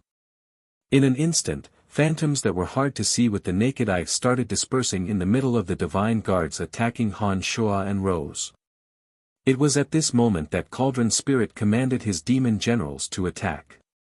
Dusky shadows instantly took shape and pounced at the divine guards who were caught off guard. Some of the demon generals in the vicinity that were there to spy on the divine guards also materialized and charged towards the divine guards in the form of ferocious ghosts. The demon generals gathered together and pounced at the divine guards while wailing like ghosts and howling like wolves. They tore, bit, and clawed at the divine guards, fully displaying the advantage of their untraceable speed. The demon generals refined from the divine souls of mid-gods and high-gods possessed extremely powerful offensive power. Furthermore, the demon generals would attack in large groups. They were not afraid of ordinary divine weapons or divine energy. The sudden burst of demon generals instantly penetrated the divine guards' bodies and gnawed at their divine souls. Suddenly, the divine guards of Hushvale City started shrieking in terror. Many of them had their divine bodies invaded by the demon generals. The divine energy in their bodies was being drained like a broken dam. Their divine souls were being corroded by the demon generals and their consciousness was fading away bit by bit. The demon generals could materialize and transform into an illusory form. They could cause great damage to the divine body and divine soul of the divine guards, especially the divine guards. Once their divine souls were corroded by the demon generals, they would not be able to put up any effective resistance. When the Divine Guard's divine energy and life force were completely consumed by the demon generals, their divine souls would lose their self-awareness and become fertilizer for the cauldron of myriad demon. One demon general after another whizzed past. Among the dazzling light, gray shadows flashed across the battlefield. The Divine Guards screamed in agony. Many of the Divine Guards had their life force rapidly drained away. Although there was not a single trace of blood on their bodies, their eyes were rolled up and they fell to the ground. When the other Divine Guards went to check on them, they discovered that they were all dead. The battlefield was in utter chaos. 500 to 600 demon generals were rampaging about. The demon generals outnumbered the Divine Guards around them. More often than not, the demon generals would gather in groups of a dozen or so and suddenly rush into a Divine Guard's body. They would devour the Divine Guard's life force in an extremely short amount of time. What's that? What the hell is that? Ah, Locke is dead. What the hell is that? Why are divine weapons ineffective against me? Ah, what's in my body? I can't kill him. Why can't I kill him? Everyone, retreat. Is it a large-scale invasion? Ah, I'm going to die too. The Hushvale City Divine Guards were panic-stricken. They had never seen a life form as unique as demon generals. Ordinary attacks could not pose any threat to the demon generals. The Divine Guards who could not find a suitable way to deal with the demon generals were unable to retaliate at all. The demon generals took the opportunity to kill dozens of them. Cauldron Spirit drifted out like a feather. Cauldron Spirit concealed itself and began harvesting divine souls from the Divine Guards. At the same time, it commanded the demon generals to attack the Divine Guards who were most susceptible to the demon generals. The Chief of Second Corps was shouting and yelling among the Divine Guards. He was trying to rally the Divine Guards to put up an effective resistance. However, as everyone was panic-stricken and the demon generals were constantly howling and wailing, not many could hear his voice. Cauldron Spirit knew that the Chief of Second Corps possessed extraordinary strength. Therefore, it did not allow the demon generals to get close to him. It focused on attacking the weaker Divine Guards and made the battlefield more and more chaotic. The demon generals refined from High God Eugene were even more powerful. The Divine Guards had no way to defend against them. In the blink of an eye, their life force was completely devoured by the demon generals of the highest grade. Their souls were immediately collected by Cauldron Spirit. 200 to 300 Divine Guards were screaming and yelling. People around them were dying one after another. Under such circumstances, no one had the energy to deal with Han Shua and Rose. Han Shua and Rose, who had managed to break free from the encirclement, did not let go of the opportunity to beat the enemy down. 17 flying swords whizzed through the dense crowd. Divine Guards were dismembered one after another. Heads, limbs, and blood splattered everywhere. Han Shua calmly commanded the 17 flying swords to kill the Divine Guards. Meanwhile, Han Shua and Rose used the few demon generals at the outermost perimeter to observe the situation from afar. They took the opportunity to kill the Divine Guards with Rose so that Cauldron Spirit could absorb more souls. Rose was indescribably excited. She thought that she was going to die for sure. But now that she had a chance to live, her willpower to survive gave her an astonishing fighting spirit. Following behind Han Shua, Rose mercilessly slaughtered the Divine Guards around her. In just a few short minutes, more than 100 Divine Guards surrounding Han Shua and Rose were killed. Although the Chief of Second Corps was shouting and yelling, it was to no avail. He could only watch helplessly as the number of Divine Guards around him dwindled and died. The Divine Guards started screaming in panic. They could not think of a way to deal with the demon generals. The more anxious they were, the more powerless they became. The sight of their friends dying one after another had cast a psychological shadow on their hearts. They were at a complete loss as to what to do next. The Chief of Second Corps frantically shouted, but to no avail. Instead, he discovered that Han Shua and Rose were charging towards him. The 17 flying swords cleared a path for the divine guards. One after another, divine guards were sent flying into the air.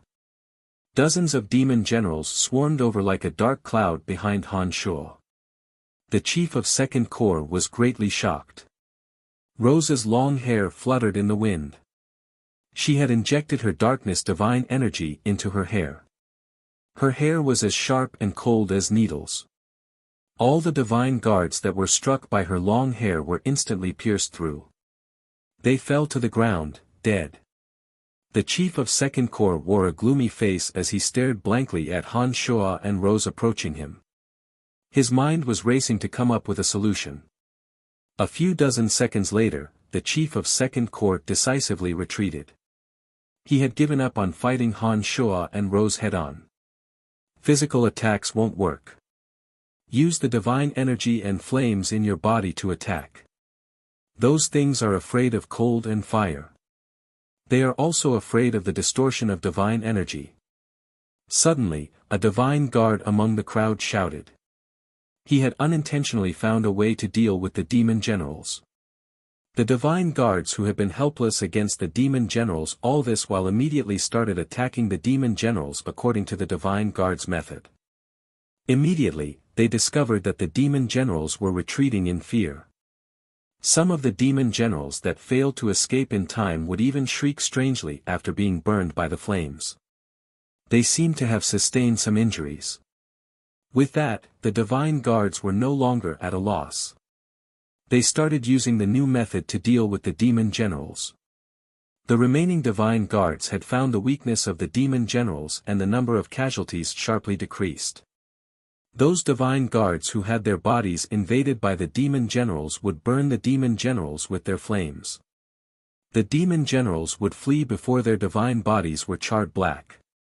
When Han Shuo saw that the divine guards had found the demon generals' weakness and that more and more divine guards were converging on the battlefield through the demon generals that were patrolling in the distance, he coldly groaned and said to Rose, "Let's go." Upon finishing those words, Han Shuo took the lead and charged towards the battlefield. Rose did not hesitate and immediately followed after him.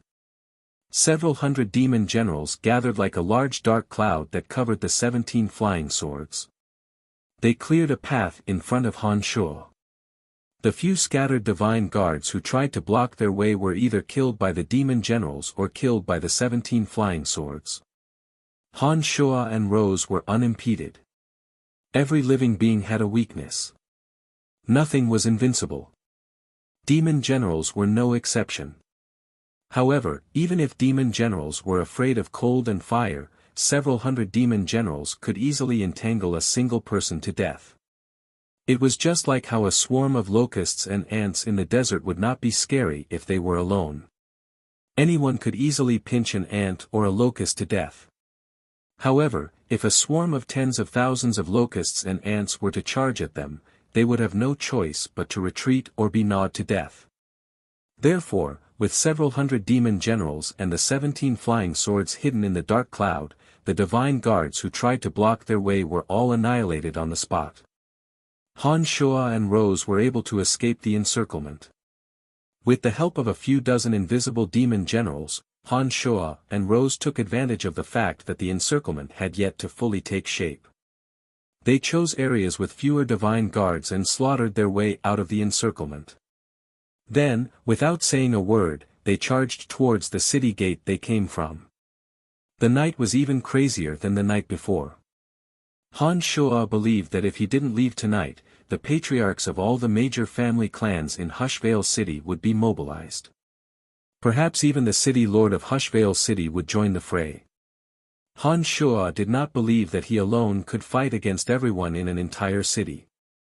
Therefore, he had to escape from Hushvale City as soon as possible. Once they left Hushvale City, they would enter a vast mountain range. By then, even if they were pursued by all the experts of Hushvale City, Han Shuo was confident that he could escape from Hushvale City with the help of the demon generals. After leaving the God Swamp Pharmacy, Han Shuo and Rose showed no intention of concealing their tracks. They headed for the city gate at top speed and prepared to force their way out. It was at this moment that the city lord of Hushvale City, Hafs, received the news that Han Shua and Han Shua had wreaked havoc in Hushvale City. Hafs might have been furious the last time, but this time, he had gone completely insane. When he learned that Han Shua and Rose had publicly killed Hasling, the master of Godswamp Pharmacy, and released a large number of strange lifeforms to kill hundreds of his city divine guards, Hafs had truly gone insane. Inform all the patriarchs of major family clans to mobilize their divine guards. The family clan that kills the two will be the next chief of divine guards. Hafs had truly gone insane. His family clan only had 3 chiefs of divine guards. If any family clan had 2 chiefs of divine guards, it would very possibly threaten their family clan's position. Hafs knew this very well. That was why he issued such an order.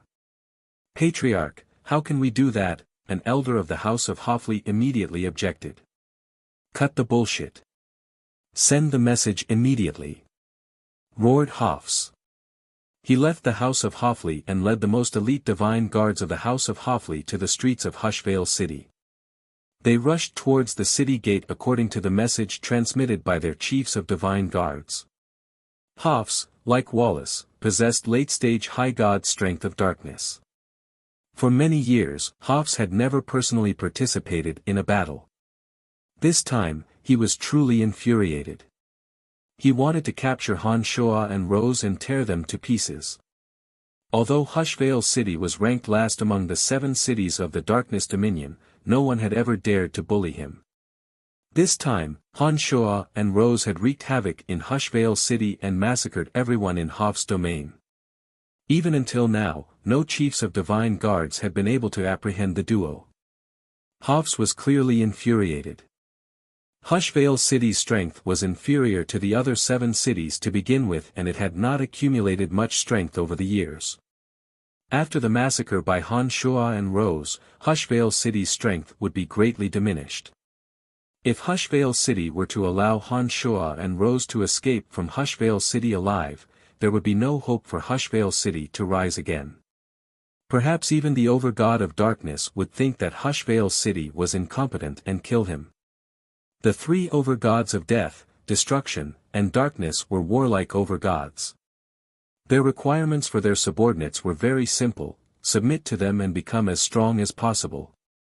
The reason why Wallace, Hafs, and the others were able to become the lords of the 7 cities of the Darkness Dominion was that they possessed extraordinary strength and their family clans were powerful. If they could not prove themselves to the Overgod of Darkness, it was very likely that they would be abandoned by the Overgod. When Hafs led the most elite divine guards of his family clan out of the Hafli residence, the patriarchs of the other major family clans in Hushvale City had also received the news from the Hafli residence. When they heard that the person who killed Han Shua and Rose would take over the position of chief of divine guards that had been left vacant after Eugene's death, they were all excited. These patriarchs who had their own plans immediately began to gather the most elite divine guards of their family clans. For the sake of their family clans' future interests in Hushvale City, all the major and minor family clans in Hushvale City were mobilized. All the major and minor family clans in Hushvale City who were interested in the position of Chief of Divine Guards were mobilized. The most elite divine guards of the major family clans were mobilized.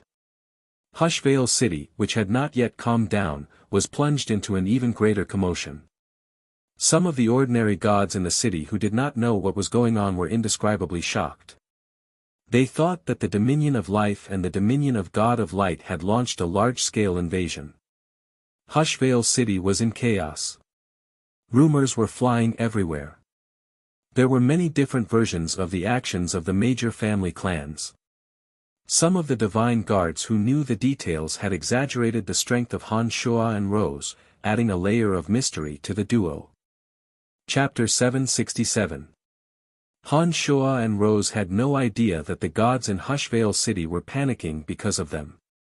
At this moment, all their attention was focused on leaving Hushvale City and they had no mind to pay attention to anything else.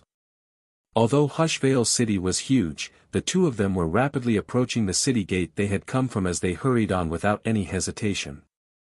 As the battle at God Swamp Pharmacy had attracted the attention of too many divine guards, Han Shuo and Rose did not encounter too many obstructions. The few divine guards they encountered along the way did not even dare to stop them. They would automatically give way to Han Shuo and Rose when they appeared. After Han Shuo and Rose disappeared from sight, they hastily sent word to their divine guard chiefs. Therefore, the whereabouts of Han Shuo and Rose had never escaped the grasp of the Hushvale City divine guards. The patriarchs of the major family clans and city lord Hofs were the first to learn of Han Shuo's intentions. They all headed towards the city gate. Rose closely followed behind Han Shuo. After the two had fought a bloody battle, she gradually gained an unusual level of trust in Han Shuo. The fact that Han Shuo could calmly and unhurriedly fight his way out of the encirclement gave Rose a great deal of confidence. Just like Phoebe, Fanny, and the others, Rose, who thought that she was going to die for sure, began to trust Han Shuo blindly. As she followed behind Han Shuo and looked at Han Shuo's majestic back, not only did Rose not feel the slightest fear, she even felt a little excited. She could not wait to continue killing and challenge the true experts of Hushvale City. Han Shuo's brows were tightly bunched. He knew that all the experts of Hushvale City must have been mobilized by now. Perhaps there were experts from the nearby city gates. It would not be easy to escape from Hushvale City unharmed. Han Shuo was thinking about what he should do next. Before Han Shuo and Han Shuo got close to the city gates, he sensed something unusual from the surrounding energy towers. The power of the boundary that enveloped the entire Hushvale City had suddenly increased. The energy towers and boundary towers in the city glowed brightly as they activated all the energy crystals in them, strengthening the boundary around Hushvale City. Just like in the City of Shadows, there were only a few openings in the city gates. There was no way that Han Shuo alone could break through the boundary formed by hundreds and thousands of energy towers and boundary towers. Therefore, he had no choice but to use the openings in the city gates to escape. However, those city gates would normally be guarded by nearly 1,000 divine guards when there were no major incidents. Tonight, the city gates would be even more heavily guarded. Han Shuo understood that by the time he arrived at that city gate, he would be in for a bloodbath that was unavoidable. Only by escaping from Hushvale City in a bloody battle would his journey to Hushvale City come to a perfect end. Otherwise, Han Shuo would have no choice but to use the demonic blood disassembly to escape. Rose, on the other hand, would undoubtedly die. Not only would she die, but she would also be subjected to the inhumane torture of Hushvale City before she died. Han Shuo put on a gloomy face and did not say a word. As he hurried on, he couldn't help but turn his head to look at Rose. To Han Shuo's surprise, Rose, who had been treating Han Shuo coldly, put on a sweet smile when Han Shuo turned to look at her. In a somewhat excited manner, she said, "I know. We will definitely make it out of Hushvale City alive." Han Shuo was stunned. On one hand, it was because of Rose's attitude towards him. On the other hand, it was because of Rose's baseless confidence. Rose, who had always been cold and indifferent to Han Shuo, had an outstanding appearance to begin with. Her sweet smile made Han Shuo momentarily absent-minded. For some reason, he was confident that they would be able to escape unscathed. However, his confidence was just as baseless as Rose's. Because of Rose's sweet smile, the invisible layer of ice between them seemed to have melted. Han Shuo, who was surrounded by all the experts in Hushvale City, suddenly felt that this journey had become interesting. The city lord and the patriarchs of major family clans in Hushvale City had learned of the whereabouts of Han Shuo and Rose through various channels. These wily old foxes had guessed that Han Shuo was planning to barge through the city gate. They led their elite divine guards towards the city gate. The House of Simon, one of the 4 major family clans of Hushvale City, was located very close to the city gate. The city gate was guarded by the House of Simon. When Weston, the patriarch of the House of Simon, received the news from the House of Hoffley, he led the elite divine guards of the House of Simon to the city gate. There were originally 700 divine guards stationed at the city gate. In addition to the 500 most elite divine guards of the House of Simon, Weston had brought a total of 1,300 divine guards. Every one of the 500 elite divine guards of the House of Weston was a late-stage mid-god. The 3 high god experts of the House of Simon in Hushvale City, other than the chief of the Fourth Order, were all gathered at the city gate. As soon as Weston arrived, he calmly instructed, "Don't gather together. Spread out on both sides of the city gate and make a path. After the 2 enter the path, we will attack from both sides." Weston had learned from the chief of the Fourth Order just how powerful Han Shua and Rose were. He knew that Han Shua and Rose were like trapped beasts. Crazed high gods were terrifying, especially 2 of them. Under Weston's instruction, the House of Simon's divine guards dispersed and cleared a path leading to the city gate. The divine guards spread out on both sides of the path and looked ahead with cold eyes, waiting for Han Shua and Rose to walk right into the trap. "Brother-in-law, with this, our House of Simon will have 2 chief of divine guards. I should be the one to fill Eugene's vacant position." Anchor was a cultivator of the energy of death. He had been in charge of the northern fortress for less than 100 years. He had returned to the House of Simon because he coveted Eugene's position as chief of divine guards. Originally, Weston had told him that Hofs would never give the position to his House of Simon. Anchor, who was utterly disappointed, did not hold any hope. Little did he expect that such a major event would happen in Hushvale City and cause Hofs to suddenly change his mind.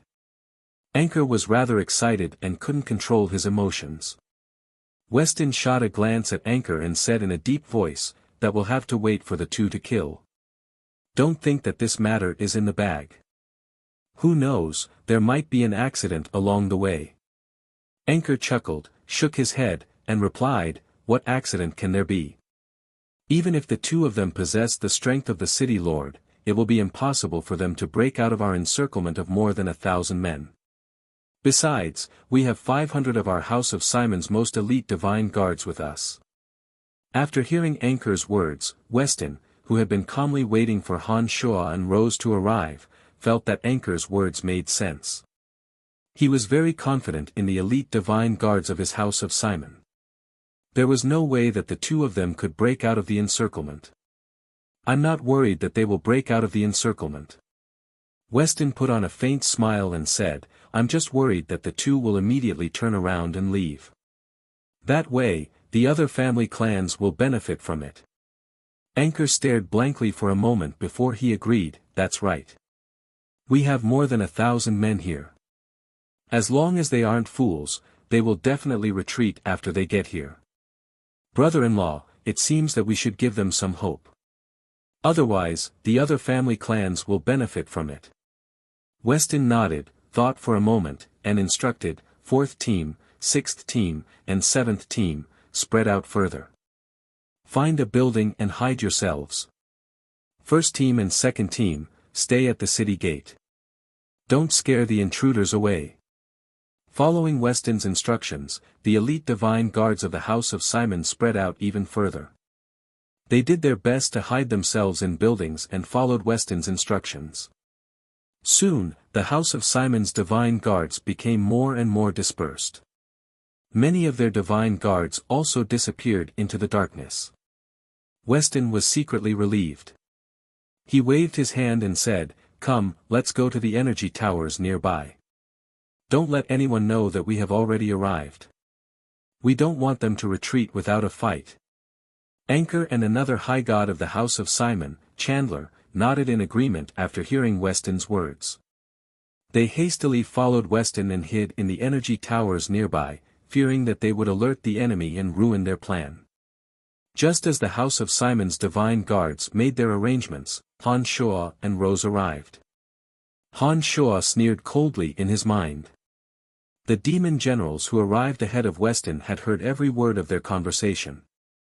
How could they possibly hide their intentions from Han Shua? However, Weston's arrangement was exactly what Han Shua wanted. If all the divine guards of the House of Simon were to gather at the city gate, it would be very troublesome for Han Shuo and Rose to force their way through. But now that Weston had his divine guard spread out, it gave Han Shuo the perfect opportunity. Sometimes, a good strategy could be used over and over again. As long as the timing was right, it could yield miraculous results. With one thought, Han Shuo transmitted a command to Cauldron Spirit.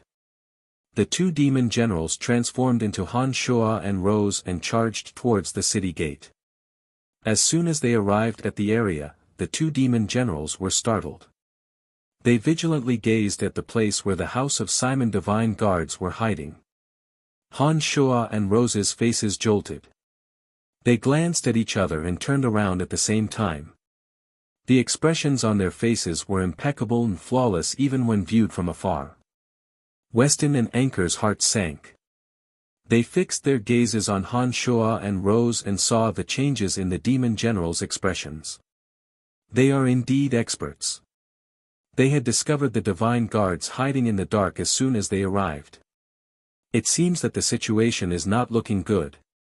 Weston and Anchor were startled. As soon as the thought came to their minds, the two demon generals who had transformed into Han Shuo and Rose retreated the way they came. They had retreated. God damn it, chase after them.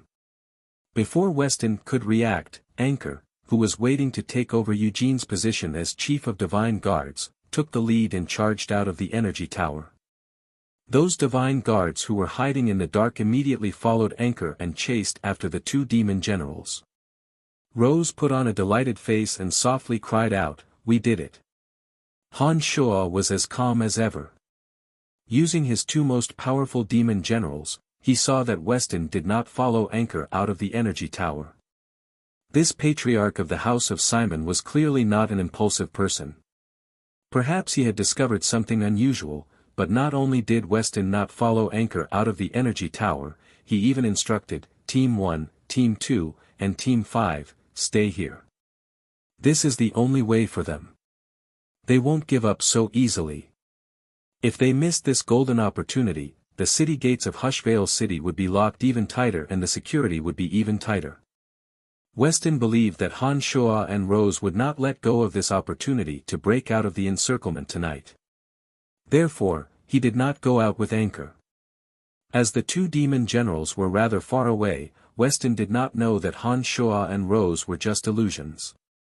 The reason why he was so certain was because of his many years of intuition. As the patriarch of the House of Simon, Weston had experienced many trials and tribulations. The experience he had accumulated through countless battles was a great asset. Sometimes, such experience was even more important than one's strength. This time, Sikher had made the right bet by relying on his past experiences. But was this his good luck or bad luck? It was not up to him to decide. Following Sikher's instructions, a portion of the House of Simon divine guards stayed behind and were on high alert. The other high god, Chandler, did not leave either. He only followed Sikher's lead. Seeing that Sikher did not leave, he did not make any rash moves. He silently hid in an energy tower nearby and observed the changes below with cold eyes.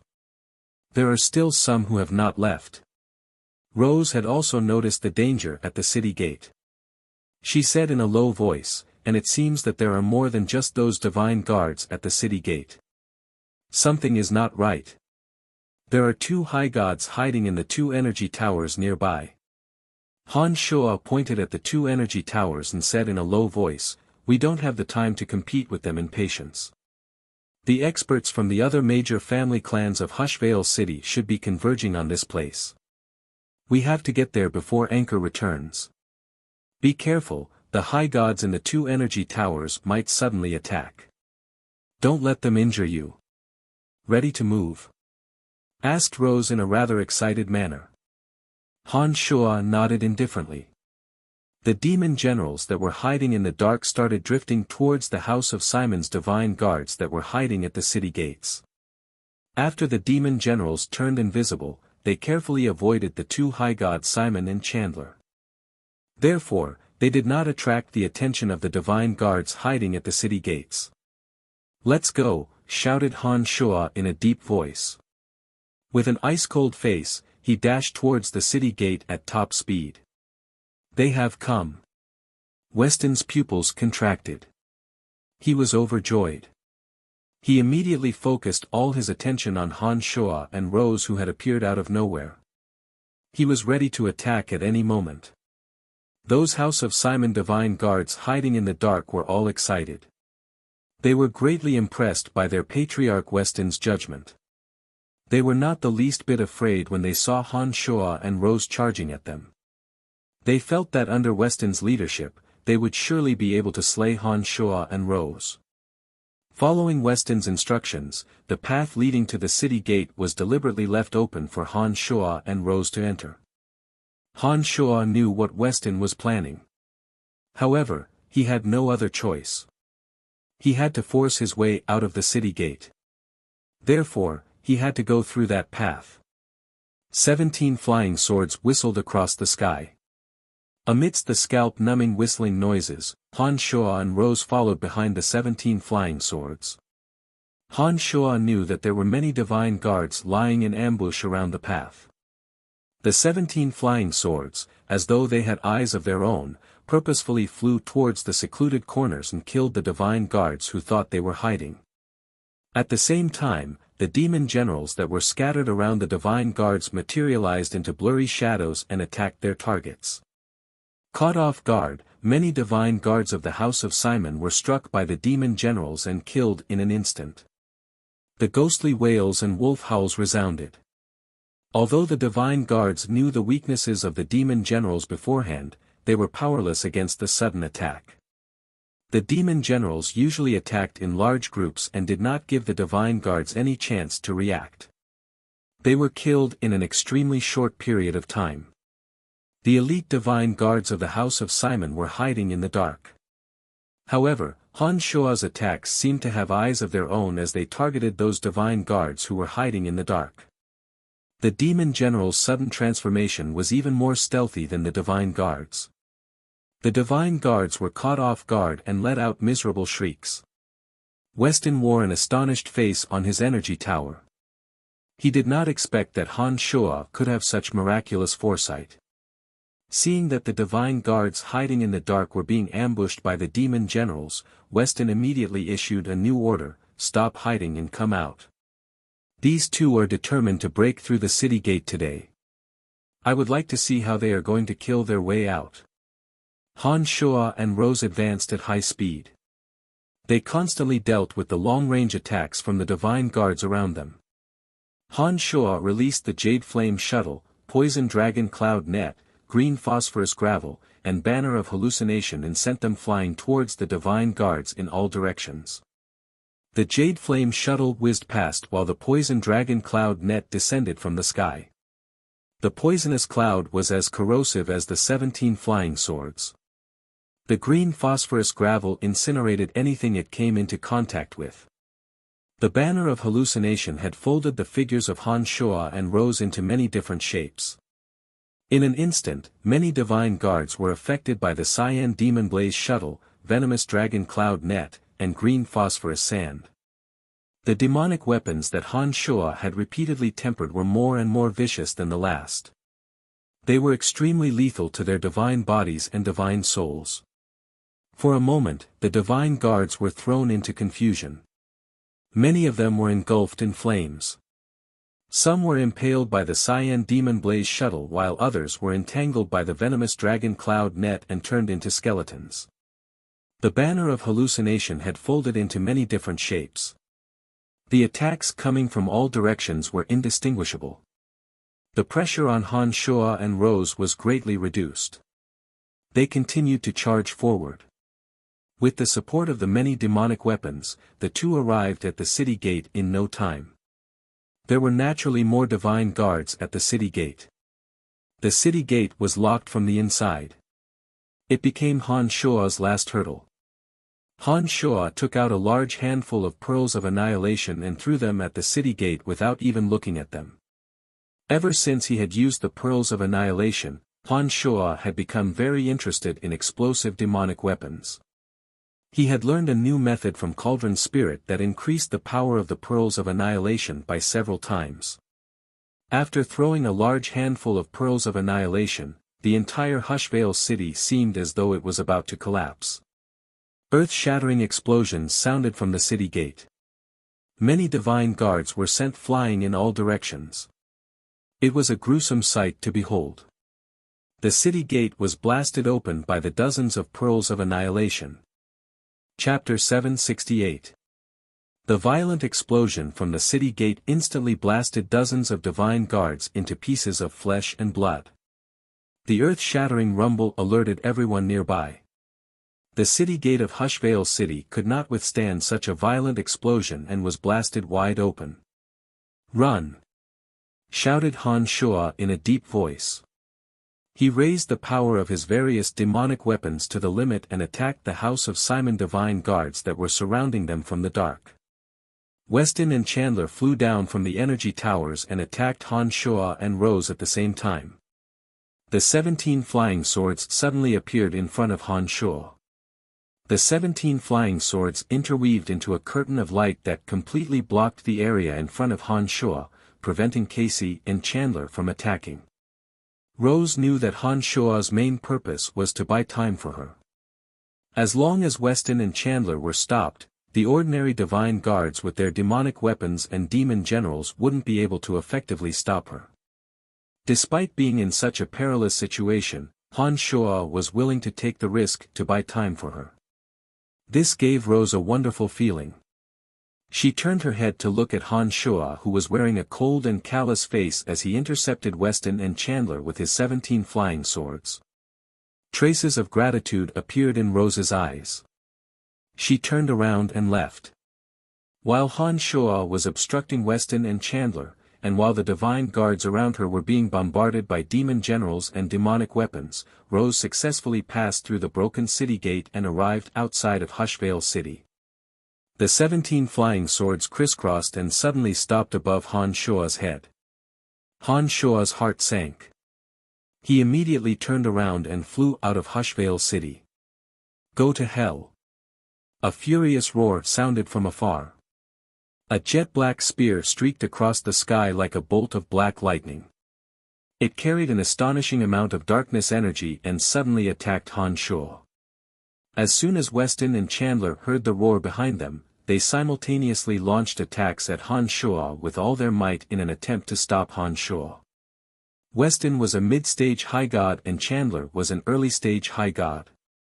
Although it wasn't easy for Han Shuo to deal with them, it wasn't too much of a problem. The 17 flying swords intertwined behind Han Shuo like streaks of lightning and dispersed Weston and Chandler's attacks. However, the jet-black spear possessed astonishing power. It was rather difficult to deal with the lightning-fast attack of the spear.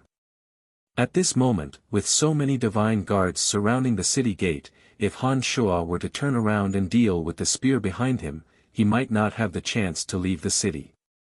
The 17 flying swords that had dispersed Weston and Chandler's attacks did not have the time to return to Han Shuo's back.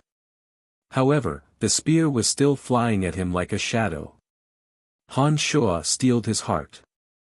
Instead of turning around to deal with the spear, he charged at the city gate that had yet to be fully sealed by the new divine guards. Han Shuo's 2 hands were constantly moving forward to deflect the incoming attacks. Invincible Omen Body was automatically activated. Even if an ordinary mid-god's attack landed on his Invincible Omen Body, it would not cause any damage to him. Bang! The spear whizzed through the air and pierced at Han Shuo's back. The demon's lair edge shot out from the torn clothes on his back and blocked the spear. A surge of ferocious darkness divine energy suddenly surged into Han Shuo's back from the demon's lair edge. The Invincible Omen Body instantly withstood the assault of the darkness divine energy. The all-out attack from Hafs, the city lord of Hushvale City, was no trivial matter. Even the Invincible Omen Body could not neutralize all the energy. The area on Han Shuo's back suddenly caved in as though it was pierced by a sharp awl. Han Shuo tasted something sweet in his mouth. 2 streaks of blood flowed out from the corners of his mouth. Han Shuo immediately knew that he had been injured by the all-out attack from the late-stage High God City Lord. Fortunately, the invincible omen body had neutralized most of the energy. Otherwise, the attack would have pierced through Han Shua's back and rendered him unable to fight on the spot. 2 streaks of blood flowed out from Han Shua's back. Han Shua took a quick look at his body and immediately realized that his injuries were not serious. With the help of Hof's attack, Han Shua flew even faster towards the city gate. It was at this moment that the 17 flying swords returned from Weston and Chandler to help Han Shua fend off the attacks from the surrounding divine guards. Han Shua's figure flashed through the open city gate like a bolt of lightning. Outside the gate, Rose was waiting anxiously. "The city lord of Hushvale City is here. Let's go!" shouted Han Shua. He grabbed Rose's hand and activated the art of the demonic ninth heavens using Cauldron Spirit's energy. Together with Rose, they rapidly disappeared into the distance. Hofs, the city lord of Hushvale City, was a late-stage high god. With the help of the 17 flying swords and Cauldron Spirit's energy, Han Shua believed that his strength would not be inferior to Hofs. However, Hofs had brought several high gods of Hushvale City with him. Simon and Chandler were also waiting at the city gate. The patriarchs and high gods of 2 other family clans were also rushing towards the city gate. As long as Han Shua wasn't crazy, he would know that it would be unwise to fight them at the city gate at this time. If he were to be surrounded by so many high gods, Han Shua would have absolutely no chance of breaking out of the encirclement other than using the blood disassembly. The blood disassembly was too damaging to his demonic body and demonic arts. Han Shua would not use it unless absolutely necessary, especially when his cultivation of demonic arts was progressing at a slow pace. Rose possessed mid-stage high god strength. Although her speed was much faster than an average person, Han Shua believed that she was still inferior to Hofs, who was also a late-stage high god of darkness. Han Shua, who was flying at full speed with the help of Cauldron Spirit's energy, was much faster.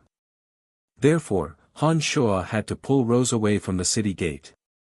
The 2 demonic figures flashed outside Hushvale City and rapidly disappeared into the thicket of ancient trees and shrubs. Hofs, along with his family clan experts and Simon, closely followed Han Shua and Han Shua. Hofs wore a malevolent face. As he flew, he shouted, "Search! I have shot that youngster with my spear. He won't be able to get far. Whoever kills them will be the one to fill the gap left by Eugene's death." It was at this moment that the patriarchs of the other 2 family clans finally arrived. They happened to hear Hofs shout. The 2 patriarchs, who were still shocked by the tragic scene at the city wall, immediately led their family clan divine guards and chased after Han Shua and Han Shua. Hofs took the lead. He, Weston, Chandler, and a few other high gods flew at high speed towards the direction Han Shua and Han Shua had escaped. Hushvale City had been plunged into chaos and countless divine guards were killed. Not only that, the intruders had managed to break into Hushvale City. If word of this were to spread, Hofs would be utterly humiliated in the Darkness Dominion. The status of the House of Hoffley in Hushvale City would also be questioned. This was the last thing Hofs wanted. Weston, the patriarch of the House of Simon, too, was filled with rage. The House of Simon was in charge of guarding the city gate. Yet, Han Shua and Han Shua had killed their way out of their tight encirclement. This was a great humiliation to the House of Simon. Given Hof's temper, he would surely seek revenge. Most importantly, the House of Simon had just lost more than 200 elite divine guards. The earth-shattering explosion at the city gate alone had killed nearly 100 of their divine guards. Those elite divine guards had been painstakingly recruited by the House of Simon for tens of millions of years. Each and every one of them was incomparably precious. How could the House of Simon not be enraged by the loss of more than 200 of their elite divine guards? The experts of Hushvale City left the city and entered the vast mountain range in the vicinity with various motives. Without the ubiquitous energy towers and energy boundaries, the mountain range was now filled with towering ancient trees and towering mountain peaks that reached into the clouds. Concealment was everywhere. For the experts of Hushvale City, the difficulty of finding a single person in the mountain range had increased by 100 times. At first, Rose, whose hand was pulled by Han Shua, was very nervous about Hafs, the city lord of Hushvale City, chasing after them. But gradually, Rose noticed that the high gods of Hushvale City were getting further and further away from them. Not only did Han Shua not slow down, he even increased his speed. It was as though he knew every region of the mountain range like the back of his hand. He constantly changed his position as he traveled, widening the gap between him and Han Shua. Rose was relieved. With that, Rose could think about other things. Then, she discovered that her delicate hand was tightly grasped by Han Shua's big and rough hand. Han Shua's big hand was thick and warm. His meridians were pulsating vigorously. Rose suddenly felt that her palm was covered with sweat. She immediately realized that she had been overly nervous. With some peculiar emotions in her heart, Rose turned her head to look at Han Shua, who was right in front of her. She discovered that Han Shua's face was calm and unwavering. Blood was flowing out from the corner of his mouth, but he was still confident. His face was as angular as a sculpture, brimming with the toughness and callousness that a man should have. Even the blood stains on the corners of Han Shua's mouth seemed to be filled with charm. Rose, who was about to wipe the blood stains off Han Shua's mouth, did not act rashly. Instead, she stared blankly at Han Shua. For a moment, her mind was filled with all sorts of thoughts. Perhaps, only a man like Han Shua could stand proudly above everyone else. Rose thought to herself. After going through so much with Han Shua, not only did she no longer have any prejudice against Han Shua, she even admired Han Shua's tenacious and indomitable character. He was decisive, steady, unscrupulous in achieving his goals, and would never give up. All these qualities were concentrated on a single person. How could a person like him not succeed when he still had unlimited potential and terrifying strength? Han Shua did not pay any attention to Rose, who was beside him. He continued flying at high speed with a calm face. He sneered in his heart and listed Hushvale City as his new enemy. What Han Shua and Rose had done in Hushvale City today would shock the entire Hushvale City. Even if Han Shua and Rose changed their appearances and went into hiding, their identities would be discovered by Hafs sooner or later. Hushvale City would not let such a great humiliation go so easily. A grudge had been formed. What Han Shua was thinking about was how to deal the greatest blow to Hushvale City's strength so that Hafs and his family clan would have no time to deal with Han Shua, the malefic star of Hushvale City. Suddenly, Han Shua turned around and said to Rose in a deep voice, "We are the hunters in the mountain range. They have chased us for so long that they have dispersed. Now, the stage is ours." Chapter 769. As soon as they escaped from Hushvale City, it meant that Han Shua and Rose were safe and sound. There were plenty of cover in the vast mountain range and there was no boundary that shrouded the sky. Han Shua and Rose were like fish swimming in the sea. They no longer had to worry about being surrounded. Instead of rushing forward desperately, Han Shua and Rose used the omnipresent vision of demon generals to weave through the forest in search of the best hiding spot. A rock wall shrouded in mist became Han Shua and Rose's temporary hiding spot. Han Shua and Rose stood still on the rock wall. Han Shua let out a soft sigh and smilingly said, "The mist is thick. Unless an expert like Hafs comes, no one will be able to detect our presence. Let's take a break and wait for those from Hushvale City to arrive." The pursuers from Hushvale City had been left far behind by Han Shua. It would take some time for them to arrive.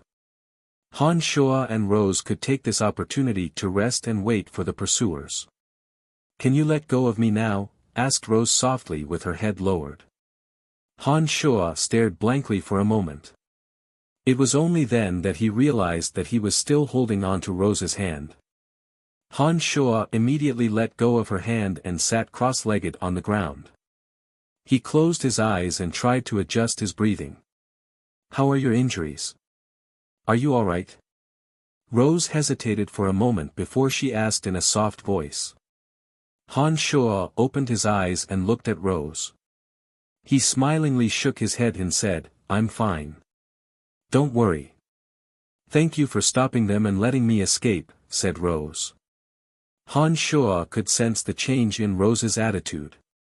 Han Shuo, who was used to Rose's silence and cold words, was not used to Rose's sudden concern.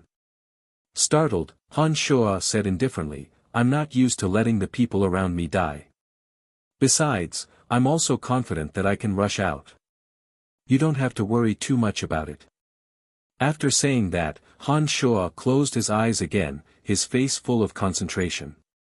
Rose, who was about to say something, saw that Han Shuo had begun to focus on restoring his strength, did not continue to disturb Han Shuo. She just quietly watched Han Shuo from the side. For some reason, Rose felt very at ease when she and Han Shuo were in such a cloud-shrouded rock wall. There was also an indescribable sense of comfort. The corners of Rose's mouth curled into a faint smile. She too had calmed down contentedly. She sat beside Han Shuo and began to restore the divine energy she had consumed in Hushvale City. Hafs put on a gloomy face and furiously roared, Search. Find them even if you have to dig 3 feet into the ground. After searching for a long time, Hafs and his party did not even see a shadow of Han Shuo.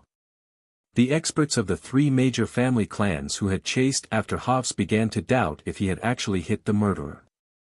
According to Hafs, he had struck the assassin's back with all his might. Given Hafs' late-stage high god strength, as long as the attacker was not an over-god, there was no way he would be unaffected by such an attack. Even a late-stage high god like Hafs would be seriously injured if he were to be struck by such an attack. There was no way that a heavily injured high god could remain unaffected. After such a long pursuit, the murderer would surely show signs of fatigue and eventually be killed on the spot. However, the reality was vastly different from what they had expected. Not only was the murderer not affected by the attack, but he was also moving faster and faster. After a long period of pursuit, he had left them far behind, causing them to lose track of the murderer. This was clearly not in line with Hafs's statement. If Hafs wasn't the city lord of Hushvale City and the patriarch of the House of Hafli, these people would have jumped out to reprimand Hafs. They would have accused him of incompetent command, of not understanding the situation, and of lying. City Lord, this mountain range is too vast. Now that the target has disappeared, it would be inappropriate for us to search like a swarm of bees. Why don't we split up and search in groups of family clans? Although the 2 possess extraordinary strength, our family clans can definitely take them down. At the very least, we can send out a signal. What do you think, my lord? Suggested the patriarch of the House of Granro. Hafs, who had been blinded by anger, immediately knew that this was the most appropriate method given the current situation. He put on a gloomy face and nodded. He said, All right, we will split up and search in groups of family clans. Once we find any traces of the 2, send out a signal immediately. Weston, who had lost more than 200 of his family clan's elite divine guards, had been waiting for those words from Hafs. Without a word, he signaled his family clan's divine guards with his eyes and was the first to leave with his family clan's divine guards. Shortly after, the other 2 family clans also left Hafs' side and started searching in different directions. With that, the 4 major family clans of Hushvale City, including Hafs, split up into 4 groups and continued searching. As the search progressed, the 4 groups of divine guards gradually split up again. The situation was somewhat similar to the time when Han Shuo toyed with the god hunters. Night was gradually replaced by day. When the scorching sun hung high in the sky, the distance between the 4 major family clans grew larger and larger. The dazzling rays of the scorching sun penetrated through the layers of mist and shone on Han Shuo, who was sitting on the cliff wall. Suddenly, Han Shuo opened his eyes and cried, Someone is coming. Rose, who had been cultivating in silence, blinked her long eyelashes. Her beautiful eyes appeared before Han Shuo. She looked at Han Shuo and said, "We'll do as you say." After fighting side by side with Han Shuo in Hushvale City, Rose was thoroughly impressed by Han Shuo. She no longer doubted Han Shuo's ability to carry out his missions. Rose's words fully proved that she had complete faith in Han Shuo. "It's the house of Simon. Hee, this family clan is really unlucky. They just have to bump into us every time." Han Shuo grinned and stood up. He said to Rose, "This time, we will hunt that high god named Anchor." "Yay!" Rose cried out in excitement. She stood up after Han Shuo and asked, "How do we do it?" "Follow me." Han Shuo made his way through the mist and slowly descended into the dense forest below. He avoided the eyes and ears of the divine guards in the vicinity and stealthily headed towards Anchor with Rose. The reason why he chose Anchor was that Anchor cultivated in the energy of death. To Han Shuo, as a cultivator of the energy of death, the divine energy of death in Anchor's body could be of use to Han Shuo. The demon generals had long been watching Anchor and observing his every move. Anchor had shown too much greed for the position of chief of Hushvale City Divine Guards and was unable to control his desires. Han Shuo had seen through Anchor's impatience back in Hushvale City. Therefore, he had used an illusion to deceive Anchor. After entering the mountain range, Anchor became even more impatient. He constantly yelled at his subordinates to spread out and search further. Given the strength of these divine guards, even a dozen of them wouldn't stand a chance against Han Shuo and Rose. Anchor's orders clearly showed that he did not care about the lives of his divine guards. Perhaps he was hoping that Han Shuo and Rose would kill those divine guards and expose their whereabouts so that he could lead more divine guards to encircle and annihilate them. Having missed the scene of Han Shuo and Rose killing divine guards, Anchor had yet to realize just how terrifying Han Shuo and Rose were. At this moment, Anchor's greatest wish was for Han Shuo and Rose to appear as soon as possible so that he would have the opportunity to obtain the position of chief of Hushvale City Divine Guards. Perhaps the creator deities had been moved by the hope in his heart. Han Shuo and Rose's silhouettes gradually appeared in the distance.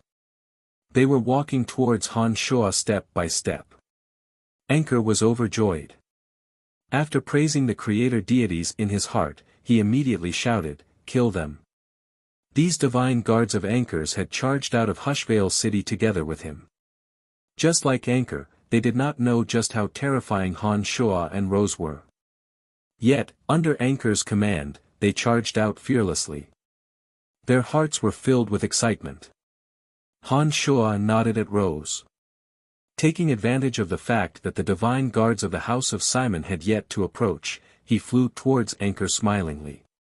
Before Anchor's excited smile could fade away, the 17 flying swords whizzed out from his body and enveloped Anchor. Before Anchor could even attack, he discovered that he had fallen into an evil dimension. Evil energies that he had never seen or heard of were surging towards him from all directions.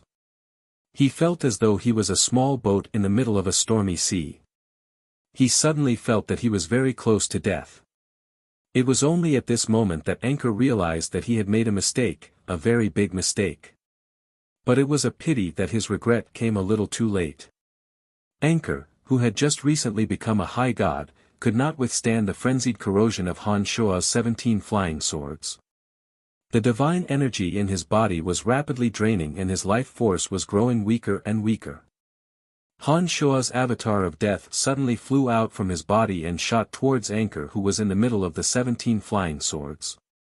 Meanwhile, his avatar of destruction flew towards a mid-god of destruction who had been seriously injured by Rose. He launched a sneak attack from behind and subdued that person. In an instant, the two avatars simultaneously started to absorb the divine energy in the bodies of their subdued victims. At the same time, Han Shuo's mind and body were tranquil and calm. With the demonic blades, he assisted Rose in slaughtering the divine guards around her. Since Han Shuo had started devouring the divine guards, he could not leave any of them alive. Otherwise, if news of this were to spread, it would be extremely disadvantageous to him. The moment Han Shuo's mind and body calmed down, he seemed to have affected the other two avatars that were devouring the divine guards. In an instant, the divine souls of the two avatars and the consciousness of Han Shua's main body formed a miraculous connection. The three symbiotic souls seemed to have fused together in an instant. The domains of divinity of death and destruction suddenly formed from the two avatars that were devouring the divine guards. The two domains of divinity abruptly overlapped and rapidly fused together in a bizarre manner that no one could understand. All of a sudden, a completely foreign domain of divinity was strangely generated. The edict of destruction energy surged all over the domain of divinity. The element of death in the surroundings started to pour into the domain of divinity at a speed that was several dozen times faster than usual. All the elements except for the element of death abruptly disappeared from around Han Shua. The strange changes were still going on. Chapter 770. Tiny threads suddenly appeared in the fused domain of divinity. Han Shua could clearly sense those tiny threads, but he couldn't see them with his naked eyes. After carefully sensing for a moment, Han Shua discovered that those threads seemed to originate from the power of faith of profound continent and the abyss realm in his divine soul. The power of faith could not only increase the power of the domain of divinity, but also provide him with weak divine energy at all times. Although the divine energy transformed from the faith of mortals was so weak that he could only sense a tiny bit of it, it was an endless stream. After accumulating for many years, it would become a considerable amount of divine energy. All this while, Han Shua could sense the weak divine energy that the power of faith provided to him. However, he had never sensed the effect of the power of faith on the domain of divinity.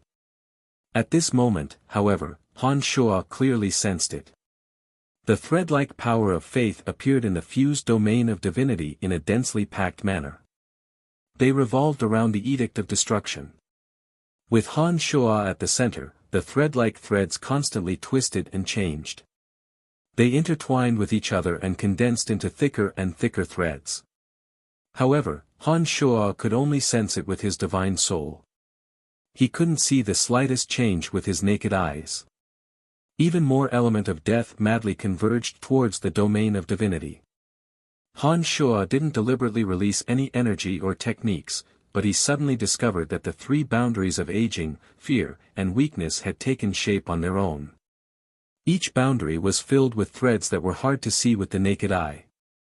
Those threads seemed to be able to absorb the element of death that was constantly pouring into them and alter the composition of the three boundaries. All of a sudden, the power of the three boundaries kept increasing. Han Shua could clearly sense that the influence of the three boundaries was rapidly expanding. In no time at all, they overlapped and covered the entire domain of divinity. With Han Shua at the center, the threads that reflected the power of faith entangled the element of death that was crazily pouring into Han Shua's body in the edict of destruction. They constantly altered the boundaries in the domain of divinity, causing the power of the three boundaries to grow stronger and stronger. Ha! Rose cried out in alarm. She suddenly sensed the abnormality in the area next to Han Shua and immediately asked, "What's wrong?" Han Shua came to a sudden realization. He immediately realized that this wasn't the right time to carefully sense his new domain. The two targets that were being devoured had already exhausted their life force. Han Shua summoned a flying sword and stabbed Anchor and the mid-god of destruction. The two gradually turned into puddles of blood. Rose's long silver hair had been dyed scarlet. She stood coldly among the corpses on the ground, her clear eyes staring at Han Shua, full of bewilderment and bewilderment. Not a single one of Anchor's dozen or so divine guards survived. They were all killed by Rose. Through his demon general, Han Shua could sense that even more experts of the House of Simon were rapidly converging on the battlefield. "Let's go!" Han Shua softly shouted and took the lead in retreating. As soon as the two left, Weston and Chandler arrived with hundreds of elite divine guards of the House of Weston. The scene before them was too horrible to look at. The ground was covered with corpses. Half of Anchor's body had melted and he had lost his life force. Needless to say, the sight of Anchor's body melting into puddles of blood was enough to prove who the murderer was. Weston had never been as furious as he was at that moment. The strength of the House of Simon was declining sharply. The death of a high god was like adding snow to snow, especially when Anchor was the younger brother of his wife. "Patriarch, what should we do?" Chandler approached Weston and asked in a deep voice, "Those two come and go without a trace. They possess terrifying strength. What should we do to force them out and kill them?" Unlike Anchor, Chandler had personally witnessed the terrifying destructive power Han Shoa and Rose displayed at the gates of Hushvale City. As a member of the House of Simon, it was only natural for Chandler to hate Han Shoa and Rose to the bone. However, he was also somewhat fearful of the duo. He knew that even Weston would not be a match for that callous young man in a one-on-one fight. Therefore, he always had his divine guards stick close to him in case something went wrong. It was precisely because of his cautiousness that Han Shoa did not come after him. He managed to escape unscathed, but Anchor was killed. Anchor's death had a great impact on Chandler. He began to worry that he would be the next target. "Release the signal. Tell them that those two are in the vicinity," Weston suddenly commanded after keeping silent for a moment. After taking a short pause, Weston continued, "Our men are to stick close to each other. Do not leave without a good reason. Our previous understanding of the situation is completely wrong. I don't think that guy was seriously injured by the city lord at all. Otherwise, he wouldn't have exposed himself and attacked us." "Patriarch, are you saying that the city lord is lying?" Chandler was dumbfounded. He looked left and right before asking in a low voice. Weston shook his head, let out a soft sigh, and said, "The city lord would not make such a joke at a time like this. Besides, based on my understanding of him, I know that he disdains lying." Weston took a deep look at Chandler and said, "The city lord's words cannot be wrong. Not to mention that not only did that guy not leave, he even treated us as his prey. This can only mean one thing, that he is stronger than the city lord." Chandler's face jolted when he heard those words. After thinking about it for a moment, Chandler's face turned even more unsightly. He thought of the over-god who had transcended high god rank but did not possess the quintessence. Chandler became even more terrified when he thought of that. He asked in a slightly panicked manner, "What should we do then?" "Don't even think about killing them. Our family clan has exhausted too much of our strength. We will be fine as long as we can bring our men out of the mountain range." Weston wore a helpless and humiliated face. However, he continued, "If other family clans want to touch him, let them. It is time for them to suffer some losses. Otherwise, the House of Simon's position in Hushvale City will be challenged." As the patriarch of the House of Simon, Weston had to make difficult decisions for the benefit of the family clan. His many years of battle experience had given him keen observation skills. Just like how he had previously determined that Han Shoa would return to the city gate, his decision this time was correct. Han Shoa, whose strength had been overestimated due to his invincible omen body, was having a headache. Facing Rose's questioning gaze, Han Shoa didn't know how to explain. Previously, as the 17 flying swords blocked Rose's view of Han Shoa devouring Anchor, she couldn't see what was going on. But later on, when Han Shoa devoured another mid-god of destruction, Rose immediately revealed a shocked expression when she saw what Han Shoa was doing. God hunters were hated by everyone on Elysium. Obviously, Rose knew about the existence of god hunters. She watched as Han Shoa devoured that mid-god of destruction. She was extremely shocked. She did not expect that Han Shoa was a notorious god hunter. After the two successfully escaped from that area, Rose continued to look at him suspiciously, which made Han Shoa feel very uncomfortable. They came to an ancient tree with dense foliage. Han Shoa braced himself and asked, "Why are you looking at me like that? Do you know?" Rose looked deeply at Han Shoa and asked, "Are you a god hunter?" "No, I'm not. Han Shuo firmly denied. Then, he solemnly explained to Rose, God hunters are a group of people who cannot control their desire to devour. Their minds are occupied by greed. They are a special group of people who wholeheartedly seek to devour the divine energy of others to increase their own strength. This group of people have their own alliances and organizations. Their desire to devour has replaced the rationality of an ordinary person. As long as they are alive, their desire to devour will continue to exist, causing them to constantly devour. I don't need you to explain that to me. I have been on Elysium for a much longer time than you. I know about God hunters. After taking a short pause, Rose calmly continued, could it be that you are different from them? Of course I am. Han Shuo put on a faint smile and said, I can overcome the desire to devour and will not be affected by greed. As long as I don't want to, even if you trap someone in front of me, I will not devour them. They are a group of people who are dominated and influenced by greed. I, on the other hand, am different. I can control my desire and do such things rationally. I don't believe you. I have never heard of anyone who can overcome that desire. Once it starts, there is no stopping it. Rose's slender brows were tightly bunched. She softly sighed and asked, why are you such a person? Han Shuo put on a faint smile and said, you should know very well whether I am such a person or not. If I were a god hunter, everything I do would be for the sake of devouring others. Since we have known each other for so long, have you realized that I do things for the sake of devouring others? Rose stared blankly for a moment after hearing Han Shuo's words. She carefully thought for a moment and realized that Han Shuo's words made a lot of sense. She had known Han Shuo for quite some time and she knew that god hunters were driven by the desire in their hearts. If they did not devour others for a period of time, they would feel very uncomfortable and would act involuntarily for their goals. Rose and Han Shuo had been together for quite some time. Because of their master-slave relationship, Rose had never left Han Shuo's side. During that period of time, she really did not notice any abnormal behavior from Han Shuo. Not only was Han Shuo behaving normally, but he was also clearly an extraordinary individual who had an extremely strong will and could control himself to the greatest extent. Such a person was obviously different from a god hunter. Rose couldn't be sure.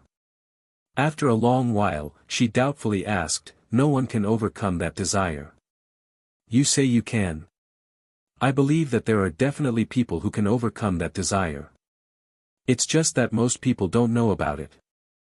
Han Shuo let out a soft laugh and said, you will slowly come to understand the truth. We will be spending a lot of time together in the future. I'll believe you for now. Rose mumbled. Suddenly, she recalled something and cried out in surprise again, right, I remember that when you devoured that mid-god of destruction, he was clearly there but you seemed to be fighting not far away from him. Could it be that you used that life form to devour him? If that's the case, you won't be affected. Han Shuo knew that he and Rose would be spending a lot of time together in the future and that sooner or later, she would learn about the secret of his avatars. After hesitating for a moment, Han Shuo replied, more or less. Han Shuo did not explain too much and decided to wait for Rose to find out about it. Rose did not pursue the matter. She was very curious about Han Shuo. But when she saw that Han Shuo had no intention of talking about it, Rose decided not to pry too much. After leaving the house of Simon, Han Shuo used his demon generals to observe for a while. He discovered that all the divine guards of the house of Simon had gathered together. Han Shuo knew that with Weston on his guard, it would not be easy for him to find another opportunity to strike. The family clans of Hushvale City who had received Weston's message were converging on the area. Han Shuo and Rose hastily retreated from the area. By the time City Lord Hofs and the others arrived, Han Shuo and Rose had long vanished from the area. They had once again conducted a carpet search around the area. But as the boundaries were clearly visible, they did not discover anything. Very soon, these people dispersed again and continued to search this mountain range in groups of clans. The few chiefs of Hushvale city also dispersed. Some joined their family clans, and some acted alone. They expanded the search area. For the next half a month, Han Shuo would kill whenever he had the chance. Before the main force could approach, he would use the omnipresent patrolling ability of his demon generals to retreat. Nearly 100 divine guards and 2 high gods from the House of Hofs and House of Salohauser were killed in the span of half a month. No matter how cautious Hofs and the others were, the number of casualties would only increase. Once the distance between the divine guards and the divine guards reached a certain distance, a massacre was inevitable.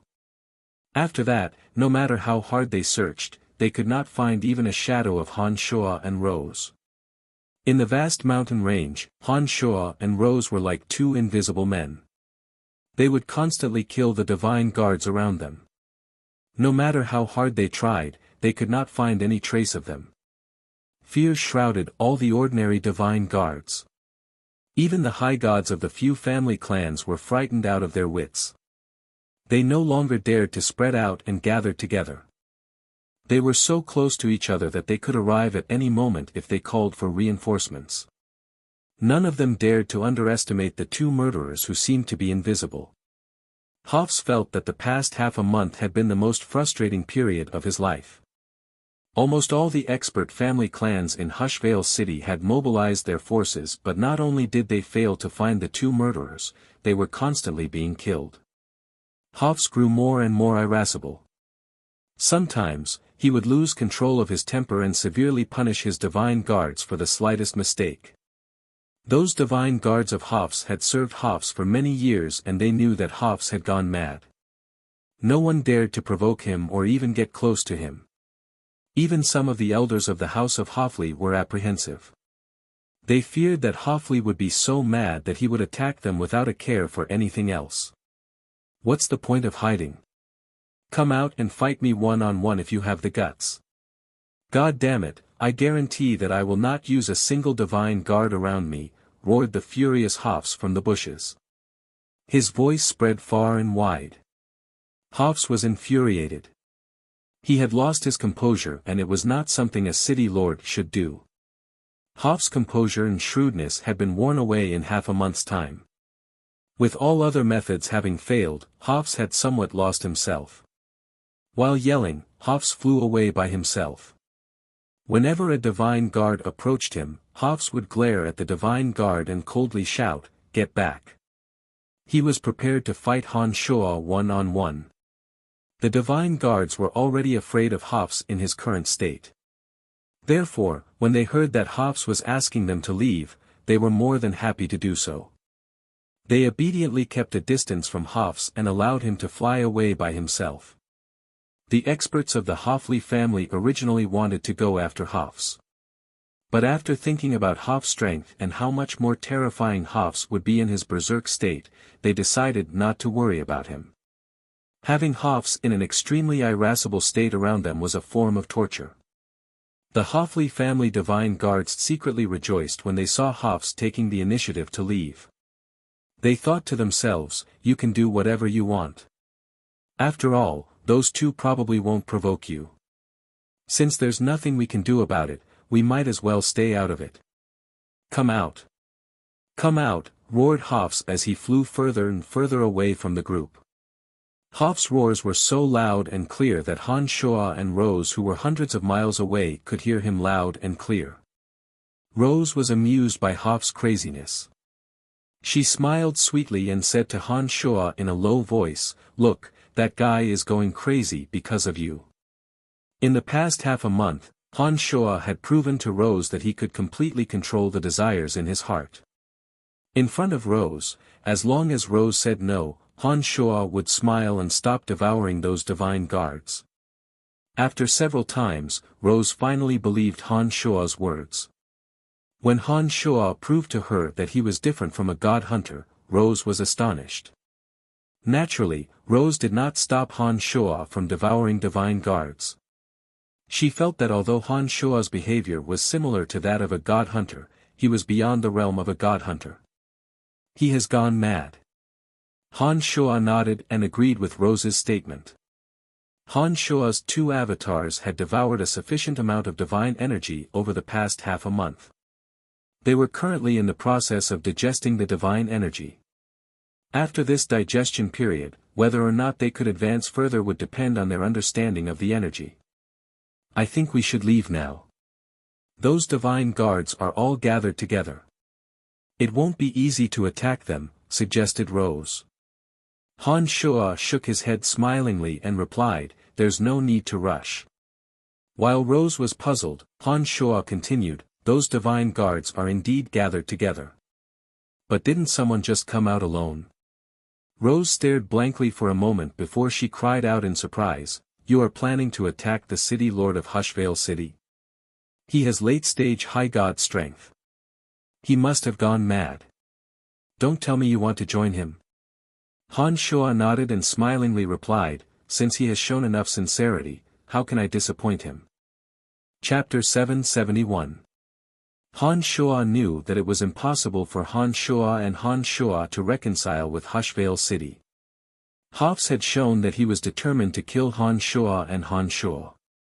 Even if Han Shua and Han Shua managed to escape from Hushvale City, Hafs would not let the matter rest. If Han Shua could kill Hafs, the power structure of Hushvale City would be reshuffled and the House of Hafli might no longer be the sole hegemon of Hushvale City. In order to eliminate this threat, Han Shua decided to kill Hafs in the mountain range. Besides, Han Shua also wanted to see if the Avicii god-slaying sword formation combined with Cauldron Spirit could kill a late-stage high god. This was an opportunity and a challenge for Han Shua. Therefore, Han Shua did not want to let it slip by. Rose was evidently frightened by Han Shua's decision. From her point of view, it was unwise to fight Hafs head-on. Putting aside the question of whether or not Han Shua could defeat Hafs, once the noise of their battle attracted the attention of the experts of Hushvale City, Han Shua would be in an extremely disadvantageous position. But Rose knew that she could not persuade Han Shua. Seeing that Han Shua had made up his mind to fight Hafs, she could only sigh helplessly in her mind. She secretly complained about Han Shua's audacity. She bunched her brows and said, all right, I'll hold the line for you. As a mid-stage high god cultivating in the energy of darkness, Rose knew that she was no match for Hafs. Once Han Shua and Hafs start fighting, she would do her best to eliminate the threats in the vicinity for Han Shua and do her best to buy time for Han Shua. You just need to loiter in the vicinity. I know better than you whether or not someone is approaching us. Don't worry, Hafs can't stop me, said Han Shua confidently. Han Shua was very confident. At this moment, Hafs had completely lost his mind and was drowning in rage. Han Shua, on the other hand, was incomparably calm. Han Shua knew that he had gained the upper hand even without a fight. Rose put on a bitter smile when she heard Han Shua's words. She suddenly felt that she couldn't help Han Shua much at a crucial moment. She felt somewhat useless. As a high god, Rose had rarely experienced such a feeling of uselessness. She felt rather strange this time. Han Shua did not say anything to Rose. By the time he made his decision known, he had already started moving towards Hafs at high speed. A dozen or so demon generals in the vicinity had already spread out in Hafs' direction. They were doing the most meticulous surveillance of that area. Every protruding boulder, every towering tree, and every shrub were quickly reflected in Han Shua's mind. Before Han Shua arrived, he had already grasped the terrain of the area like the back of his hand. Once the battle starts, Han Shua would be able to make use of the advantages he grasped to evade or attack. Unlike the other high gods who died in the Hell of Avicii, Hafs possessed late-stage strength and was extremely experienced in combat. The darkness divine energy contained in that black spear was extremely ferocious. Han Shua knew that Hafs was a formidable opponent. Han Shua had no choice but to go all out and make use of every advantage he could to prepare for the battle. Gradually, Han Shua arrived at the area where Hafs was. Hafs was still howling in a frenzy. His voice spread far and wide like ripples on water. The shrubbery close to Hof's was shredded into pieces as though it was sliced by a sharp blade. Just stay close to me. Don't come any closer. Han Shua's body suddenly came to a halt in midair. He adjusted his state of mind to its optimal state and slowly took a deep breath. Rose, who was following closely behind Han Shua, nodded indifferently. She knew that she was not as strong as Hof's and that she would be discovered if she got too close to Hof's. That way, Han Shua would not be able to conceal his presence and Hof's would immediately know that someone was coming. Rose was rather worried about Han Shua. She stammered for a moment before she softly said, "Be careful. Don't worry, there won't be any problems." Han Shua put on an indifferent smile and his eyes gradually turned cold and fierce. It was as though all emotions had vanished from his body. His mind entered a state of absolute calmness that was most suitable for combat. In the next moment, Han Shua's figure gradually turned blurry. Rose watched as Han Shua got further and further away. Suddenly, she discovered that as Han Shua's figure disappeared, his aura also began to fade. Finally, she could no longer sense any trace of Han Shua's aura in her divine soul. Rose was astonished. She put on a bitter smile and shook her head. She mumbled to herself, "Just how many more secrets do you have?" Hofs roared furiously as he walked further and further away. Suddenly, Hofs quietened down. His crazed eyes looked around and his brows were slightly bunched. He suddenly felt that something was wrong. It was as though someone was hiding in the dark and watching him silently like a wild beast. The feeling came so abruptly that Hofs instinctively raised his guard. Could it be that the two have really come? Hofs grew even more astonished when such a thought suddenly appeared in his mind. He did not hold much hope when he shouted and howled. He did not think that Han Shua and Rose would pay any attention to him. However, the feeling of being watched felt so real. Based on his many years of experience, Hofs knew that it was no illusion. Before he arrived, he had ordered the divine guards around him to stand down. Even the experts of his family clan were ordered to stay put. The person hiding in the dark was definitely not someone from Hushvale City. The uneasiness that Hofs felt as though he was sitting on pins and needles made him calm down. His eyes were still filled with intense crazed glints as he constantly scanned the surroundings. His divine soul was also doing its best to detect any abnormalities in the surroundings. Wisps of dark smoke flew out from his body and gradually spread to the surrounding shrubs and towering ancient trees. After a while, Hofs grew puzzled. The feeling of being hidden in the dark did not disappear. However, the darkness divine energy that flew out from his body did not detect any signs of life in the vicinity. This made him more and more uneasy. Hofs once again released his darkness divine energy and leaped into the sky. He looked down coldly from above and tried his best to find the target that made him uneasy. However, the feeling was still there but the target was nowhere to be found. "Come out. Come at me if you have the guts. Don't keep hiding." Hofs suddenly shouted. He was getting impatient.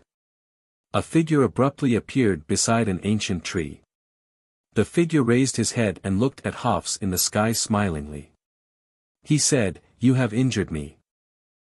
I'm here to let you have a taste of being attacked from behind. It's really you." Hofs was so angry that he started laughing. He suddenly leaped down from the sky. Boundless aura of darkness abruptly formed around his body. In an instant, the aura of darkness revolved around his jet-black spear. He thrust the spear towards the top of Han Shua's head at extreme speed. The spear emitted strange noises when the aura of darkness was attached to it. The spear moved like a bolt of black lightning. It was so fast that the spear's afterimage could no longer be seen. In an instant, endless darkness came down from above. It was as if the day had been swallowed by the darkness. This area was suddenly plunged into absolute darkness where one could not even see their own fingers in front of them. Thick black divine power wrapped around the spear, and the spear disappeared in the endless darkness. Rumble, an earth-shattering explosion sounded. An enormous hole was created deep in the ground. All the ancient trees, rocks, and shrubs were swept away. However, Han Shua's figure had vanished into thin air. Hafs landed in the boundless darkness. He stood in the enormous hole in the ground with a ferocious expression. He once again held the jet-black spear in his hand. His eyes were glistening as he looked around, searching for the vanished figure. Hafs, who had created the boundless darkness, was obviously unaffected. He knew that his attack just now had no effect. He became even more vigilant and took Han Shua as an evenly matched opponent. "It's my turn now." A sneer suddenly sounded from the boundless darkness. All of a sudden, 7 blurry silhouettes shot towards Hafs from all directions. Each and every one of the silhouettes had Han Shua's appearance. All of them carried extraordinary auras. At first, Hafs thought that they were illusions. But after carefully sensing with his divine soul, he discovered that each and every one of the shadows were very real. Their auras also carried the aura of high gods. This made Hafs somewhat uncertain. Hafs, who had no idea what was going on, did not recklessly attack any of the shadows. Instead, he adopted defensive measures. He swung the spear in his hand and layers of barriers of darkness rapidly formed. Dense, dark aura gushed towards Hafs and enveloped the entire area. Each of the shadows was an illusion of a high god demon general. The demon generals formed by high gods possessed extraordinary strength and they were real. Hafs's intuition was right. They were not illusions. Hafs, who was uncertain about the situation, was right to adopt defensive measures. However, Han Shua's purpose was to force Hafs to adopt defensive measures. Only by doing so would Han Shua be able to fully control the 17 flying swords and allow them to deploy the Avicii god-slaying sword formation to trap him. Once Hafs was trapped by the 17 flying swords, Han Shua would be able to attack with all his might without having to worry about anything else. The 17 flying swords whizzed out. The shadows formed by the demon generals vanished into thin air. Only Han Shua was left standing proudly in front of Hafs. It really was just an illusion. Hafs stared blankly for a moment. The disappearance of the demon generals formed by Han Shua had caused him to doubt his intuition. He had assumed that the demon generals formed by Han Shua were just illusions. With that, Hafs had fallen for Han Shua's trick again. Under Han Shua's control, the 17 flying swords pierced towards Hafs, who was in the middle of the dense aura of darkness. However, as though they had struck an incomparably pliable cotton ball, the 17 flying swords failed to pierce through the darkness divine energy and arrived before Hafs. A late-stage high god is indeed powerful. Han Shua praised in his mind. He then said to Cauldron Spirit in his consciousness, "Gather your energy. It seems that if I want to defeat him, I will have to borrow your energy." Cauldron Spirit wasted no time and immediately channeled the energy of demon generals into Han Shua's body to assist Han Shua in his battle against Hafs. Chapter 772. A familiar stinging sensation immediately spread throughout his body. Every time Cauldron Spirit's energy poured into his body, Han Shua would inevitably suffer excruciating pain. This time, the pain was even more intense. For an instant, Han Shua felt as though he had been thrown into a meat grinder. The pain invaded his nerves like a tidal wave. Han Shua couldn't help but cry out, "Why does it hurt so much?" Along with the excruciating pain was a boundless amount of energy that surged more than usual.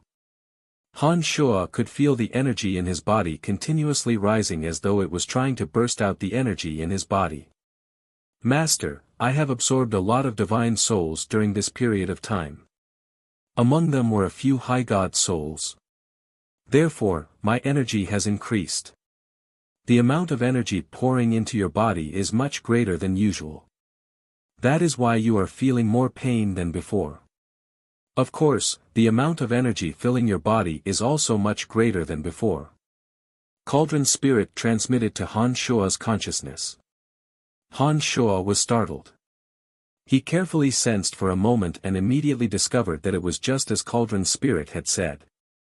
He could feel that the energy in his body was much greater than before. With one thought, he transferred the energy in his body to the 17 flying swords. The whistling of the 17 flying swords became extremely ear-piercing. The 17 flying swords that had received even more energy tore through the cotton-like mass of darkness in an instant. They blasted through dozens of defensive boundaries and arrived before Hafs. Hafs, who had wrapped himself in a darkness boundary, was startled. He did not expect that Han Shuo would be so difficult to deal with. Boundless aura of darkness drifted out from his body. The element of darkness in his domain of divinity suddenly gushed into the pitch-black spear in his hand. The energy of darkness twined around the spear like an enormous pitch-black pillar and shot at Han Shuo at high speed. The 17 flying swords flashed and shot at the pitch-black spear. Crackling noises could be heard from the spear.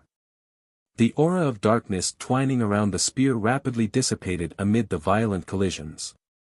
After a short while, the dense darkness divine energy was cleansed by the 17 flying swords and revealed the true appearance of the pitch-black spear. Hafs let out a cold groan and appeared next to Han Shuo.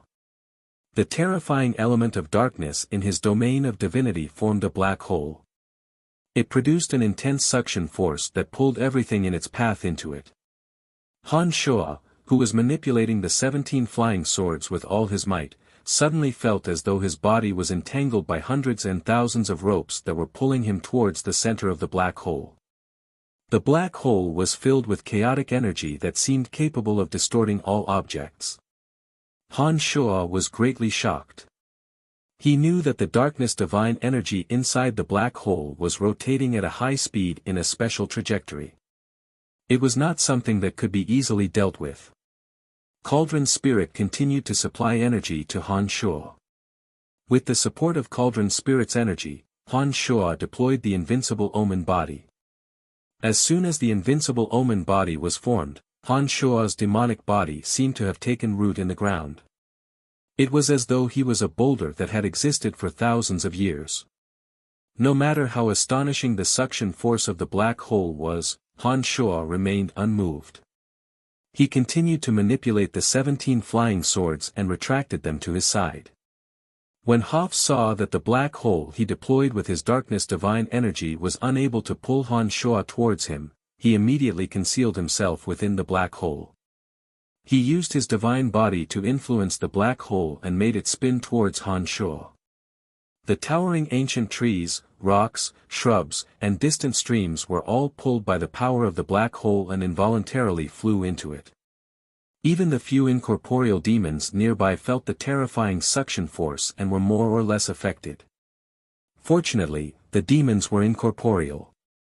Under this suction force, as long as the demons paid a little attention, they wouldn't be pulled into the black hole. The 17 flying swords cleansed the darkness divine energy on Haf's spear. The spear turned into a beam of black light and was sucked into the black hole. It should have returned to Haf's hand. The 17 flying swords shot towards Hafs at an incredible speed.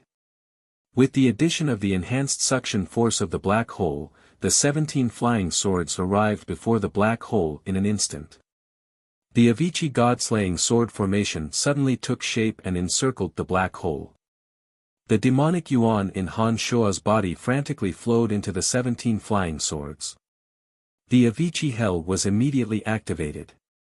Chilly winds blew and killing intent soared into the sky. The 17 flying swords let out soul-stirring screeches. The moment the Avicii hell was formed, the 17 flying swords were no longer affected by the suction force of the black hole. Rays of chilling sword rays interweaved into a net of light that whooshed towards the black hole.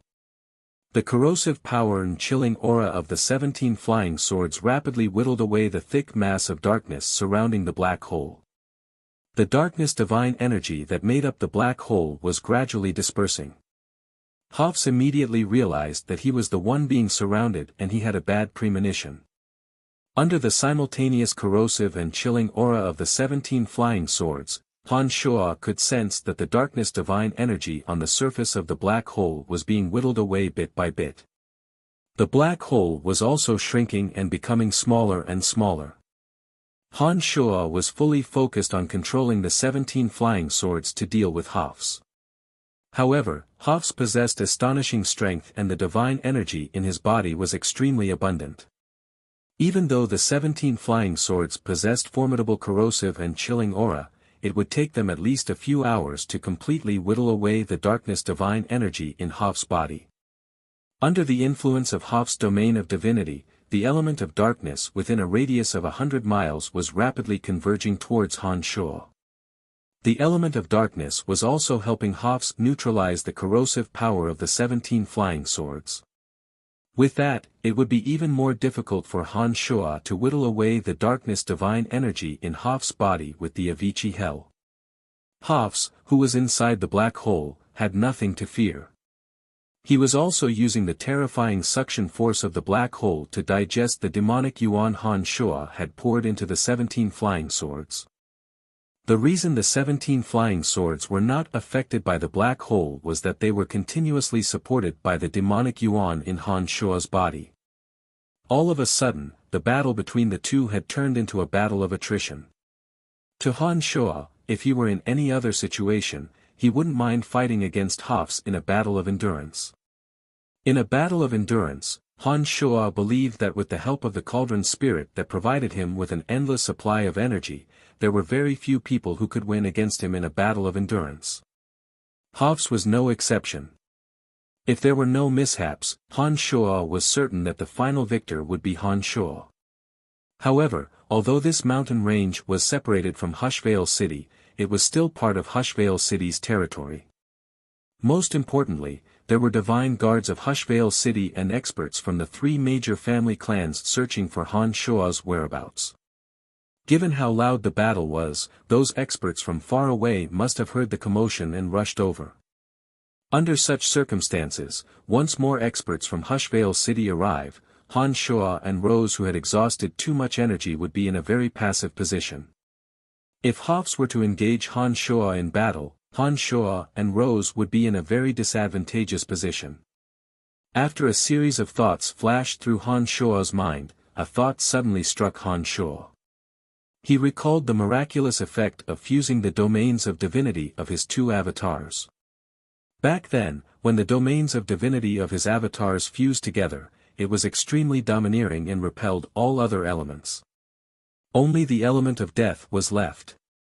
With that thought, the 2 avatars gradually flew out from the cauldron of myriad demon in Han Shuo's body. The 2 domains of divinity of death and destruction unfolded simultaneously. However, they did not fuse. Han Shuo stared blankly for a moment. The energy of the 17 flying swords was stopped and Hafs nearly regained his senses. Han Shuo's main body's attention was once again focused on controlling the 17 flying swords. The 2 avatars' divine souls continued to search for a way to fuse the domains of divinity. However, even after trying for a while, they still could not find the gist of it. After carefully recalling the last time when the 2 domains of divinity fused, Han Shuo suddenly seemed to have grasped something. His 2 divine souls tried to adjust the state of his soul imprint and the consciousness of his main body. Suddenly, a miraculous connection was formed between the 3 souls. Once again, the 2 domains of divinity started fusing. Countless threads that were hard to see with the naked eye filled the entire domain of divinity. The element of death from all directions frantically converged towards the domain. As the domain of divinity expanded, it inevitably came into contact with Hafs' domain of divinity of darkness. The new domain of divinity formed by the fusion of 2 mid-gods was extremely domineering and invasive. The moment Han Shuo's domain of divinity came into contact with Hafs' domain of divinity, Han Shuo's domain of divinity immediately displayed a belligerent nature. It instantly severed the element of darkness that was being transported into Hafs' domain of divinity, not allowing any element of darkness to approach that region.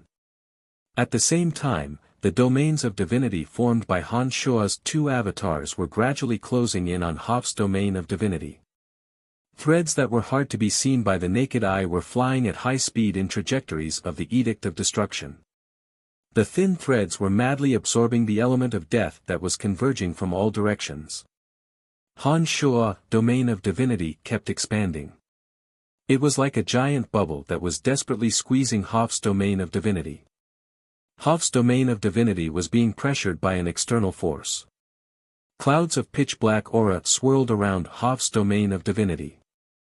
They formed barriers of darkness around Hoff's domain of divinity.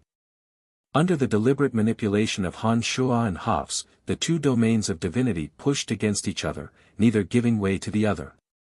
Logically speaking, the domain of divinity of two mid-stage mid-god avatars should not be able to contend against Hoff's domain of divinity because the two were on completely different levels.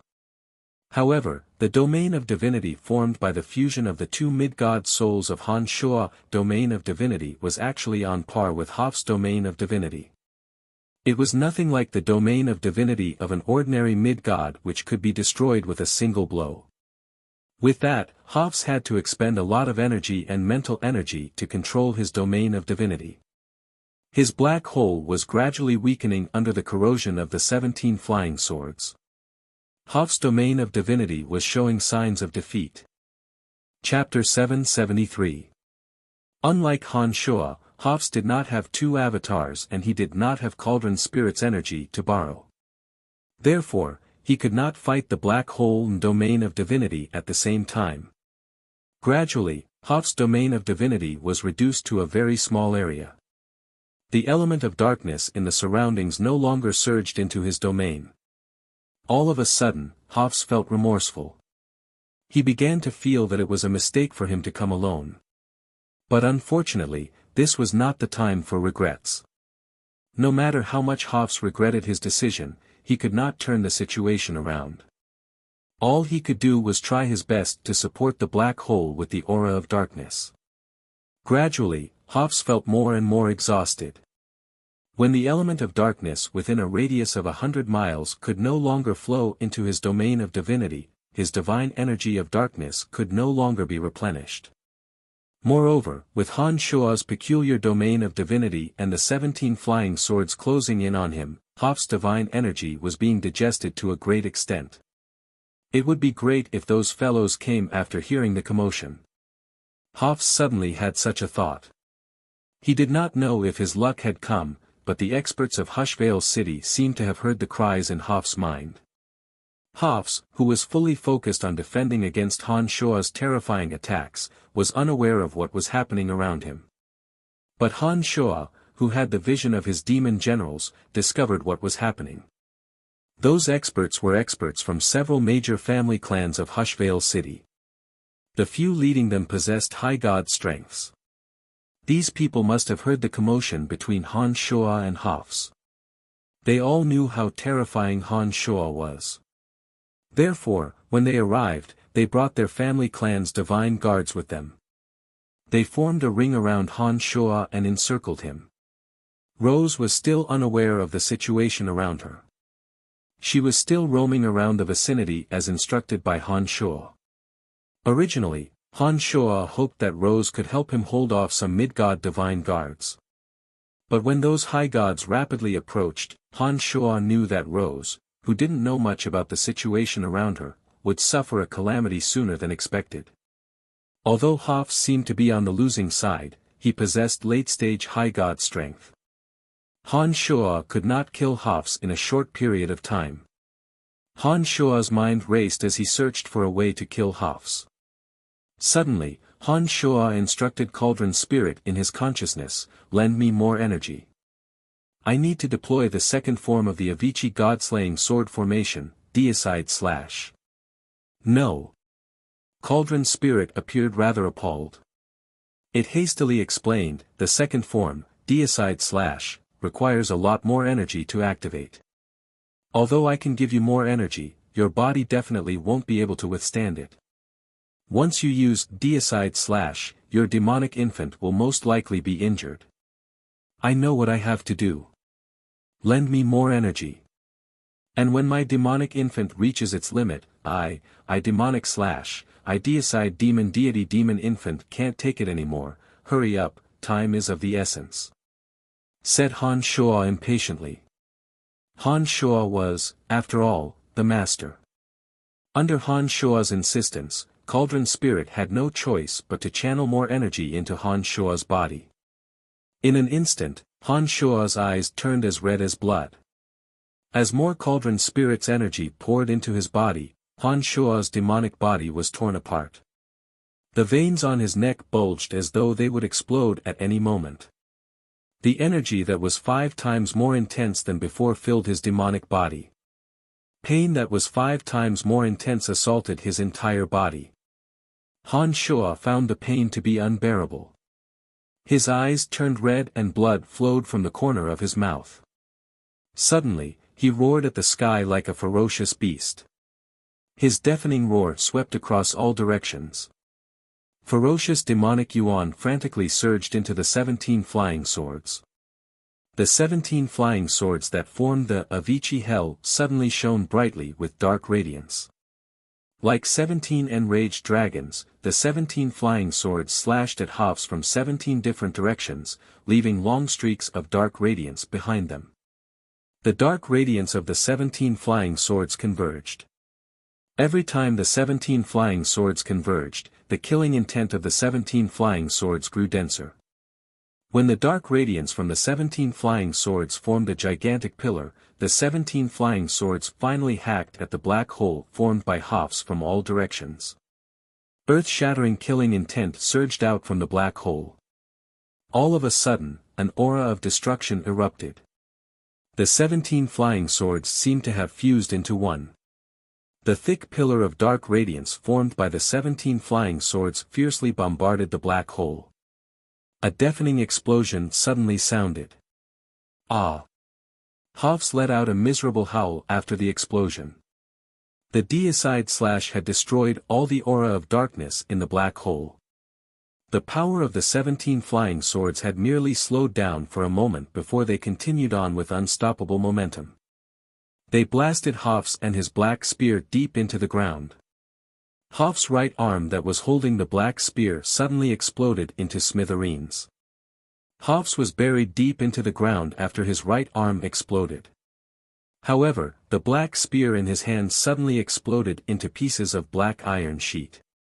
It was unknown what material the black spear was made of, but after it exploded, it formed a powerful boundary of darkness that blocked Han Shuo's deicide / Cauldron Spirit's energy receded from Han Shuo's body like tidewater. Han Shuo vomited a mouthful of blood.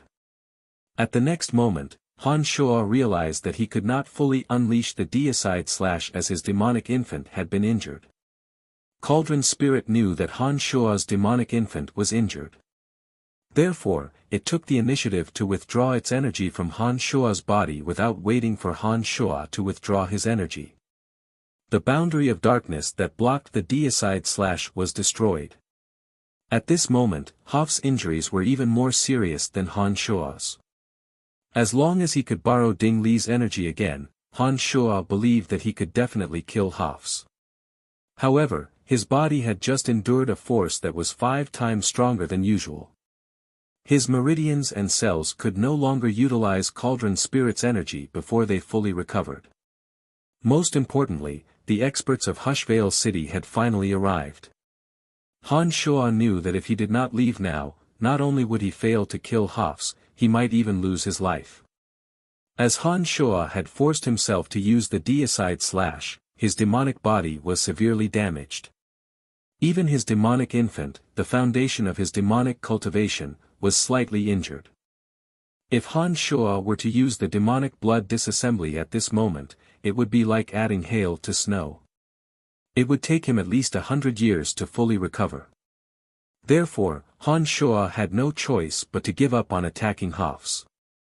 He decisively flew towards Rose and said, "Let's go." The huge commotion caused by the battle between Han Shuo and Hoffs had alarmed everyone in the vicinity. When the terrifying aura of the deicide / spread far and wide, even Rose couldn't help but fly towards Han Shuo. She wanted to see what was going on with Han Shuo. But before Rose could approach, Han Shuo had arrived beside her. As Han Shuo could not borrow Cauldron Spirit's energy this time, he could only fly at the same speed as Rose. Han Shuo did not grab Rose and carry her. When Rose saw that Han Shuo was rapidly fleeing with blood flowing from the corner of his mouth, she was filled with worry, but she did not say anything. Not long after the two left, many experts of Hushvale City rushed to the scene from all directions.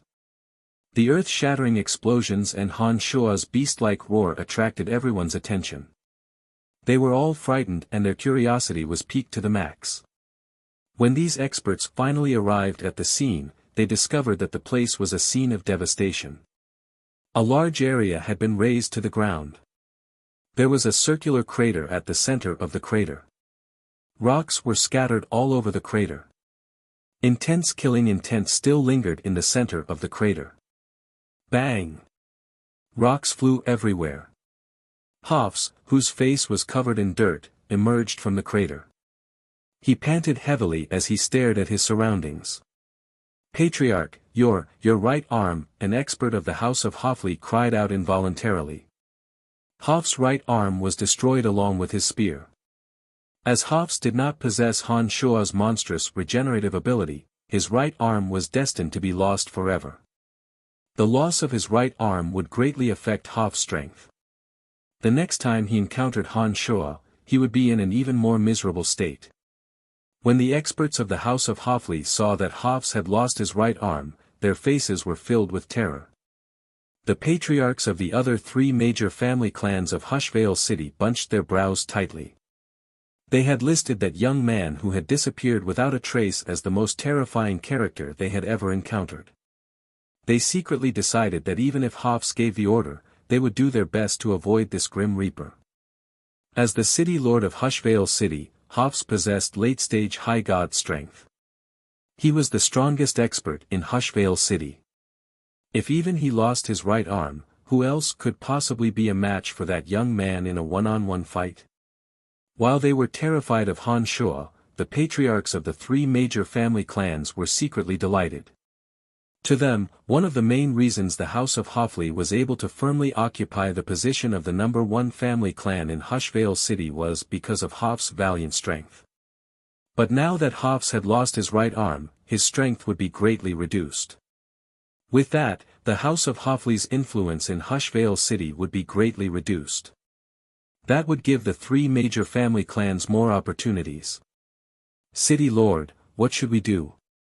Weston put on a solemn face and said in a sorrowful voice, City Lord, your arm is more important. You should recover from your injuries first.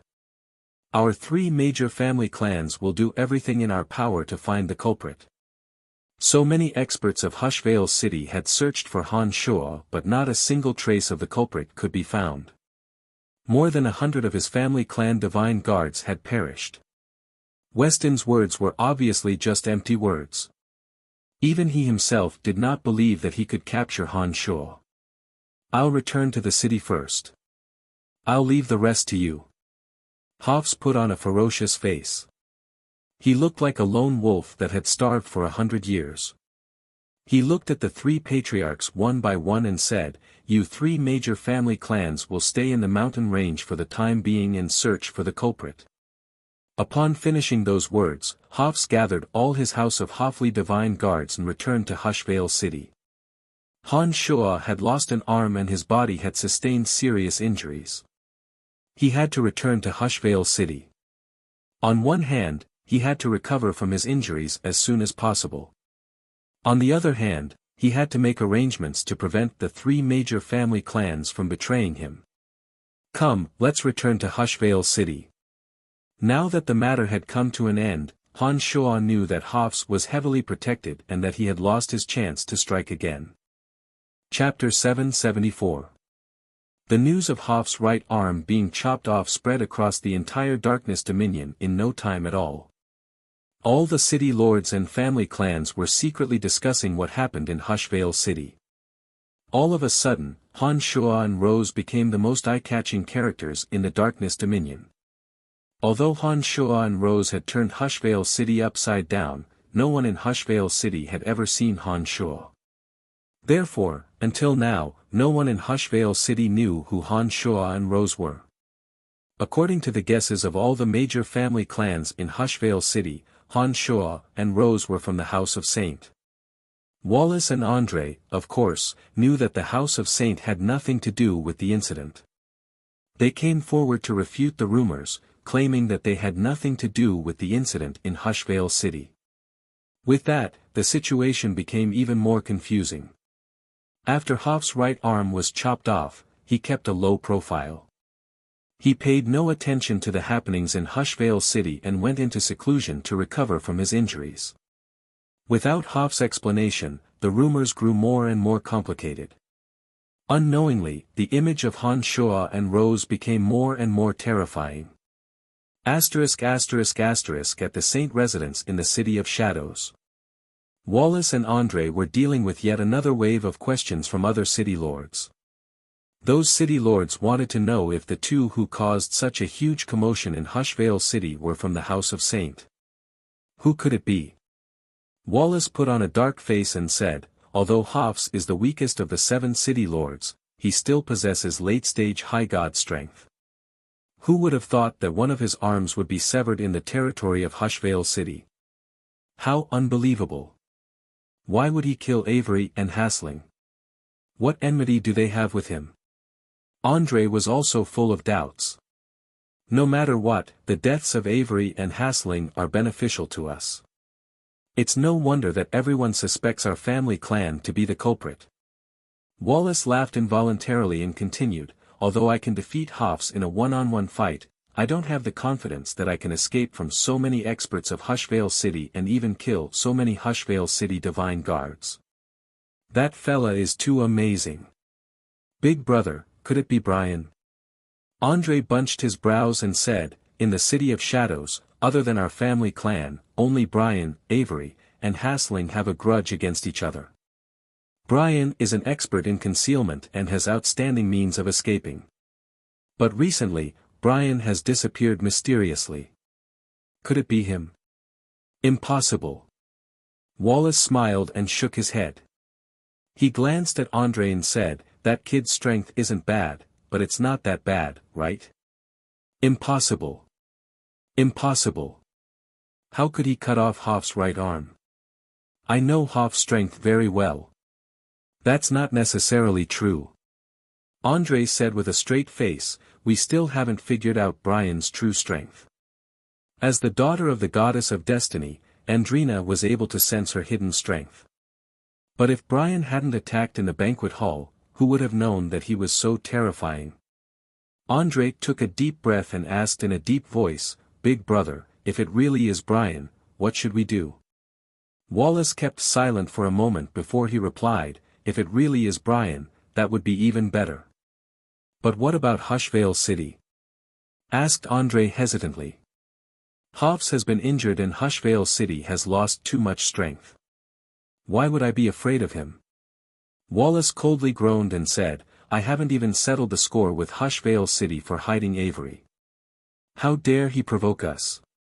After taking a short pause, Wallace let out a soft chuckle and continued, if it really is Brian, there shouldn't be too many problems. When I met the Overgod of Darkness last time, I mentioned Brian to him.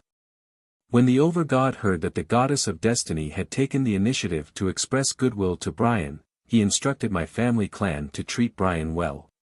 What problem do you think he would have? The Goddess of Destiny sure is influential. Andre thought for a moment before he praised in a low voice, that kid sure is lucky. Alright, even if it really is Brian, it won't matter, said Wallace smilingly. But we must be worrying too much. That kid doesn't have that much power. The uproar in the outside world naturally spread to the Han family. When Sanguiner, Ballins, Gilbert, and the others heard the news, they immediately knew that Han Shuo was the culprit. The reason was simple. When Han Shuo left with the 3, he happened to bring Rose with him. Also, before Han Shuo left, he said that he was going to do something. He even felt that the three would get in his way and did not bring them along.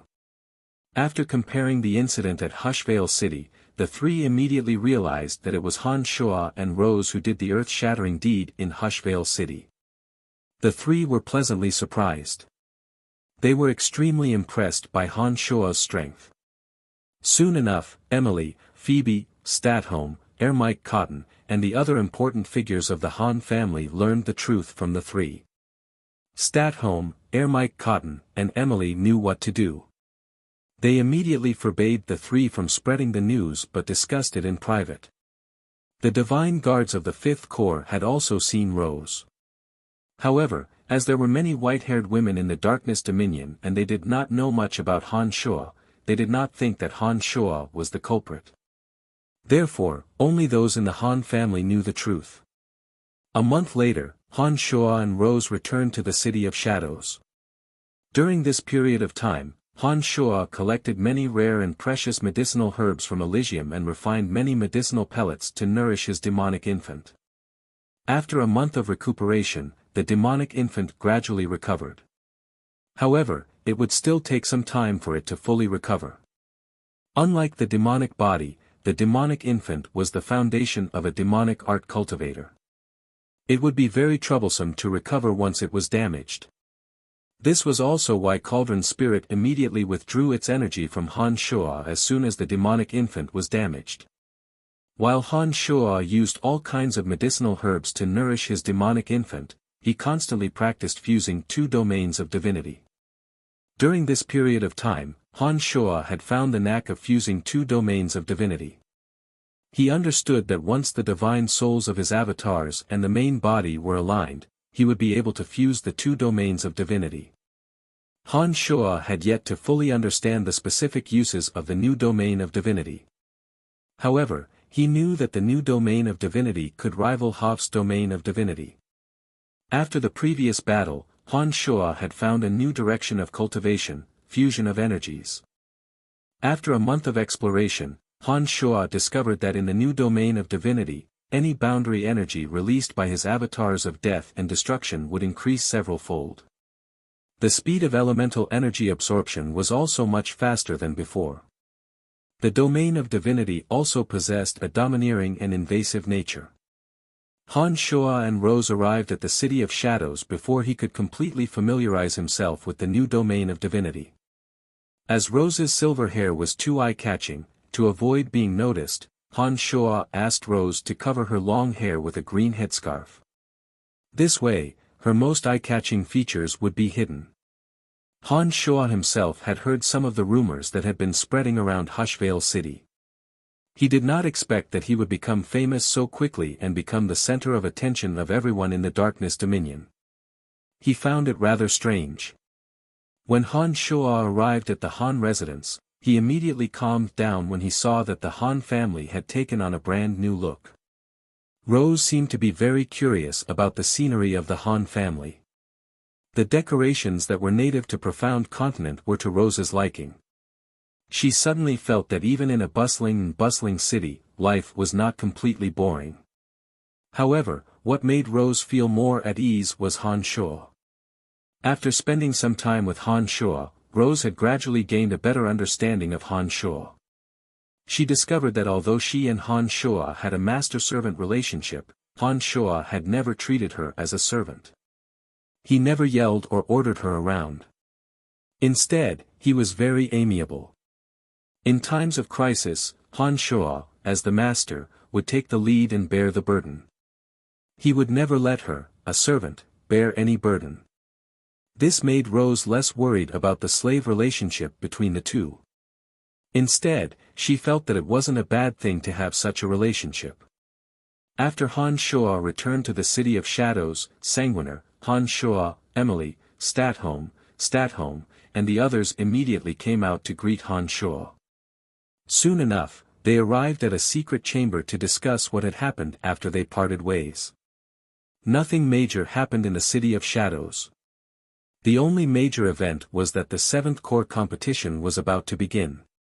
Those from the City of Shadows were very curious about Han Shuo's experiences in Hushvale City. They kept asking about Han Shua's situation in Hushvale City. Han Shua knew that with Sanguiner, Han Shua, and Han Shua present, it was impossible for the crowd not to know that he was the one responsible for the incident in Hushvale City. Therefore, Han Shua gave a brief account of what happened. Emily and the others kept glancing at Rose. They were secretly astonished by this silver-haired beauty's terrifying strength. They had no idea how Han Shua managed to subdue such a beauty. From today onwards, she is a member of our Han family. Han Shua declared as he pointed at Rose. Master, all the materials for the 8 Desolation and Torment formation have been transported to Hushvale City. Should we find the largest gymnasium and deploy it? Asked Gilbert. Upon hearing Gilbert's words, Emily, Statholm, and the others displayed great interest. The divine guards of the 5th Corps and Sanguiner, Han Shua, and Han Shua had informed them of the 8 Desolation and Torment formation. They were all prepared to enter and temper themselves in it. Most of the divine guards who entered the 8 Desolation and Torment formation had more or less improved their strengths. Every one of these divine guards from Profound Continent had decent aptitudes. After undergoing the tempering of the 8 Desolation and Torment formation, they would surely gain a deeper understanding of the formation and improve their foundations. Alright, let's reconstruct the 8 Desolation and Torment formation in the Han family. This time, the power of the formation will be even greater. If Sanguiner and the other two are interested, I can let them have a taste of the attack of a high god soul. After obtaining so many divine souls from Hushvale City, including a few high god divine souls, the 8 Desolation and Torment formation would become even more powerful. Naturally, it would also be more effective in tempering the 8 Desolation and Torment formation. Chapter 775. It took Han Shua 5 days to reassemble the 8 Desolation and Torment formation. Han Shua deployed the 8 Desolation and Torment formation under the largest training ground in the Han residence. He deployed nearly 9 layers of boundaries around it. 6 energy towers were specifically used to provide energy for the 9 layers of boundaries, concealing the soaring killing intent that overflowed from the 8 Desolation and Torment formation. The Han family was the only ones who knew about the formation. Most outsiders would not be able to enter the training ground without permission. Even if they did enter the training ground, without the guidance of the Han family, they would not be able to find the entrance to the formation. As soon as the 8 Desolation and Torment formation was completed, those who came from Profound Continent impatiently entered it. Even Sanguiner and the other two were encouraged by Han Shua to enter the formation to temper themselves. When the new 8 Desolation and Torment formation was under the control of Cauldron Spirit, it opened up many small dimensions. Each of the dimensions contained a different power. Han Shua only came out after the 8 Desolation and Torment formation was completed. Statholm and the others entered the formation to cultivate. Han Shua did not have to worry too much about his safety in the City of Shadows. He temporarily left the Cauldron of Myriad Demon in the formation to train those who entered.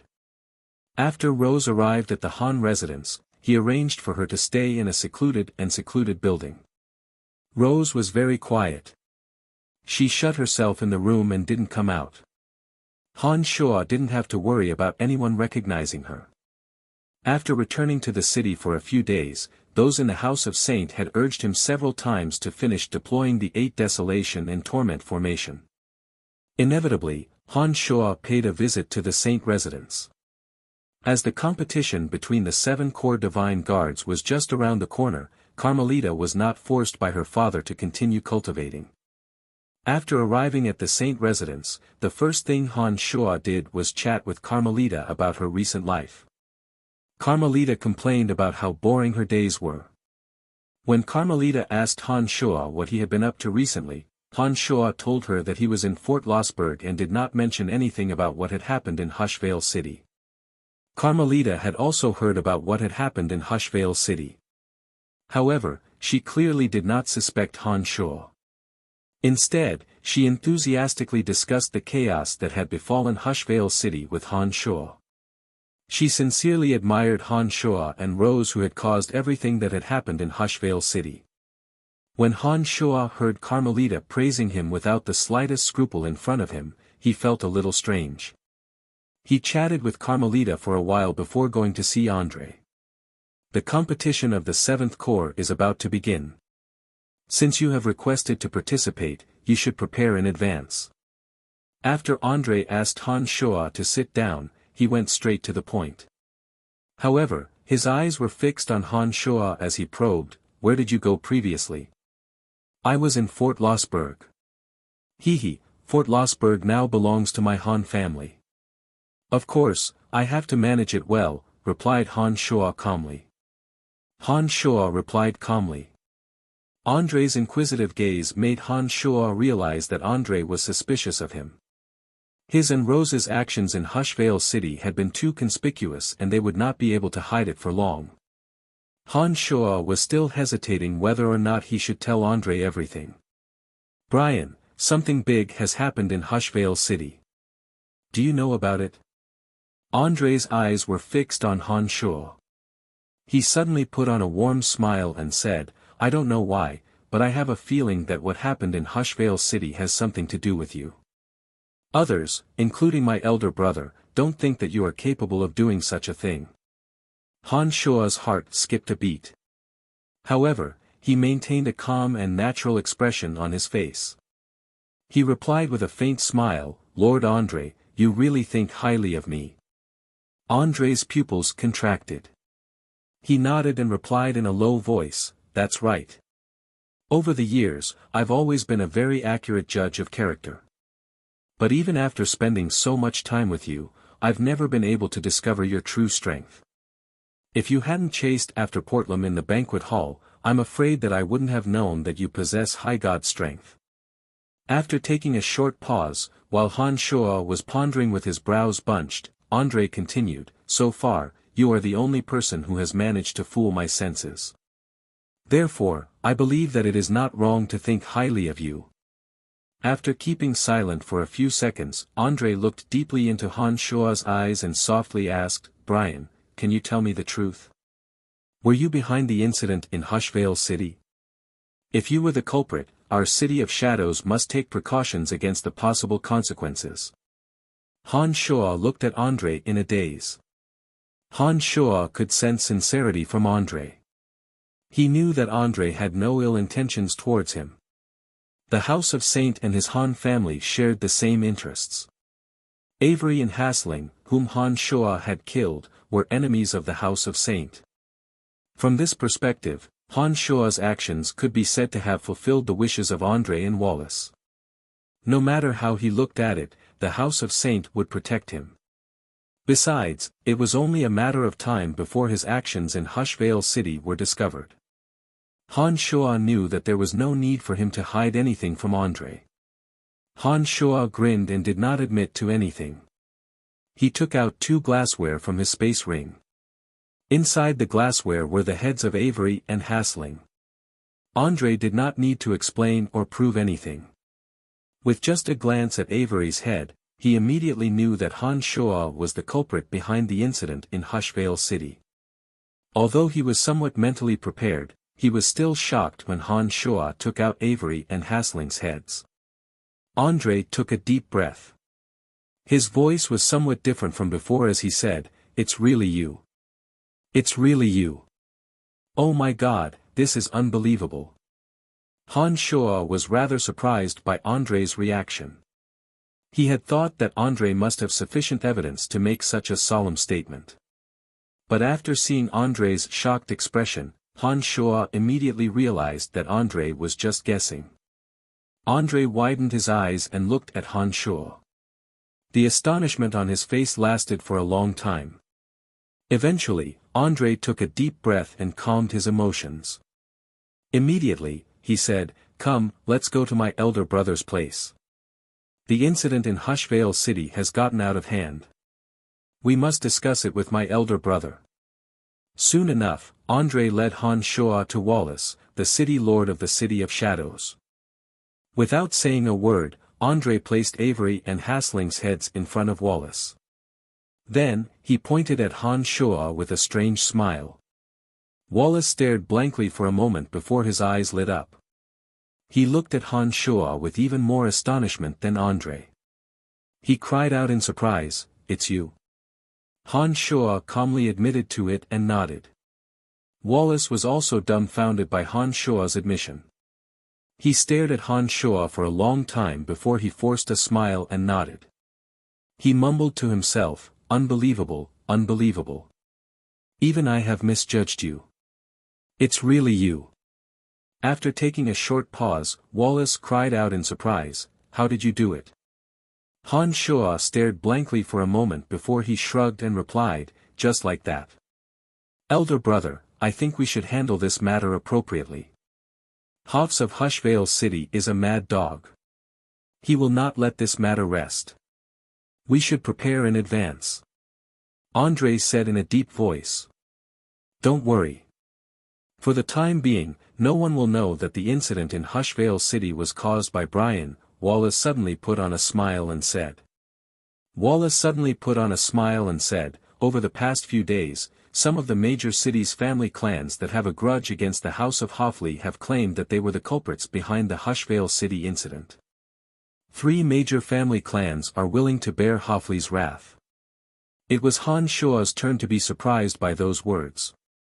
He forced a smile and asked, "What are those people after?" "The name." Wallace explained, "To be able to cut off Hoff's right arm, kill so many people in Hushvale City, and then escape unscathed. Is this something that just anyone can do? For those family clans, admitting to the incident in Hushvale City would mean that their family clan's name would immediately resound throughout the Darkness Dominion. Many experts might even go to their family clan to seek refuge with them. With that, their family clan's strength would rapidly increase. Brian, you might not know how much influence your actions in Hushvale City have in the Darkness Dominion." Andre put on a smile and continued, "In the Darkness Dominion, some women even deliberately dye their hair silver. That woman who was with you has become the object of many people's desire to imitate her. Don't you think it's very interesting?" Han Shuo laughed involuntarily. He did not expect that his and Rose's actions in Hushvale City would have such a huge impact. "Therefore, you don't have to worry for the time being. Those family clans have attracted too much attention. As long as you don't jump out with Avery's head and say that you are the one who did it, no one will suspect you." Wallace comforted Han Shuo. He smilingly said, "It seems that there will be a big change in the ranking of the Divine Guard chiefs of the 7 Divine Guard Corps." Andre nodded and replied, "Aobashi has always been the strongest among the Divine Guard chiefs. I reckon that this time, she will be ranked 2nd. Han Shuo's ability to cut off Hoff's right arm and create rivers of blood in Hushvale City was not something that Aobashi could do. It was only natural that Andre and Wallace would think so. Andre and I will not tell anyone about what happened in Hushvale City. Tell those around you to keep quiet as well.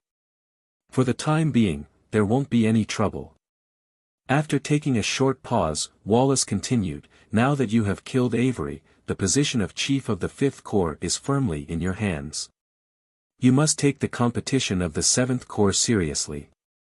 Defeating Aobashi will greatly benefit your Han family. As for the competition of the 7th Corps, you don't have to worry about it. After all, your 5th Corps doesn't have many experts." It seemed that Andre and Wallace were certain that the 5th Corps would come in last in the competition of Divine Guards. Erebus and Aobashi were of the same opinion. "Got it," replied Han Shuo with a nod. After discussing some details with Andre and Wallace, Han Shuo left the Saint residence. In his mind, he was thinking about how he should surprise the 5th Corps Divine Guards who came out from the 8th Desolation and Torment formation. The 5th Corps Divine Guards had made breakthroughs in all aspects after going through the 8th Desolation and Torment formation. They had great teamwork and coordination. In a team battle, they would be the most terrifying team. Han Shuo believed that they would not disappoint him. Chapter 776. In the gymnasium of the Han family. The two avatars of death and destruction unleashed their domains of divinity. The three souls reached an agreement, and the two domains of divinity quietly fused together. Strange changes gradually took place in the gymnasium. The gymnasium was protected by the energy towers, isolating the elemental energies from all directions. Under normal circumstances, even if the two avatars of divinity released their domains of divinity, the elemental energies would not be able to pass through the barrier and enter the gymnasium. However, when the domains of divinity of Han Shua's two avatars fused together, the barrier towers on the walls of the gymnasium began to make popping sounds.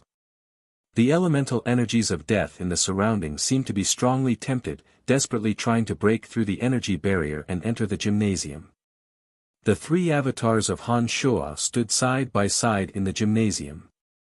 The two avatars of death and destruction were using their divine souls to carefully sense the changes taking place in the gymnasium's domains of divinity. Strands of faith filled the domains of divinity, spinning rapidly in the trajectory of the edict of destruction. With a thought, the destruction divine energy in Han Shua's body condensed into an orb of destruction. In the new domain of divinity, the speed at which the orb of destruction was condensed increased by several times. As soon as the orb of destruction was formed, it automatically flew in a special trajectory in the domain of divinity. The trajectory was the same as the strands of faith in the domain of divinity. One after another, the orbs of destruction took shape under the control of the avatars of destruction. Each of the orbs of destruction shone with a dark luster. The destruction divine energy within the orbs of destruction crackled like lightning, filling the orbs of destruction with a terrifying power of destruction. In the new domain of divinity, the orbs of destruction moved in a special trajectory, causing Han Shua to lose control of the orbs of destruction. Everything seemed to be under the control of the new domain of divinity. This surprised Han Shua greatly. The orbs of destruction flew everywhere in the new domain of divinity. Strands of faith that were hard to see with the naked eye were entangled on the surface of the orbs of destruction.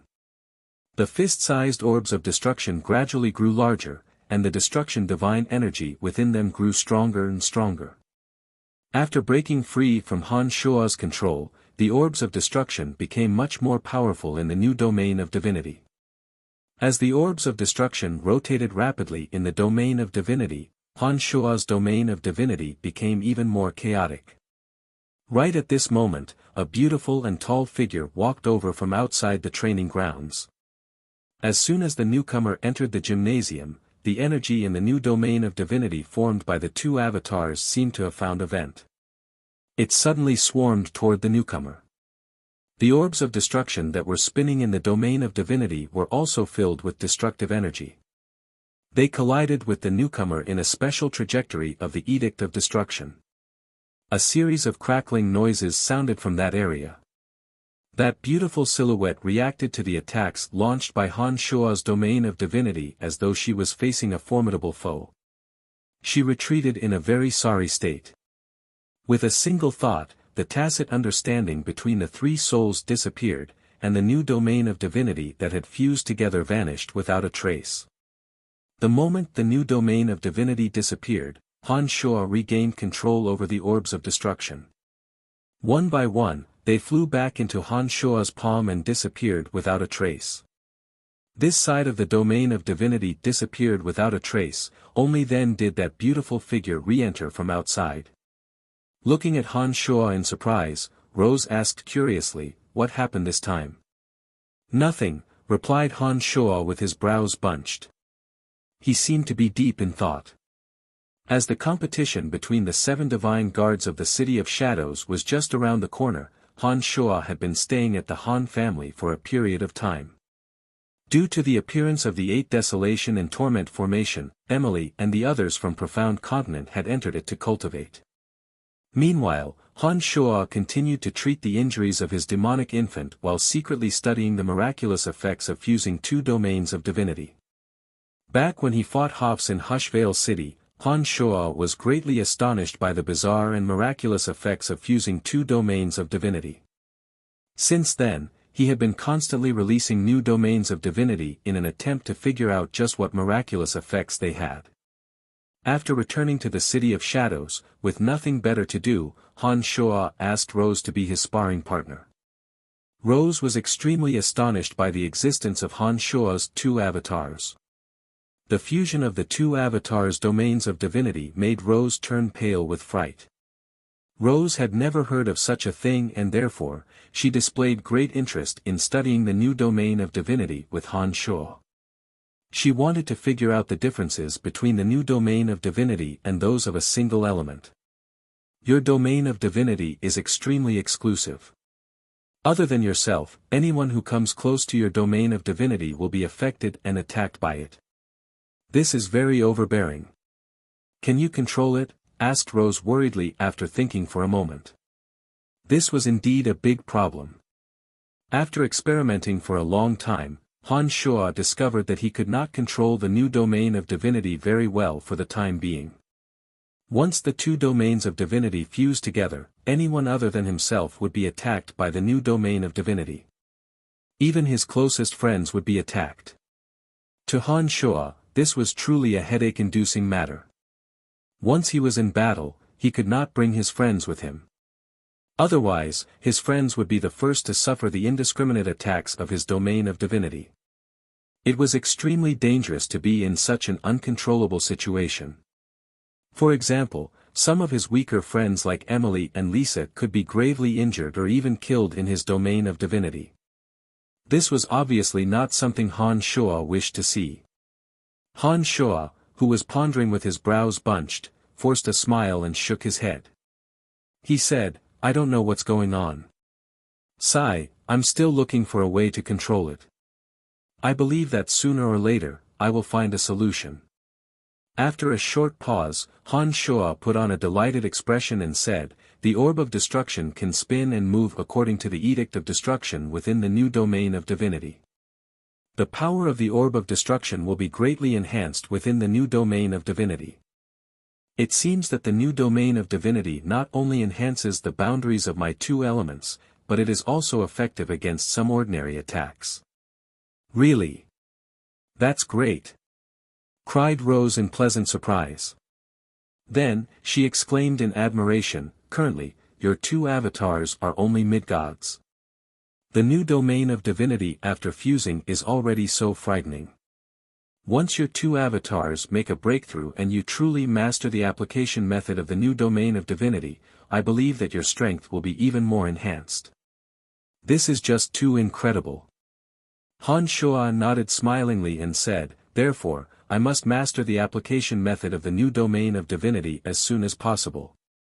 As the competition between the 7 core divine guards was just around the corner, Han Shuo and Rose discussed the characteristics of the new domain of divinity for a while before they left the gymnasium.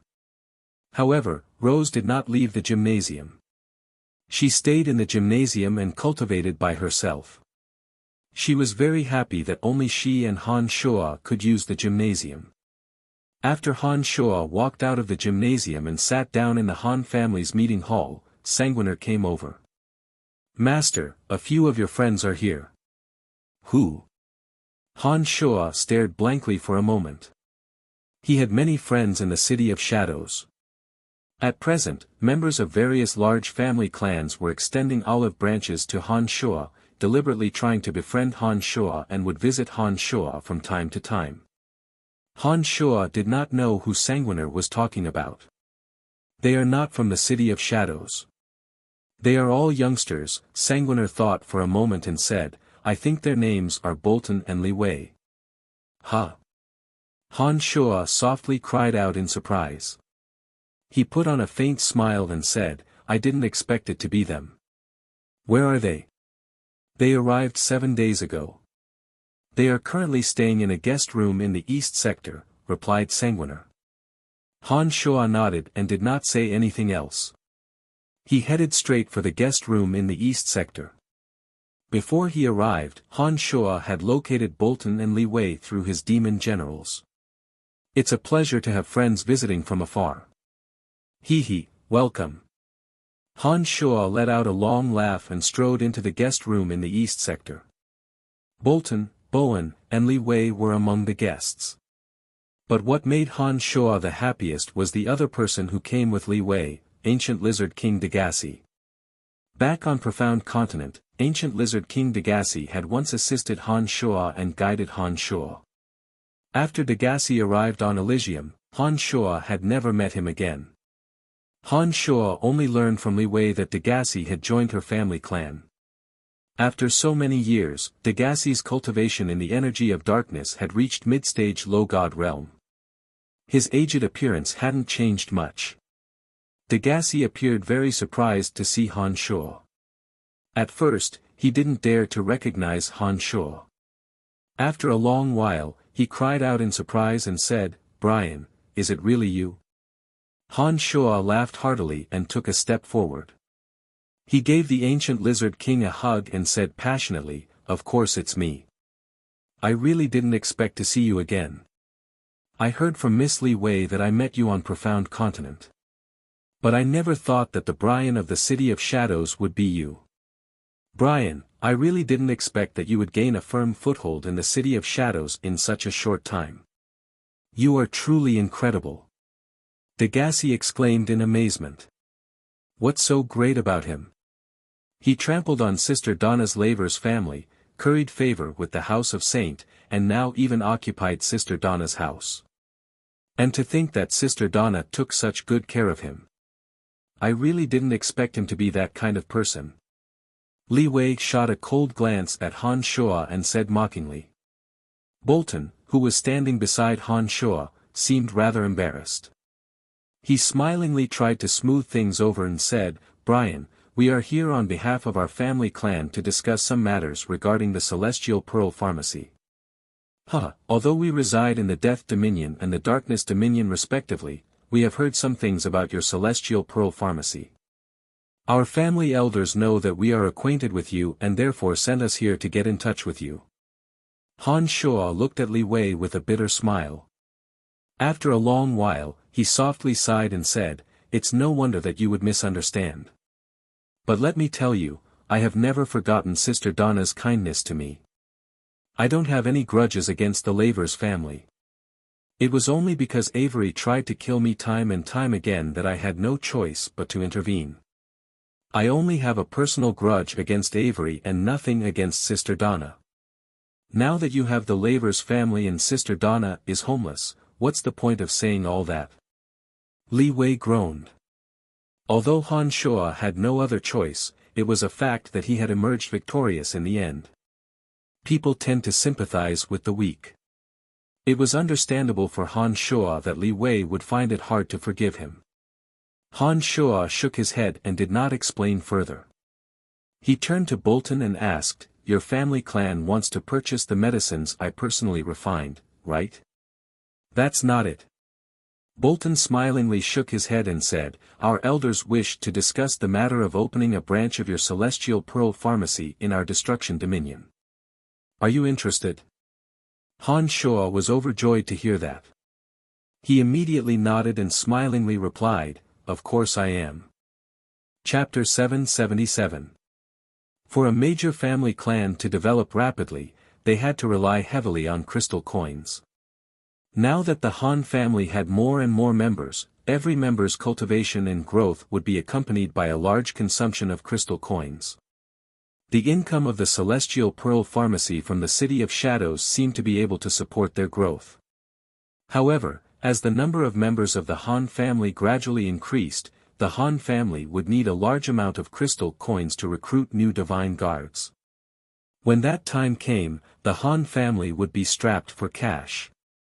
In order to relieve Han Shuo of this worry, Phoebe and Emily had been discussing how to expand the Celestial Pearl Pharmacy's influence to the other cities of the Darkness Dominion. Han Shuo did not hesitate to travel thousands of miles to Hushvale City to kill Hasling in order to eliminate the Godswamp Pharmacy's influence in the Darkness Dominion. Suddenly, two family clans from the Death and Destruction Dominions extended an olive branch to him. This meant that the Celestial Pearl Pharmacy's influence would expand to the Death and Destruction Dominions. It also meant that the Han family would reap greater profits. Han Shuo naturally wouldn't refuse such a good deal that was delivered to his doorstep. The elders of my family wish to cooperate with you and let your celestial pearl pharmacy take root in the destruction dominion. You will provide the medicines and pharmacists while my family clan will be in charge of locating the shops and establishing connections in the destruction dominion.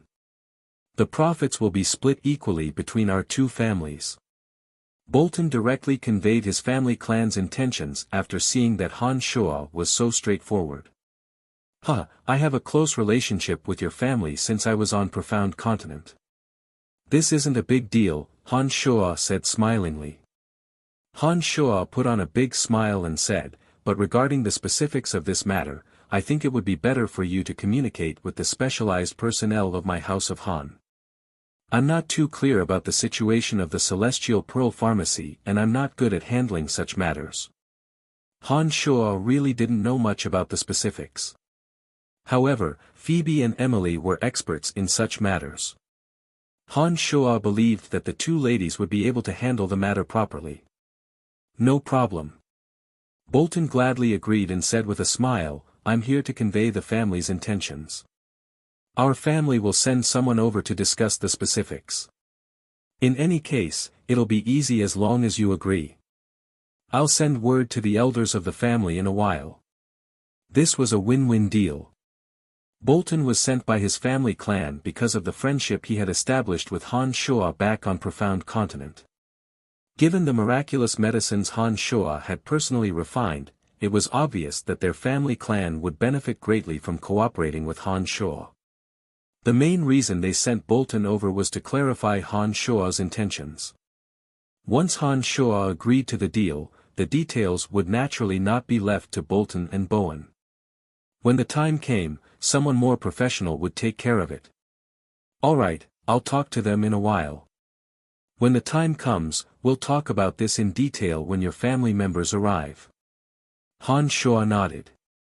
He was overjoyed.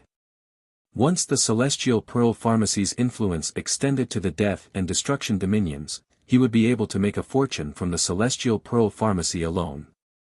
With enough crystal coins to support him, the Han family would develop rapidly and their influence would grow. Miss Li Wei, I think it's time for us to declare our stance. Ancient Lizard King Degasi and Li Wei arrived together. Seeing that Bolton and Han Shuo had already confirmed the matter, he couldn't help but softly remind Li Wei. Degasi was not prejudiced against Han Shuo. On the contrary, he admired Han Shuo a lot. Li Wei had come to the City of Shadows on behalf of her family clan. Although Li Wei was rather dissatisfied with Han Shuo because of what happened to Donna, she was able to distinguish between the bigger picture and the bigger picture. Li Wei pouted unwillingly. She softly groaned and said, the House of Qiaran is of the same mind. Han Shuo knew that Li Wei still held a grudge against him and therefore did not want to bicker with her. He replied with a smile, no problem. Just like the Bolton family, when your family members arrive, someone will specially discuss the details with them. After taking a short pause, Han Shuo smilingly said, it's rare for you to come to the City of Shadows. Why don't you have some fun in the City of Shadows? If you need me, I can accompany you. There's no need for that. I have been to the City of Shadows before and I know where to find fun. Li Wei straightforwardly refused. She groaned and said, you are a busy person. How would we dare to trouble you to accompany us? Bolton originally wanted to say yes, but after hearing Li Wei's words, he had no choice but to let it go. Miss Li Wei, I have not seen Brian for a long time. If you don't mind, I would like to have a chat with Brian. Ancient Lizard King Degasi bowed at Li Wei and requested for her permission. Up to you. Li Wei put on a stern face. It appeared that she was still mad at Han Shuo. Han Shuo sighed in his mind. He knew that Li Wei had some misunderstandings about him due to his relationship with the House of Lavers. But no matter what, Han Shuo had occupied the Lavers family and even Fort Lossberg was now Han Shuo's territory. It would appear that Li Wei's claim that Han Shuo had used the Lavers family as a stepping stone to his current position was the truth. Bolton shrugged at Han Shuo and said, we have heard a little about your relationship with the House of Lavers. Li Wei and big sister Donna are close friends and I still can't figure it out. Please don't take it to heart. After taking a short pause, Bolton continued, the competition between major family clans has never stopped. No one can predict the rise and fall of a family clan. The Lavers family might not necessarily decline after leaving the City of Shadows. You don't have to take it to heart. Han Shuo, on the other hand, admired Li Wei's anger. Bolton's nonchalant attitude seemed rather snobbish in Han Shuo's eyes. Back when they were on Profound Continent, Donna had taken good care of Bolton and Bowen. Han Shuo did not get angry at Han Shuo in the slightest. It was obvious that the Han family was worth befriending. Li Wei, on the other hand, was a little heartless. Han Shuo nodded. The smile on his face did not diminish as he replied, "Don't worry, I don't mind. I feel rather guilty towards big sister Donna. If I can meet her again, I will explain everything in detail." The cooperation between the two was a win-win situation. As the patriarch of the Han family, Han Shuo would not push the god of fortune away. He pretentiously chatted with Bolton in a seemingly cordial manner. Soon after, Bolton and Bowen left with Li Wei. When Degassi was the only one left, he immediately asked Han Shuo about the situation on Profound Continent, especially the lizard men living in the underground world. "Don't worry, your descendants are living very well in the underground world. Come, I will bring you to meet someone," said Han Shuo smilingly. "Who?" Degassi was puzzled. "You will know when you get there." Han Shuo put on a faint smile and headed straight for the gymnasium where Rose was. Rose was still cultivating in the gymnasium. Spider Goddess Rose revealed an astonished gaze when Degassi walked in. She stared at the ancient lizard king for a moment before she nodded coldly and said, "So it's that giant lizard." Degassi stared blankly for a moment. He looked at Rose in confusion and asked, "Who are you? How do you know me?" An enormous shadow appeared behind Rose. The face was as seductive as ever, but the body was that of an enormous spider. Looking down at Degassi from midair, the illusory figure of Spider Goddess Rose shouted, "Giant lizard, don't you dare touch my believer." Rose must have said this to Degassi before. Degassi's body jolted and he cried out in shock, "Spider Goddess Rose." The illusory figure suddenly vanished. Rose nodded and said, "That's right, it's me. Do you remember what I said to you?" The shock on Degassi's face deepened and he cried out in alarm, "Why are you here? Why are you together with Brian?" After a pause, Degassi suddenly looked at Han Shuo and said, "Brian, did you sell out our lizard race to her?" In the underground world, Degassi's clansmen had always been at odds with the Dark Elves. As soon as he saw Han Shuo and Rose together, his thoughts immediately went astray.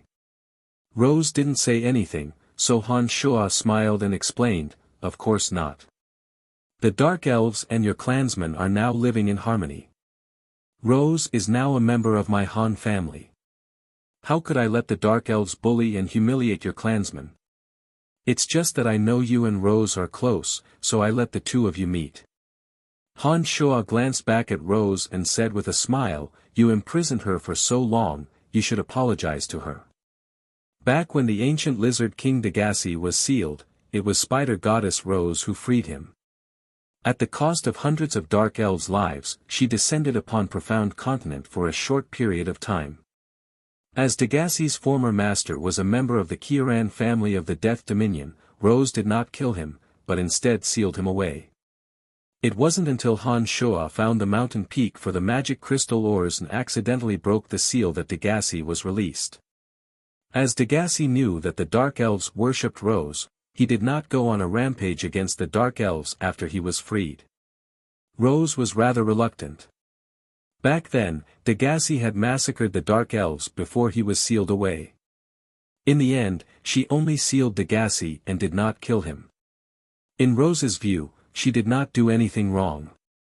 However, it was Han Shuo's order that Rose couldn't disobey. She hesitated for a moment before she said in a low voice, "I'm sorry for sealing you away for so many years. Degassi was stunned. He looked at Spider Goddess Rose and then at Han Shuo. He asked puzzledly, what is the relationship between the two of you? Rose couldn't keep her composure after hearing Degassi's question. She shot a glance at the smiling Han Shuo and replied in a low voice, I am his slave now. What? Degassi had an incredulous look on his face. He cried out in surprise, You are his slave. You, Rose, are a high god. I have known this since I came to Elysium. That is also why I didn't dare to seek revenge on you. How could you be his slave? This matter is a little complicated. Han Shuo put on a faint smile and said to Degassi, It's been a long time and Rose has apologized to you. Let's forget about it. Degassi still hadn't recovered from his shock. He looked at the two in amazement. After a long while, he let out a bitter smile and sighed, Brian, oh Brian, you are too unfathomable. Rose is really down on her luck now. You have helped me vent my anger. What else can I say? Besides, I am far from being a match for her. That's good, that's good. I will punish her on your behalf. Han Shuo chuckled mischievously. He looked at the seductive Rose. No one knew what he was thinking. Chapter 778. For the next few days, Han Shuo spent time with Degassi. The two talked about many things that happened on Profound Continent. Much to Han Shuo's surprise, Fire Elite Zombie's fake mother, the Emperor of the Flames, was an old acquaintance of the ancient Lizard King Degassi. She was very excited to meet Degassi and the two talked about many things of the past. The Emperor of the Flames, who had named herself Yen Yen, cultivated in the energy of fire and possessed mid-stage high god strength. Back in the dark forest, she and ancient Lizard King Degassi could be considered neighbors. Before Degassi was sealed by Spider Goddess Lolth, he had visited the place of extreme fire and even had a conflict with her. In the place of extreme fire, she had the upper hand and Degassi couldn't do anything to her. The two were unable to harm each other and ended up becoming friends. They did not expect to see each other again on Elysium after so many years. Therefore, they were rather excited and kept reminiscing about the interesting things of the past. Degassi had helped Han Shuo back when he was on Profound Continent.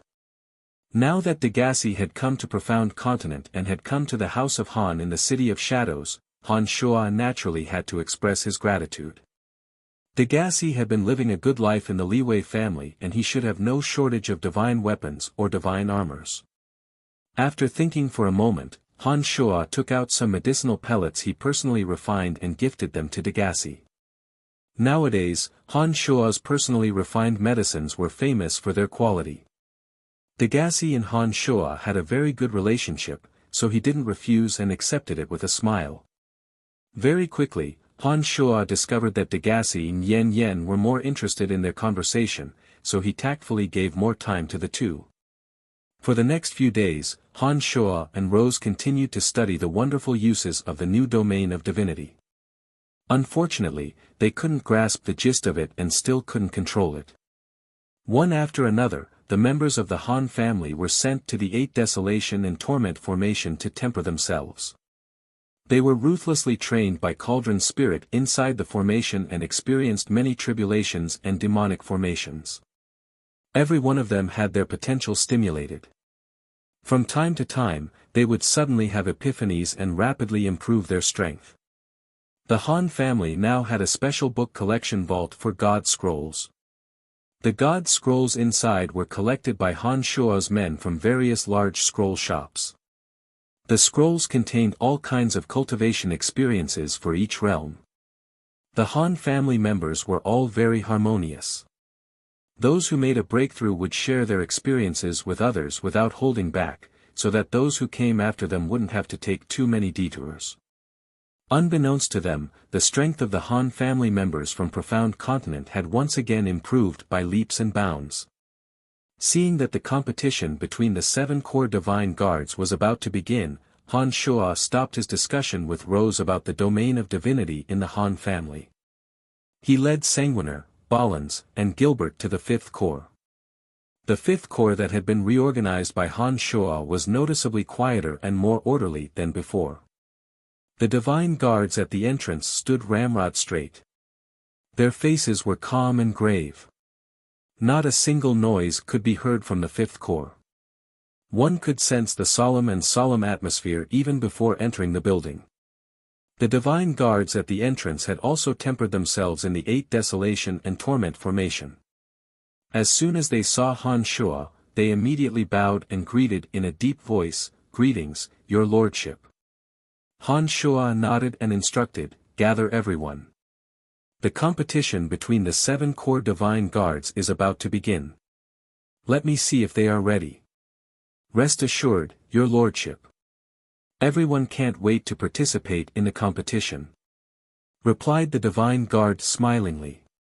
His face was filled with anticipation. The last time Han Shuo came here, none of the divine guards had any intention of participating in the competition. At that time, all of them had the mindset of muddling through life and did not have the slightest fighting spirit. But after walking out of the 8 Desolation and Torment formation and experiencing the terrifying scenes inside the demonic formation, their temperament had changed drastically. Not only were they no longer afraid of the challenge, they were even looking forward to it. They couldn't wait to compete with the divine guards of the other corps.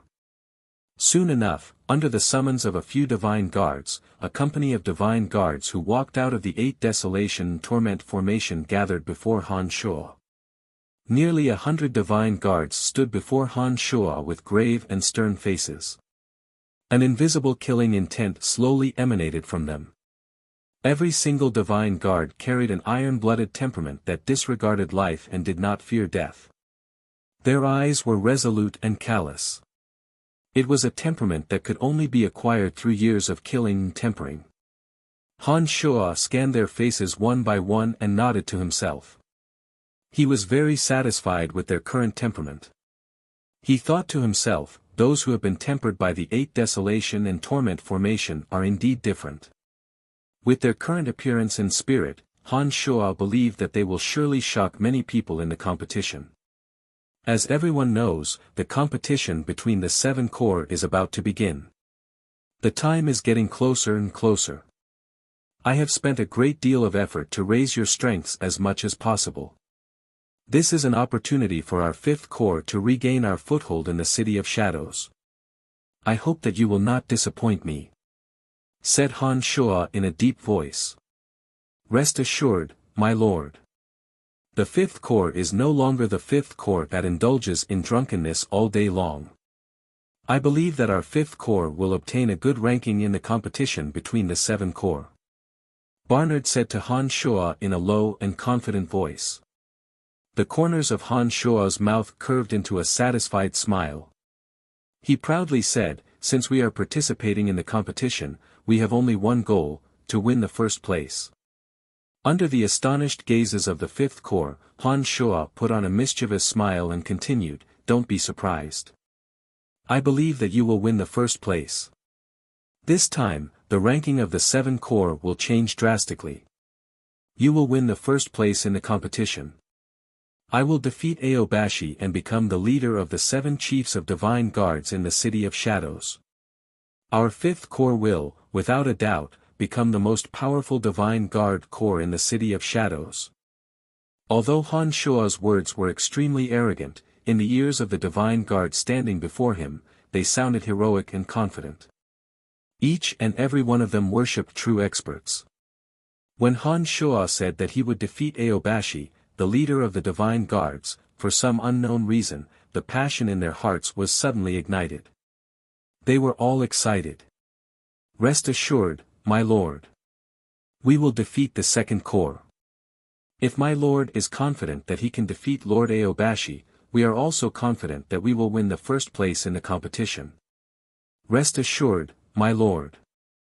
In this competition between the divine guards of the City of Shadows, our 5th corps will be the greatest victors." The divine guards declared in front of Han Shuo one after another. It was obvious that their enthusiasm had been aroused and they were brimming with excitement for the upcoming competition. "Very well," shouted Han Shuo, "trample them all. Our fifth corps is the strongest. We are the strongest. We are the strongest. We are the strongest, shouted the divine guards one after another. Their faces were brimming with fighting spirit. For a period of time after that, Han Shuo did not leave the Fifth Corps. He spent all his time with the divine guards of the Fifth Corps and mingled with them in the gymnasium. Sanguis, Gilbert, and Ballins, on the other hand, were fighting with the divine guards in the gymnasium. Han Shuo did not participate in the fights himself. Instead, it was Sanguis, Gilbert, and Ballins who mingled with the divine guards and accepted their challenges. Sanguiner, Gilbert, and Ballins were already very powerful to begin with. After tempering themselves in the 8 Desolation and Torment formation, their strengths had increased tremendously. None of the divine guards who challenged the trio could win. They were all defeated by Sanguiner, Ballins, and Ballins. Sanguiner, Ballins, and Ballins were either Han Shuo's disciples or his slaves. Although the divine guards had not personally witnessed Han Shuo's strength, their hearts were filled with reverence for him. In their eyes, Han Shuo was full of mysteries. They couldn't help but think of Han Shuo as one of the most terrifying existences they had ever encountered. Time flew by and the deadline for the competition between the 7 divine guard divisions of the City of Shadows had finally arrived. The notice from the House of Saint had officially been delivered to the Fifth Corps. The venue of the competition would be the Soaring Cloud Mountain range outside the City of Shadows. After receiving the notice, Han Shuo made some preparations before he led the only company of divine guards of the Fifth Corps, which numbered less than 100, and departed for the Soaring Cloud Mountain range. The Soaring Cloud Mountain range was located to the north of the City of Shadows. Han Shuo had been to the Soaring Cloud Mountain range several times to collect medicinal ingredients and was very familiar with the area. Every member of this company of divine guards of the Fifth Corps had been tempered in the 8 Desolation and Torment formation for a long time. They followed behind Han Shuo in an imposing manner. The disciples of minor family clans and unaffiliated gods that they encountered along the way would give way to them. Ever since the God Hunters' base was besieged, the God Hunters in the City of Shadows had vanished without a trace. The gods who came and went had not encountered any God Hunters for a very long time. The mountain range that led to the City of Shadows had suddenly become safe. Han Shuo had originally intended to use these divine guards to hunt down some God Hunters. However, after searching for a long time with his demon generals, Han Shuo could not find any traces of God Hunters. Having failed to find any targets, Han Shuo had no choice but to give up on the idea. He proceeded unhurriedly towards the Soaring Cloud Mountain range. Along the way, he asked Ballins to instruct the inexperienced divine guards on stealth and assassination techniques. Although Sanguiner and Gilbert had advanced by leaps and bounds in strength, they were still far behind Ballins in certain special techniques. Under Han Shuo's instructions, the two humbly asked Ballins for some hunting and pursuit techniques and studied them along the way with the divine guards. It was inevitable that the techniques of stealth and tracking would have to be practiced at long distances. As it had been a long time since God Hunters had appeared around the City of Shadows, Han Shuo allowed them to train at a longer distance. He allowed them to practice and chase after each other. He hoped that each and every one of them would be able to master the techniques just like the old assassin Ballins. One day, Han Shuo, who was pondering on how to control the domain of divinity with his eyes closed, suddenly saw Barnard walking towards him in a hurry. Barnard bowed to Han Shuo and reported, "My lord, it's been 5 days. 2 people have yet to return." Han Shuo had specified that no matter how the divine guards practice stealth, assassination, and pursuit, they must report to the A squad within 4 days to let him know that the divine guards were safe and sound. Barnard said that 2 people had not returned after 5 days. This meant that the 2 were either in trouble or had met with mishaps. "I understand," Han Shuo nodded and stood up from his meditation. "You're tuning into the Han Li's Wuxia Adventures YouTube channel. We're so grateful for your support and don't forget to subscribe to join us on this incredible journey through captivating stories. Your generosity through donations truly makes a world of difference, as it's the primary source of revenue that allows me to expand and enhance this channel for you. Thank you from the bottom of my heart for being a part of this adventure.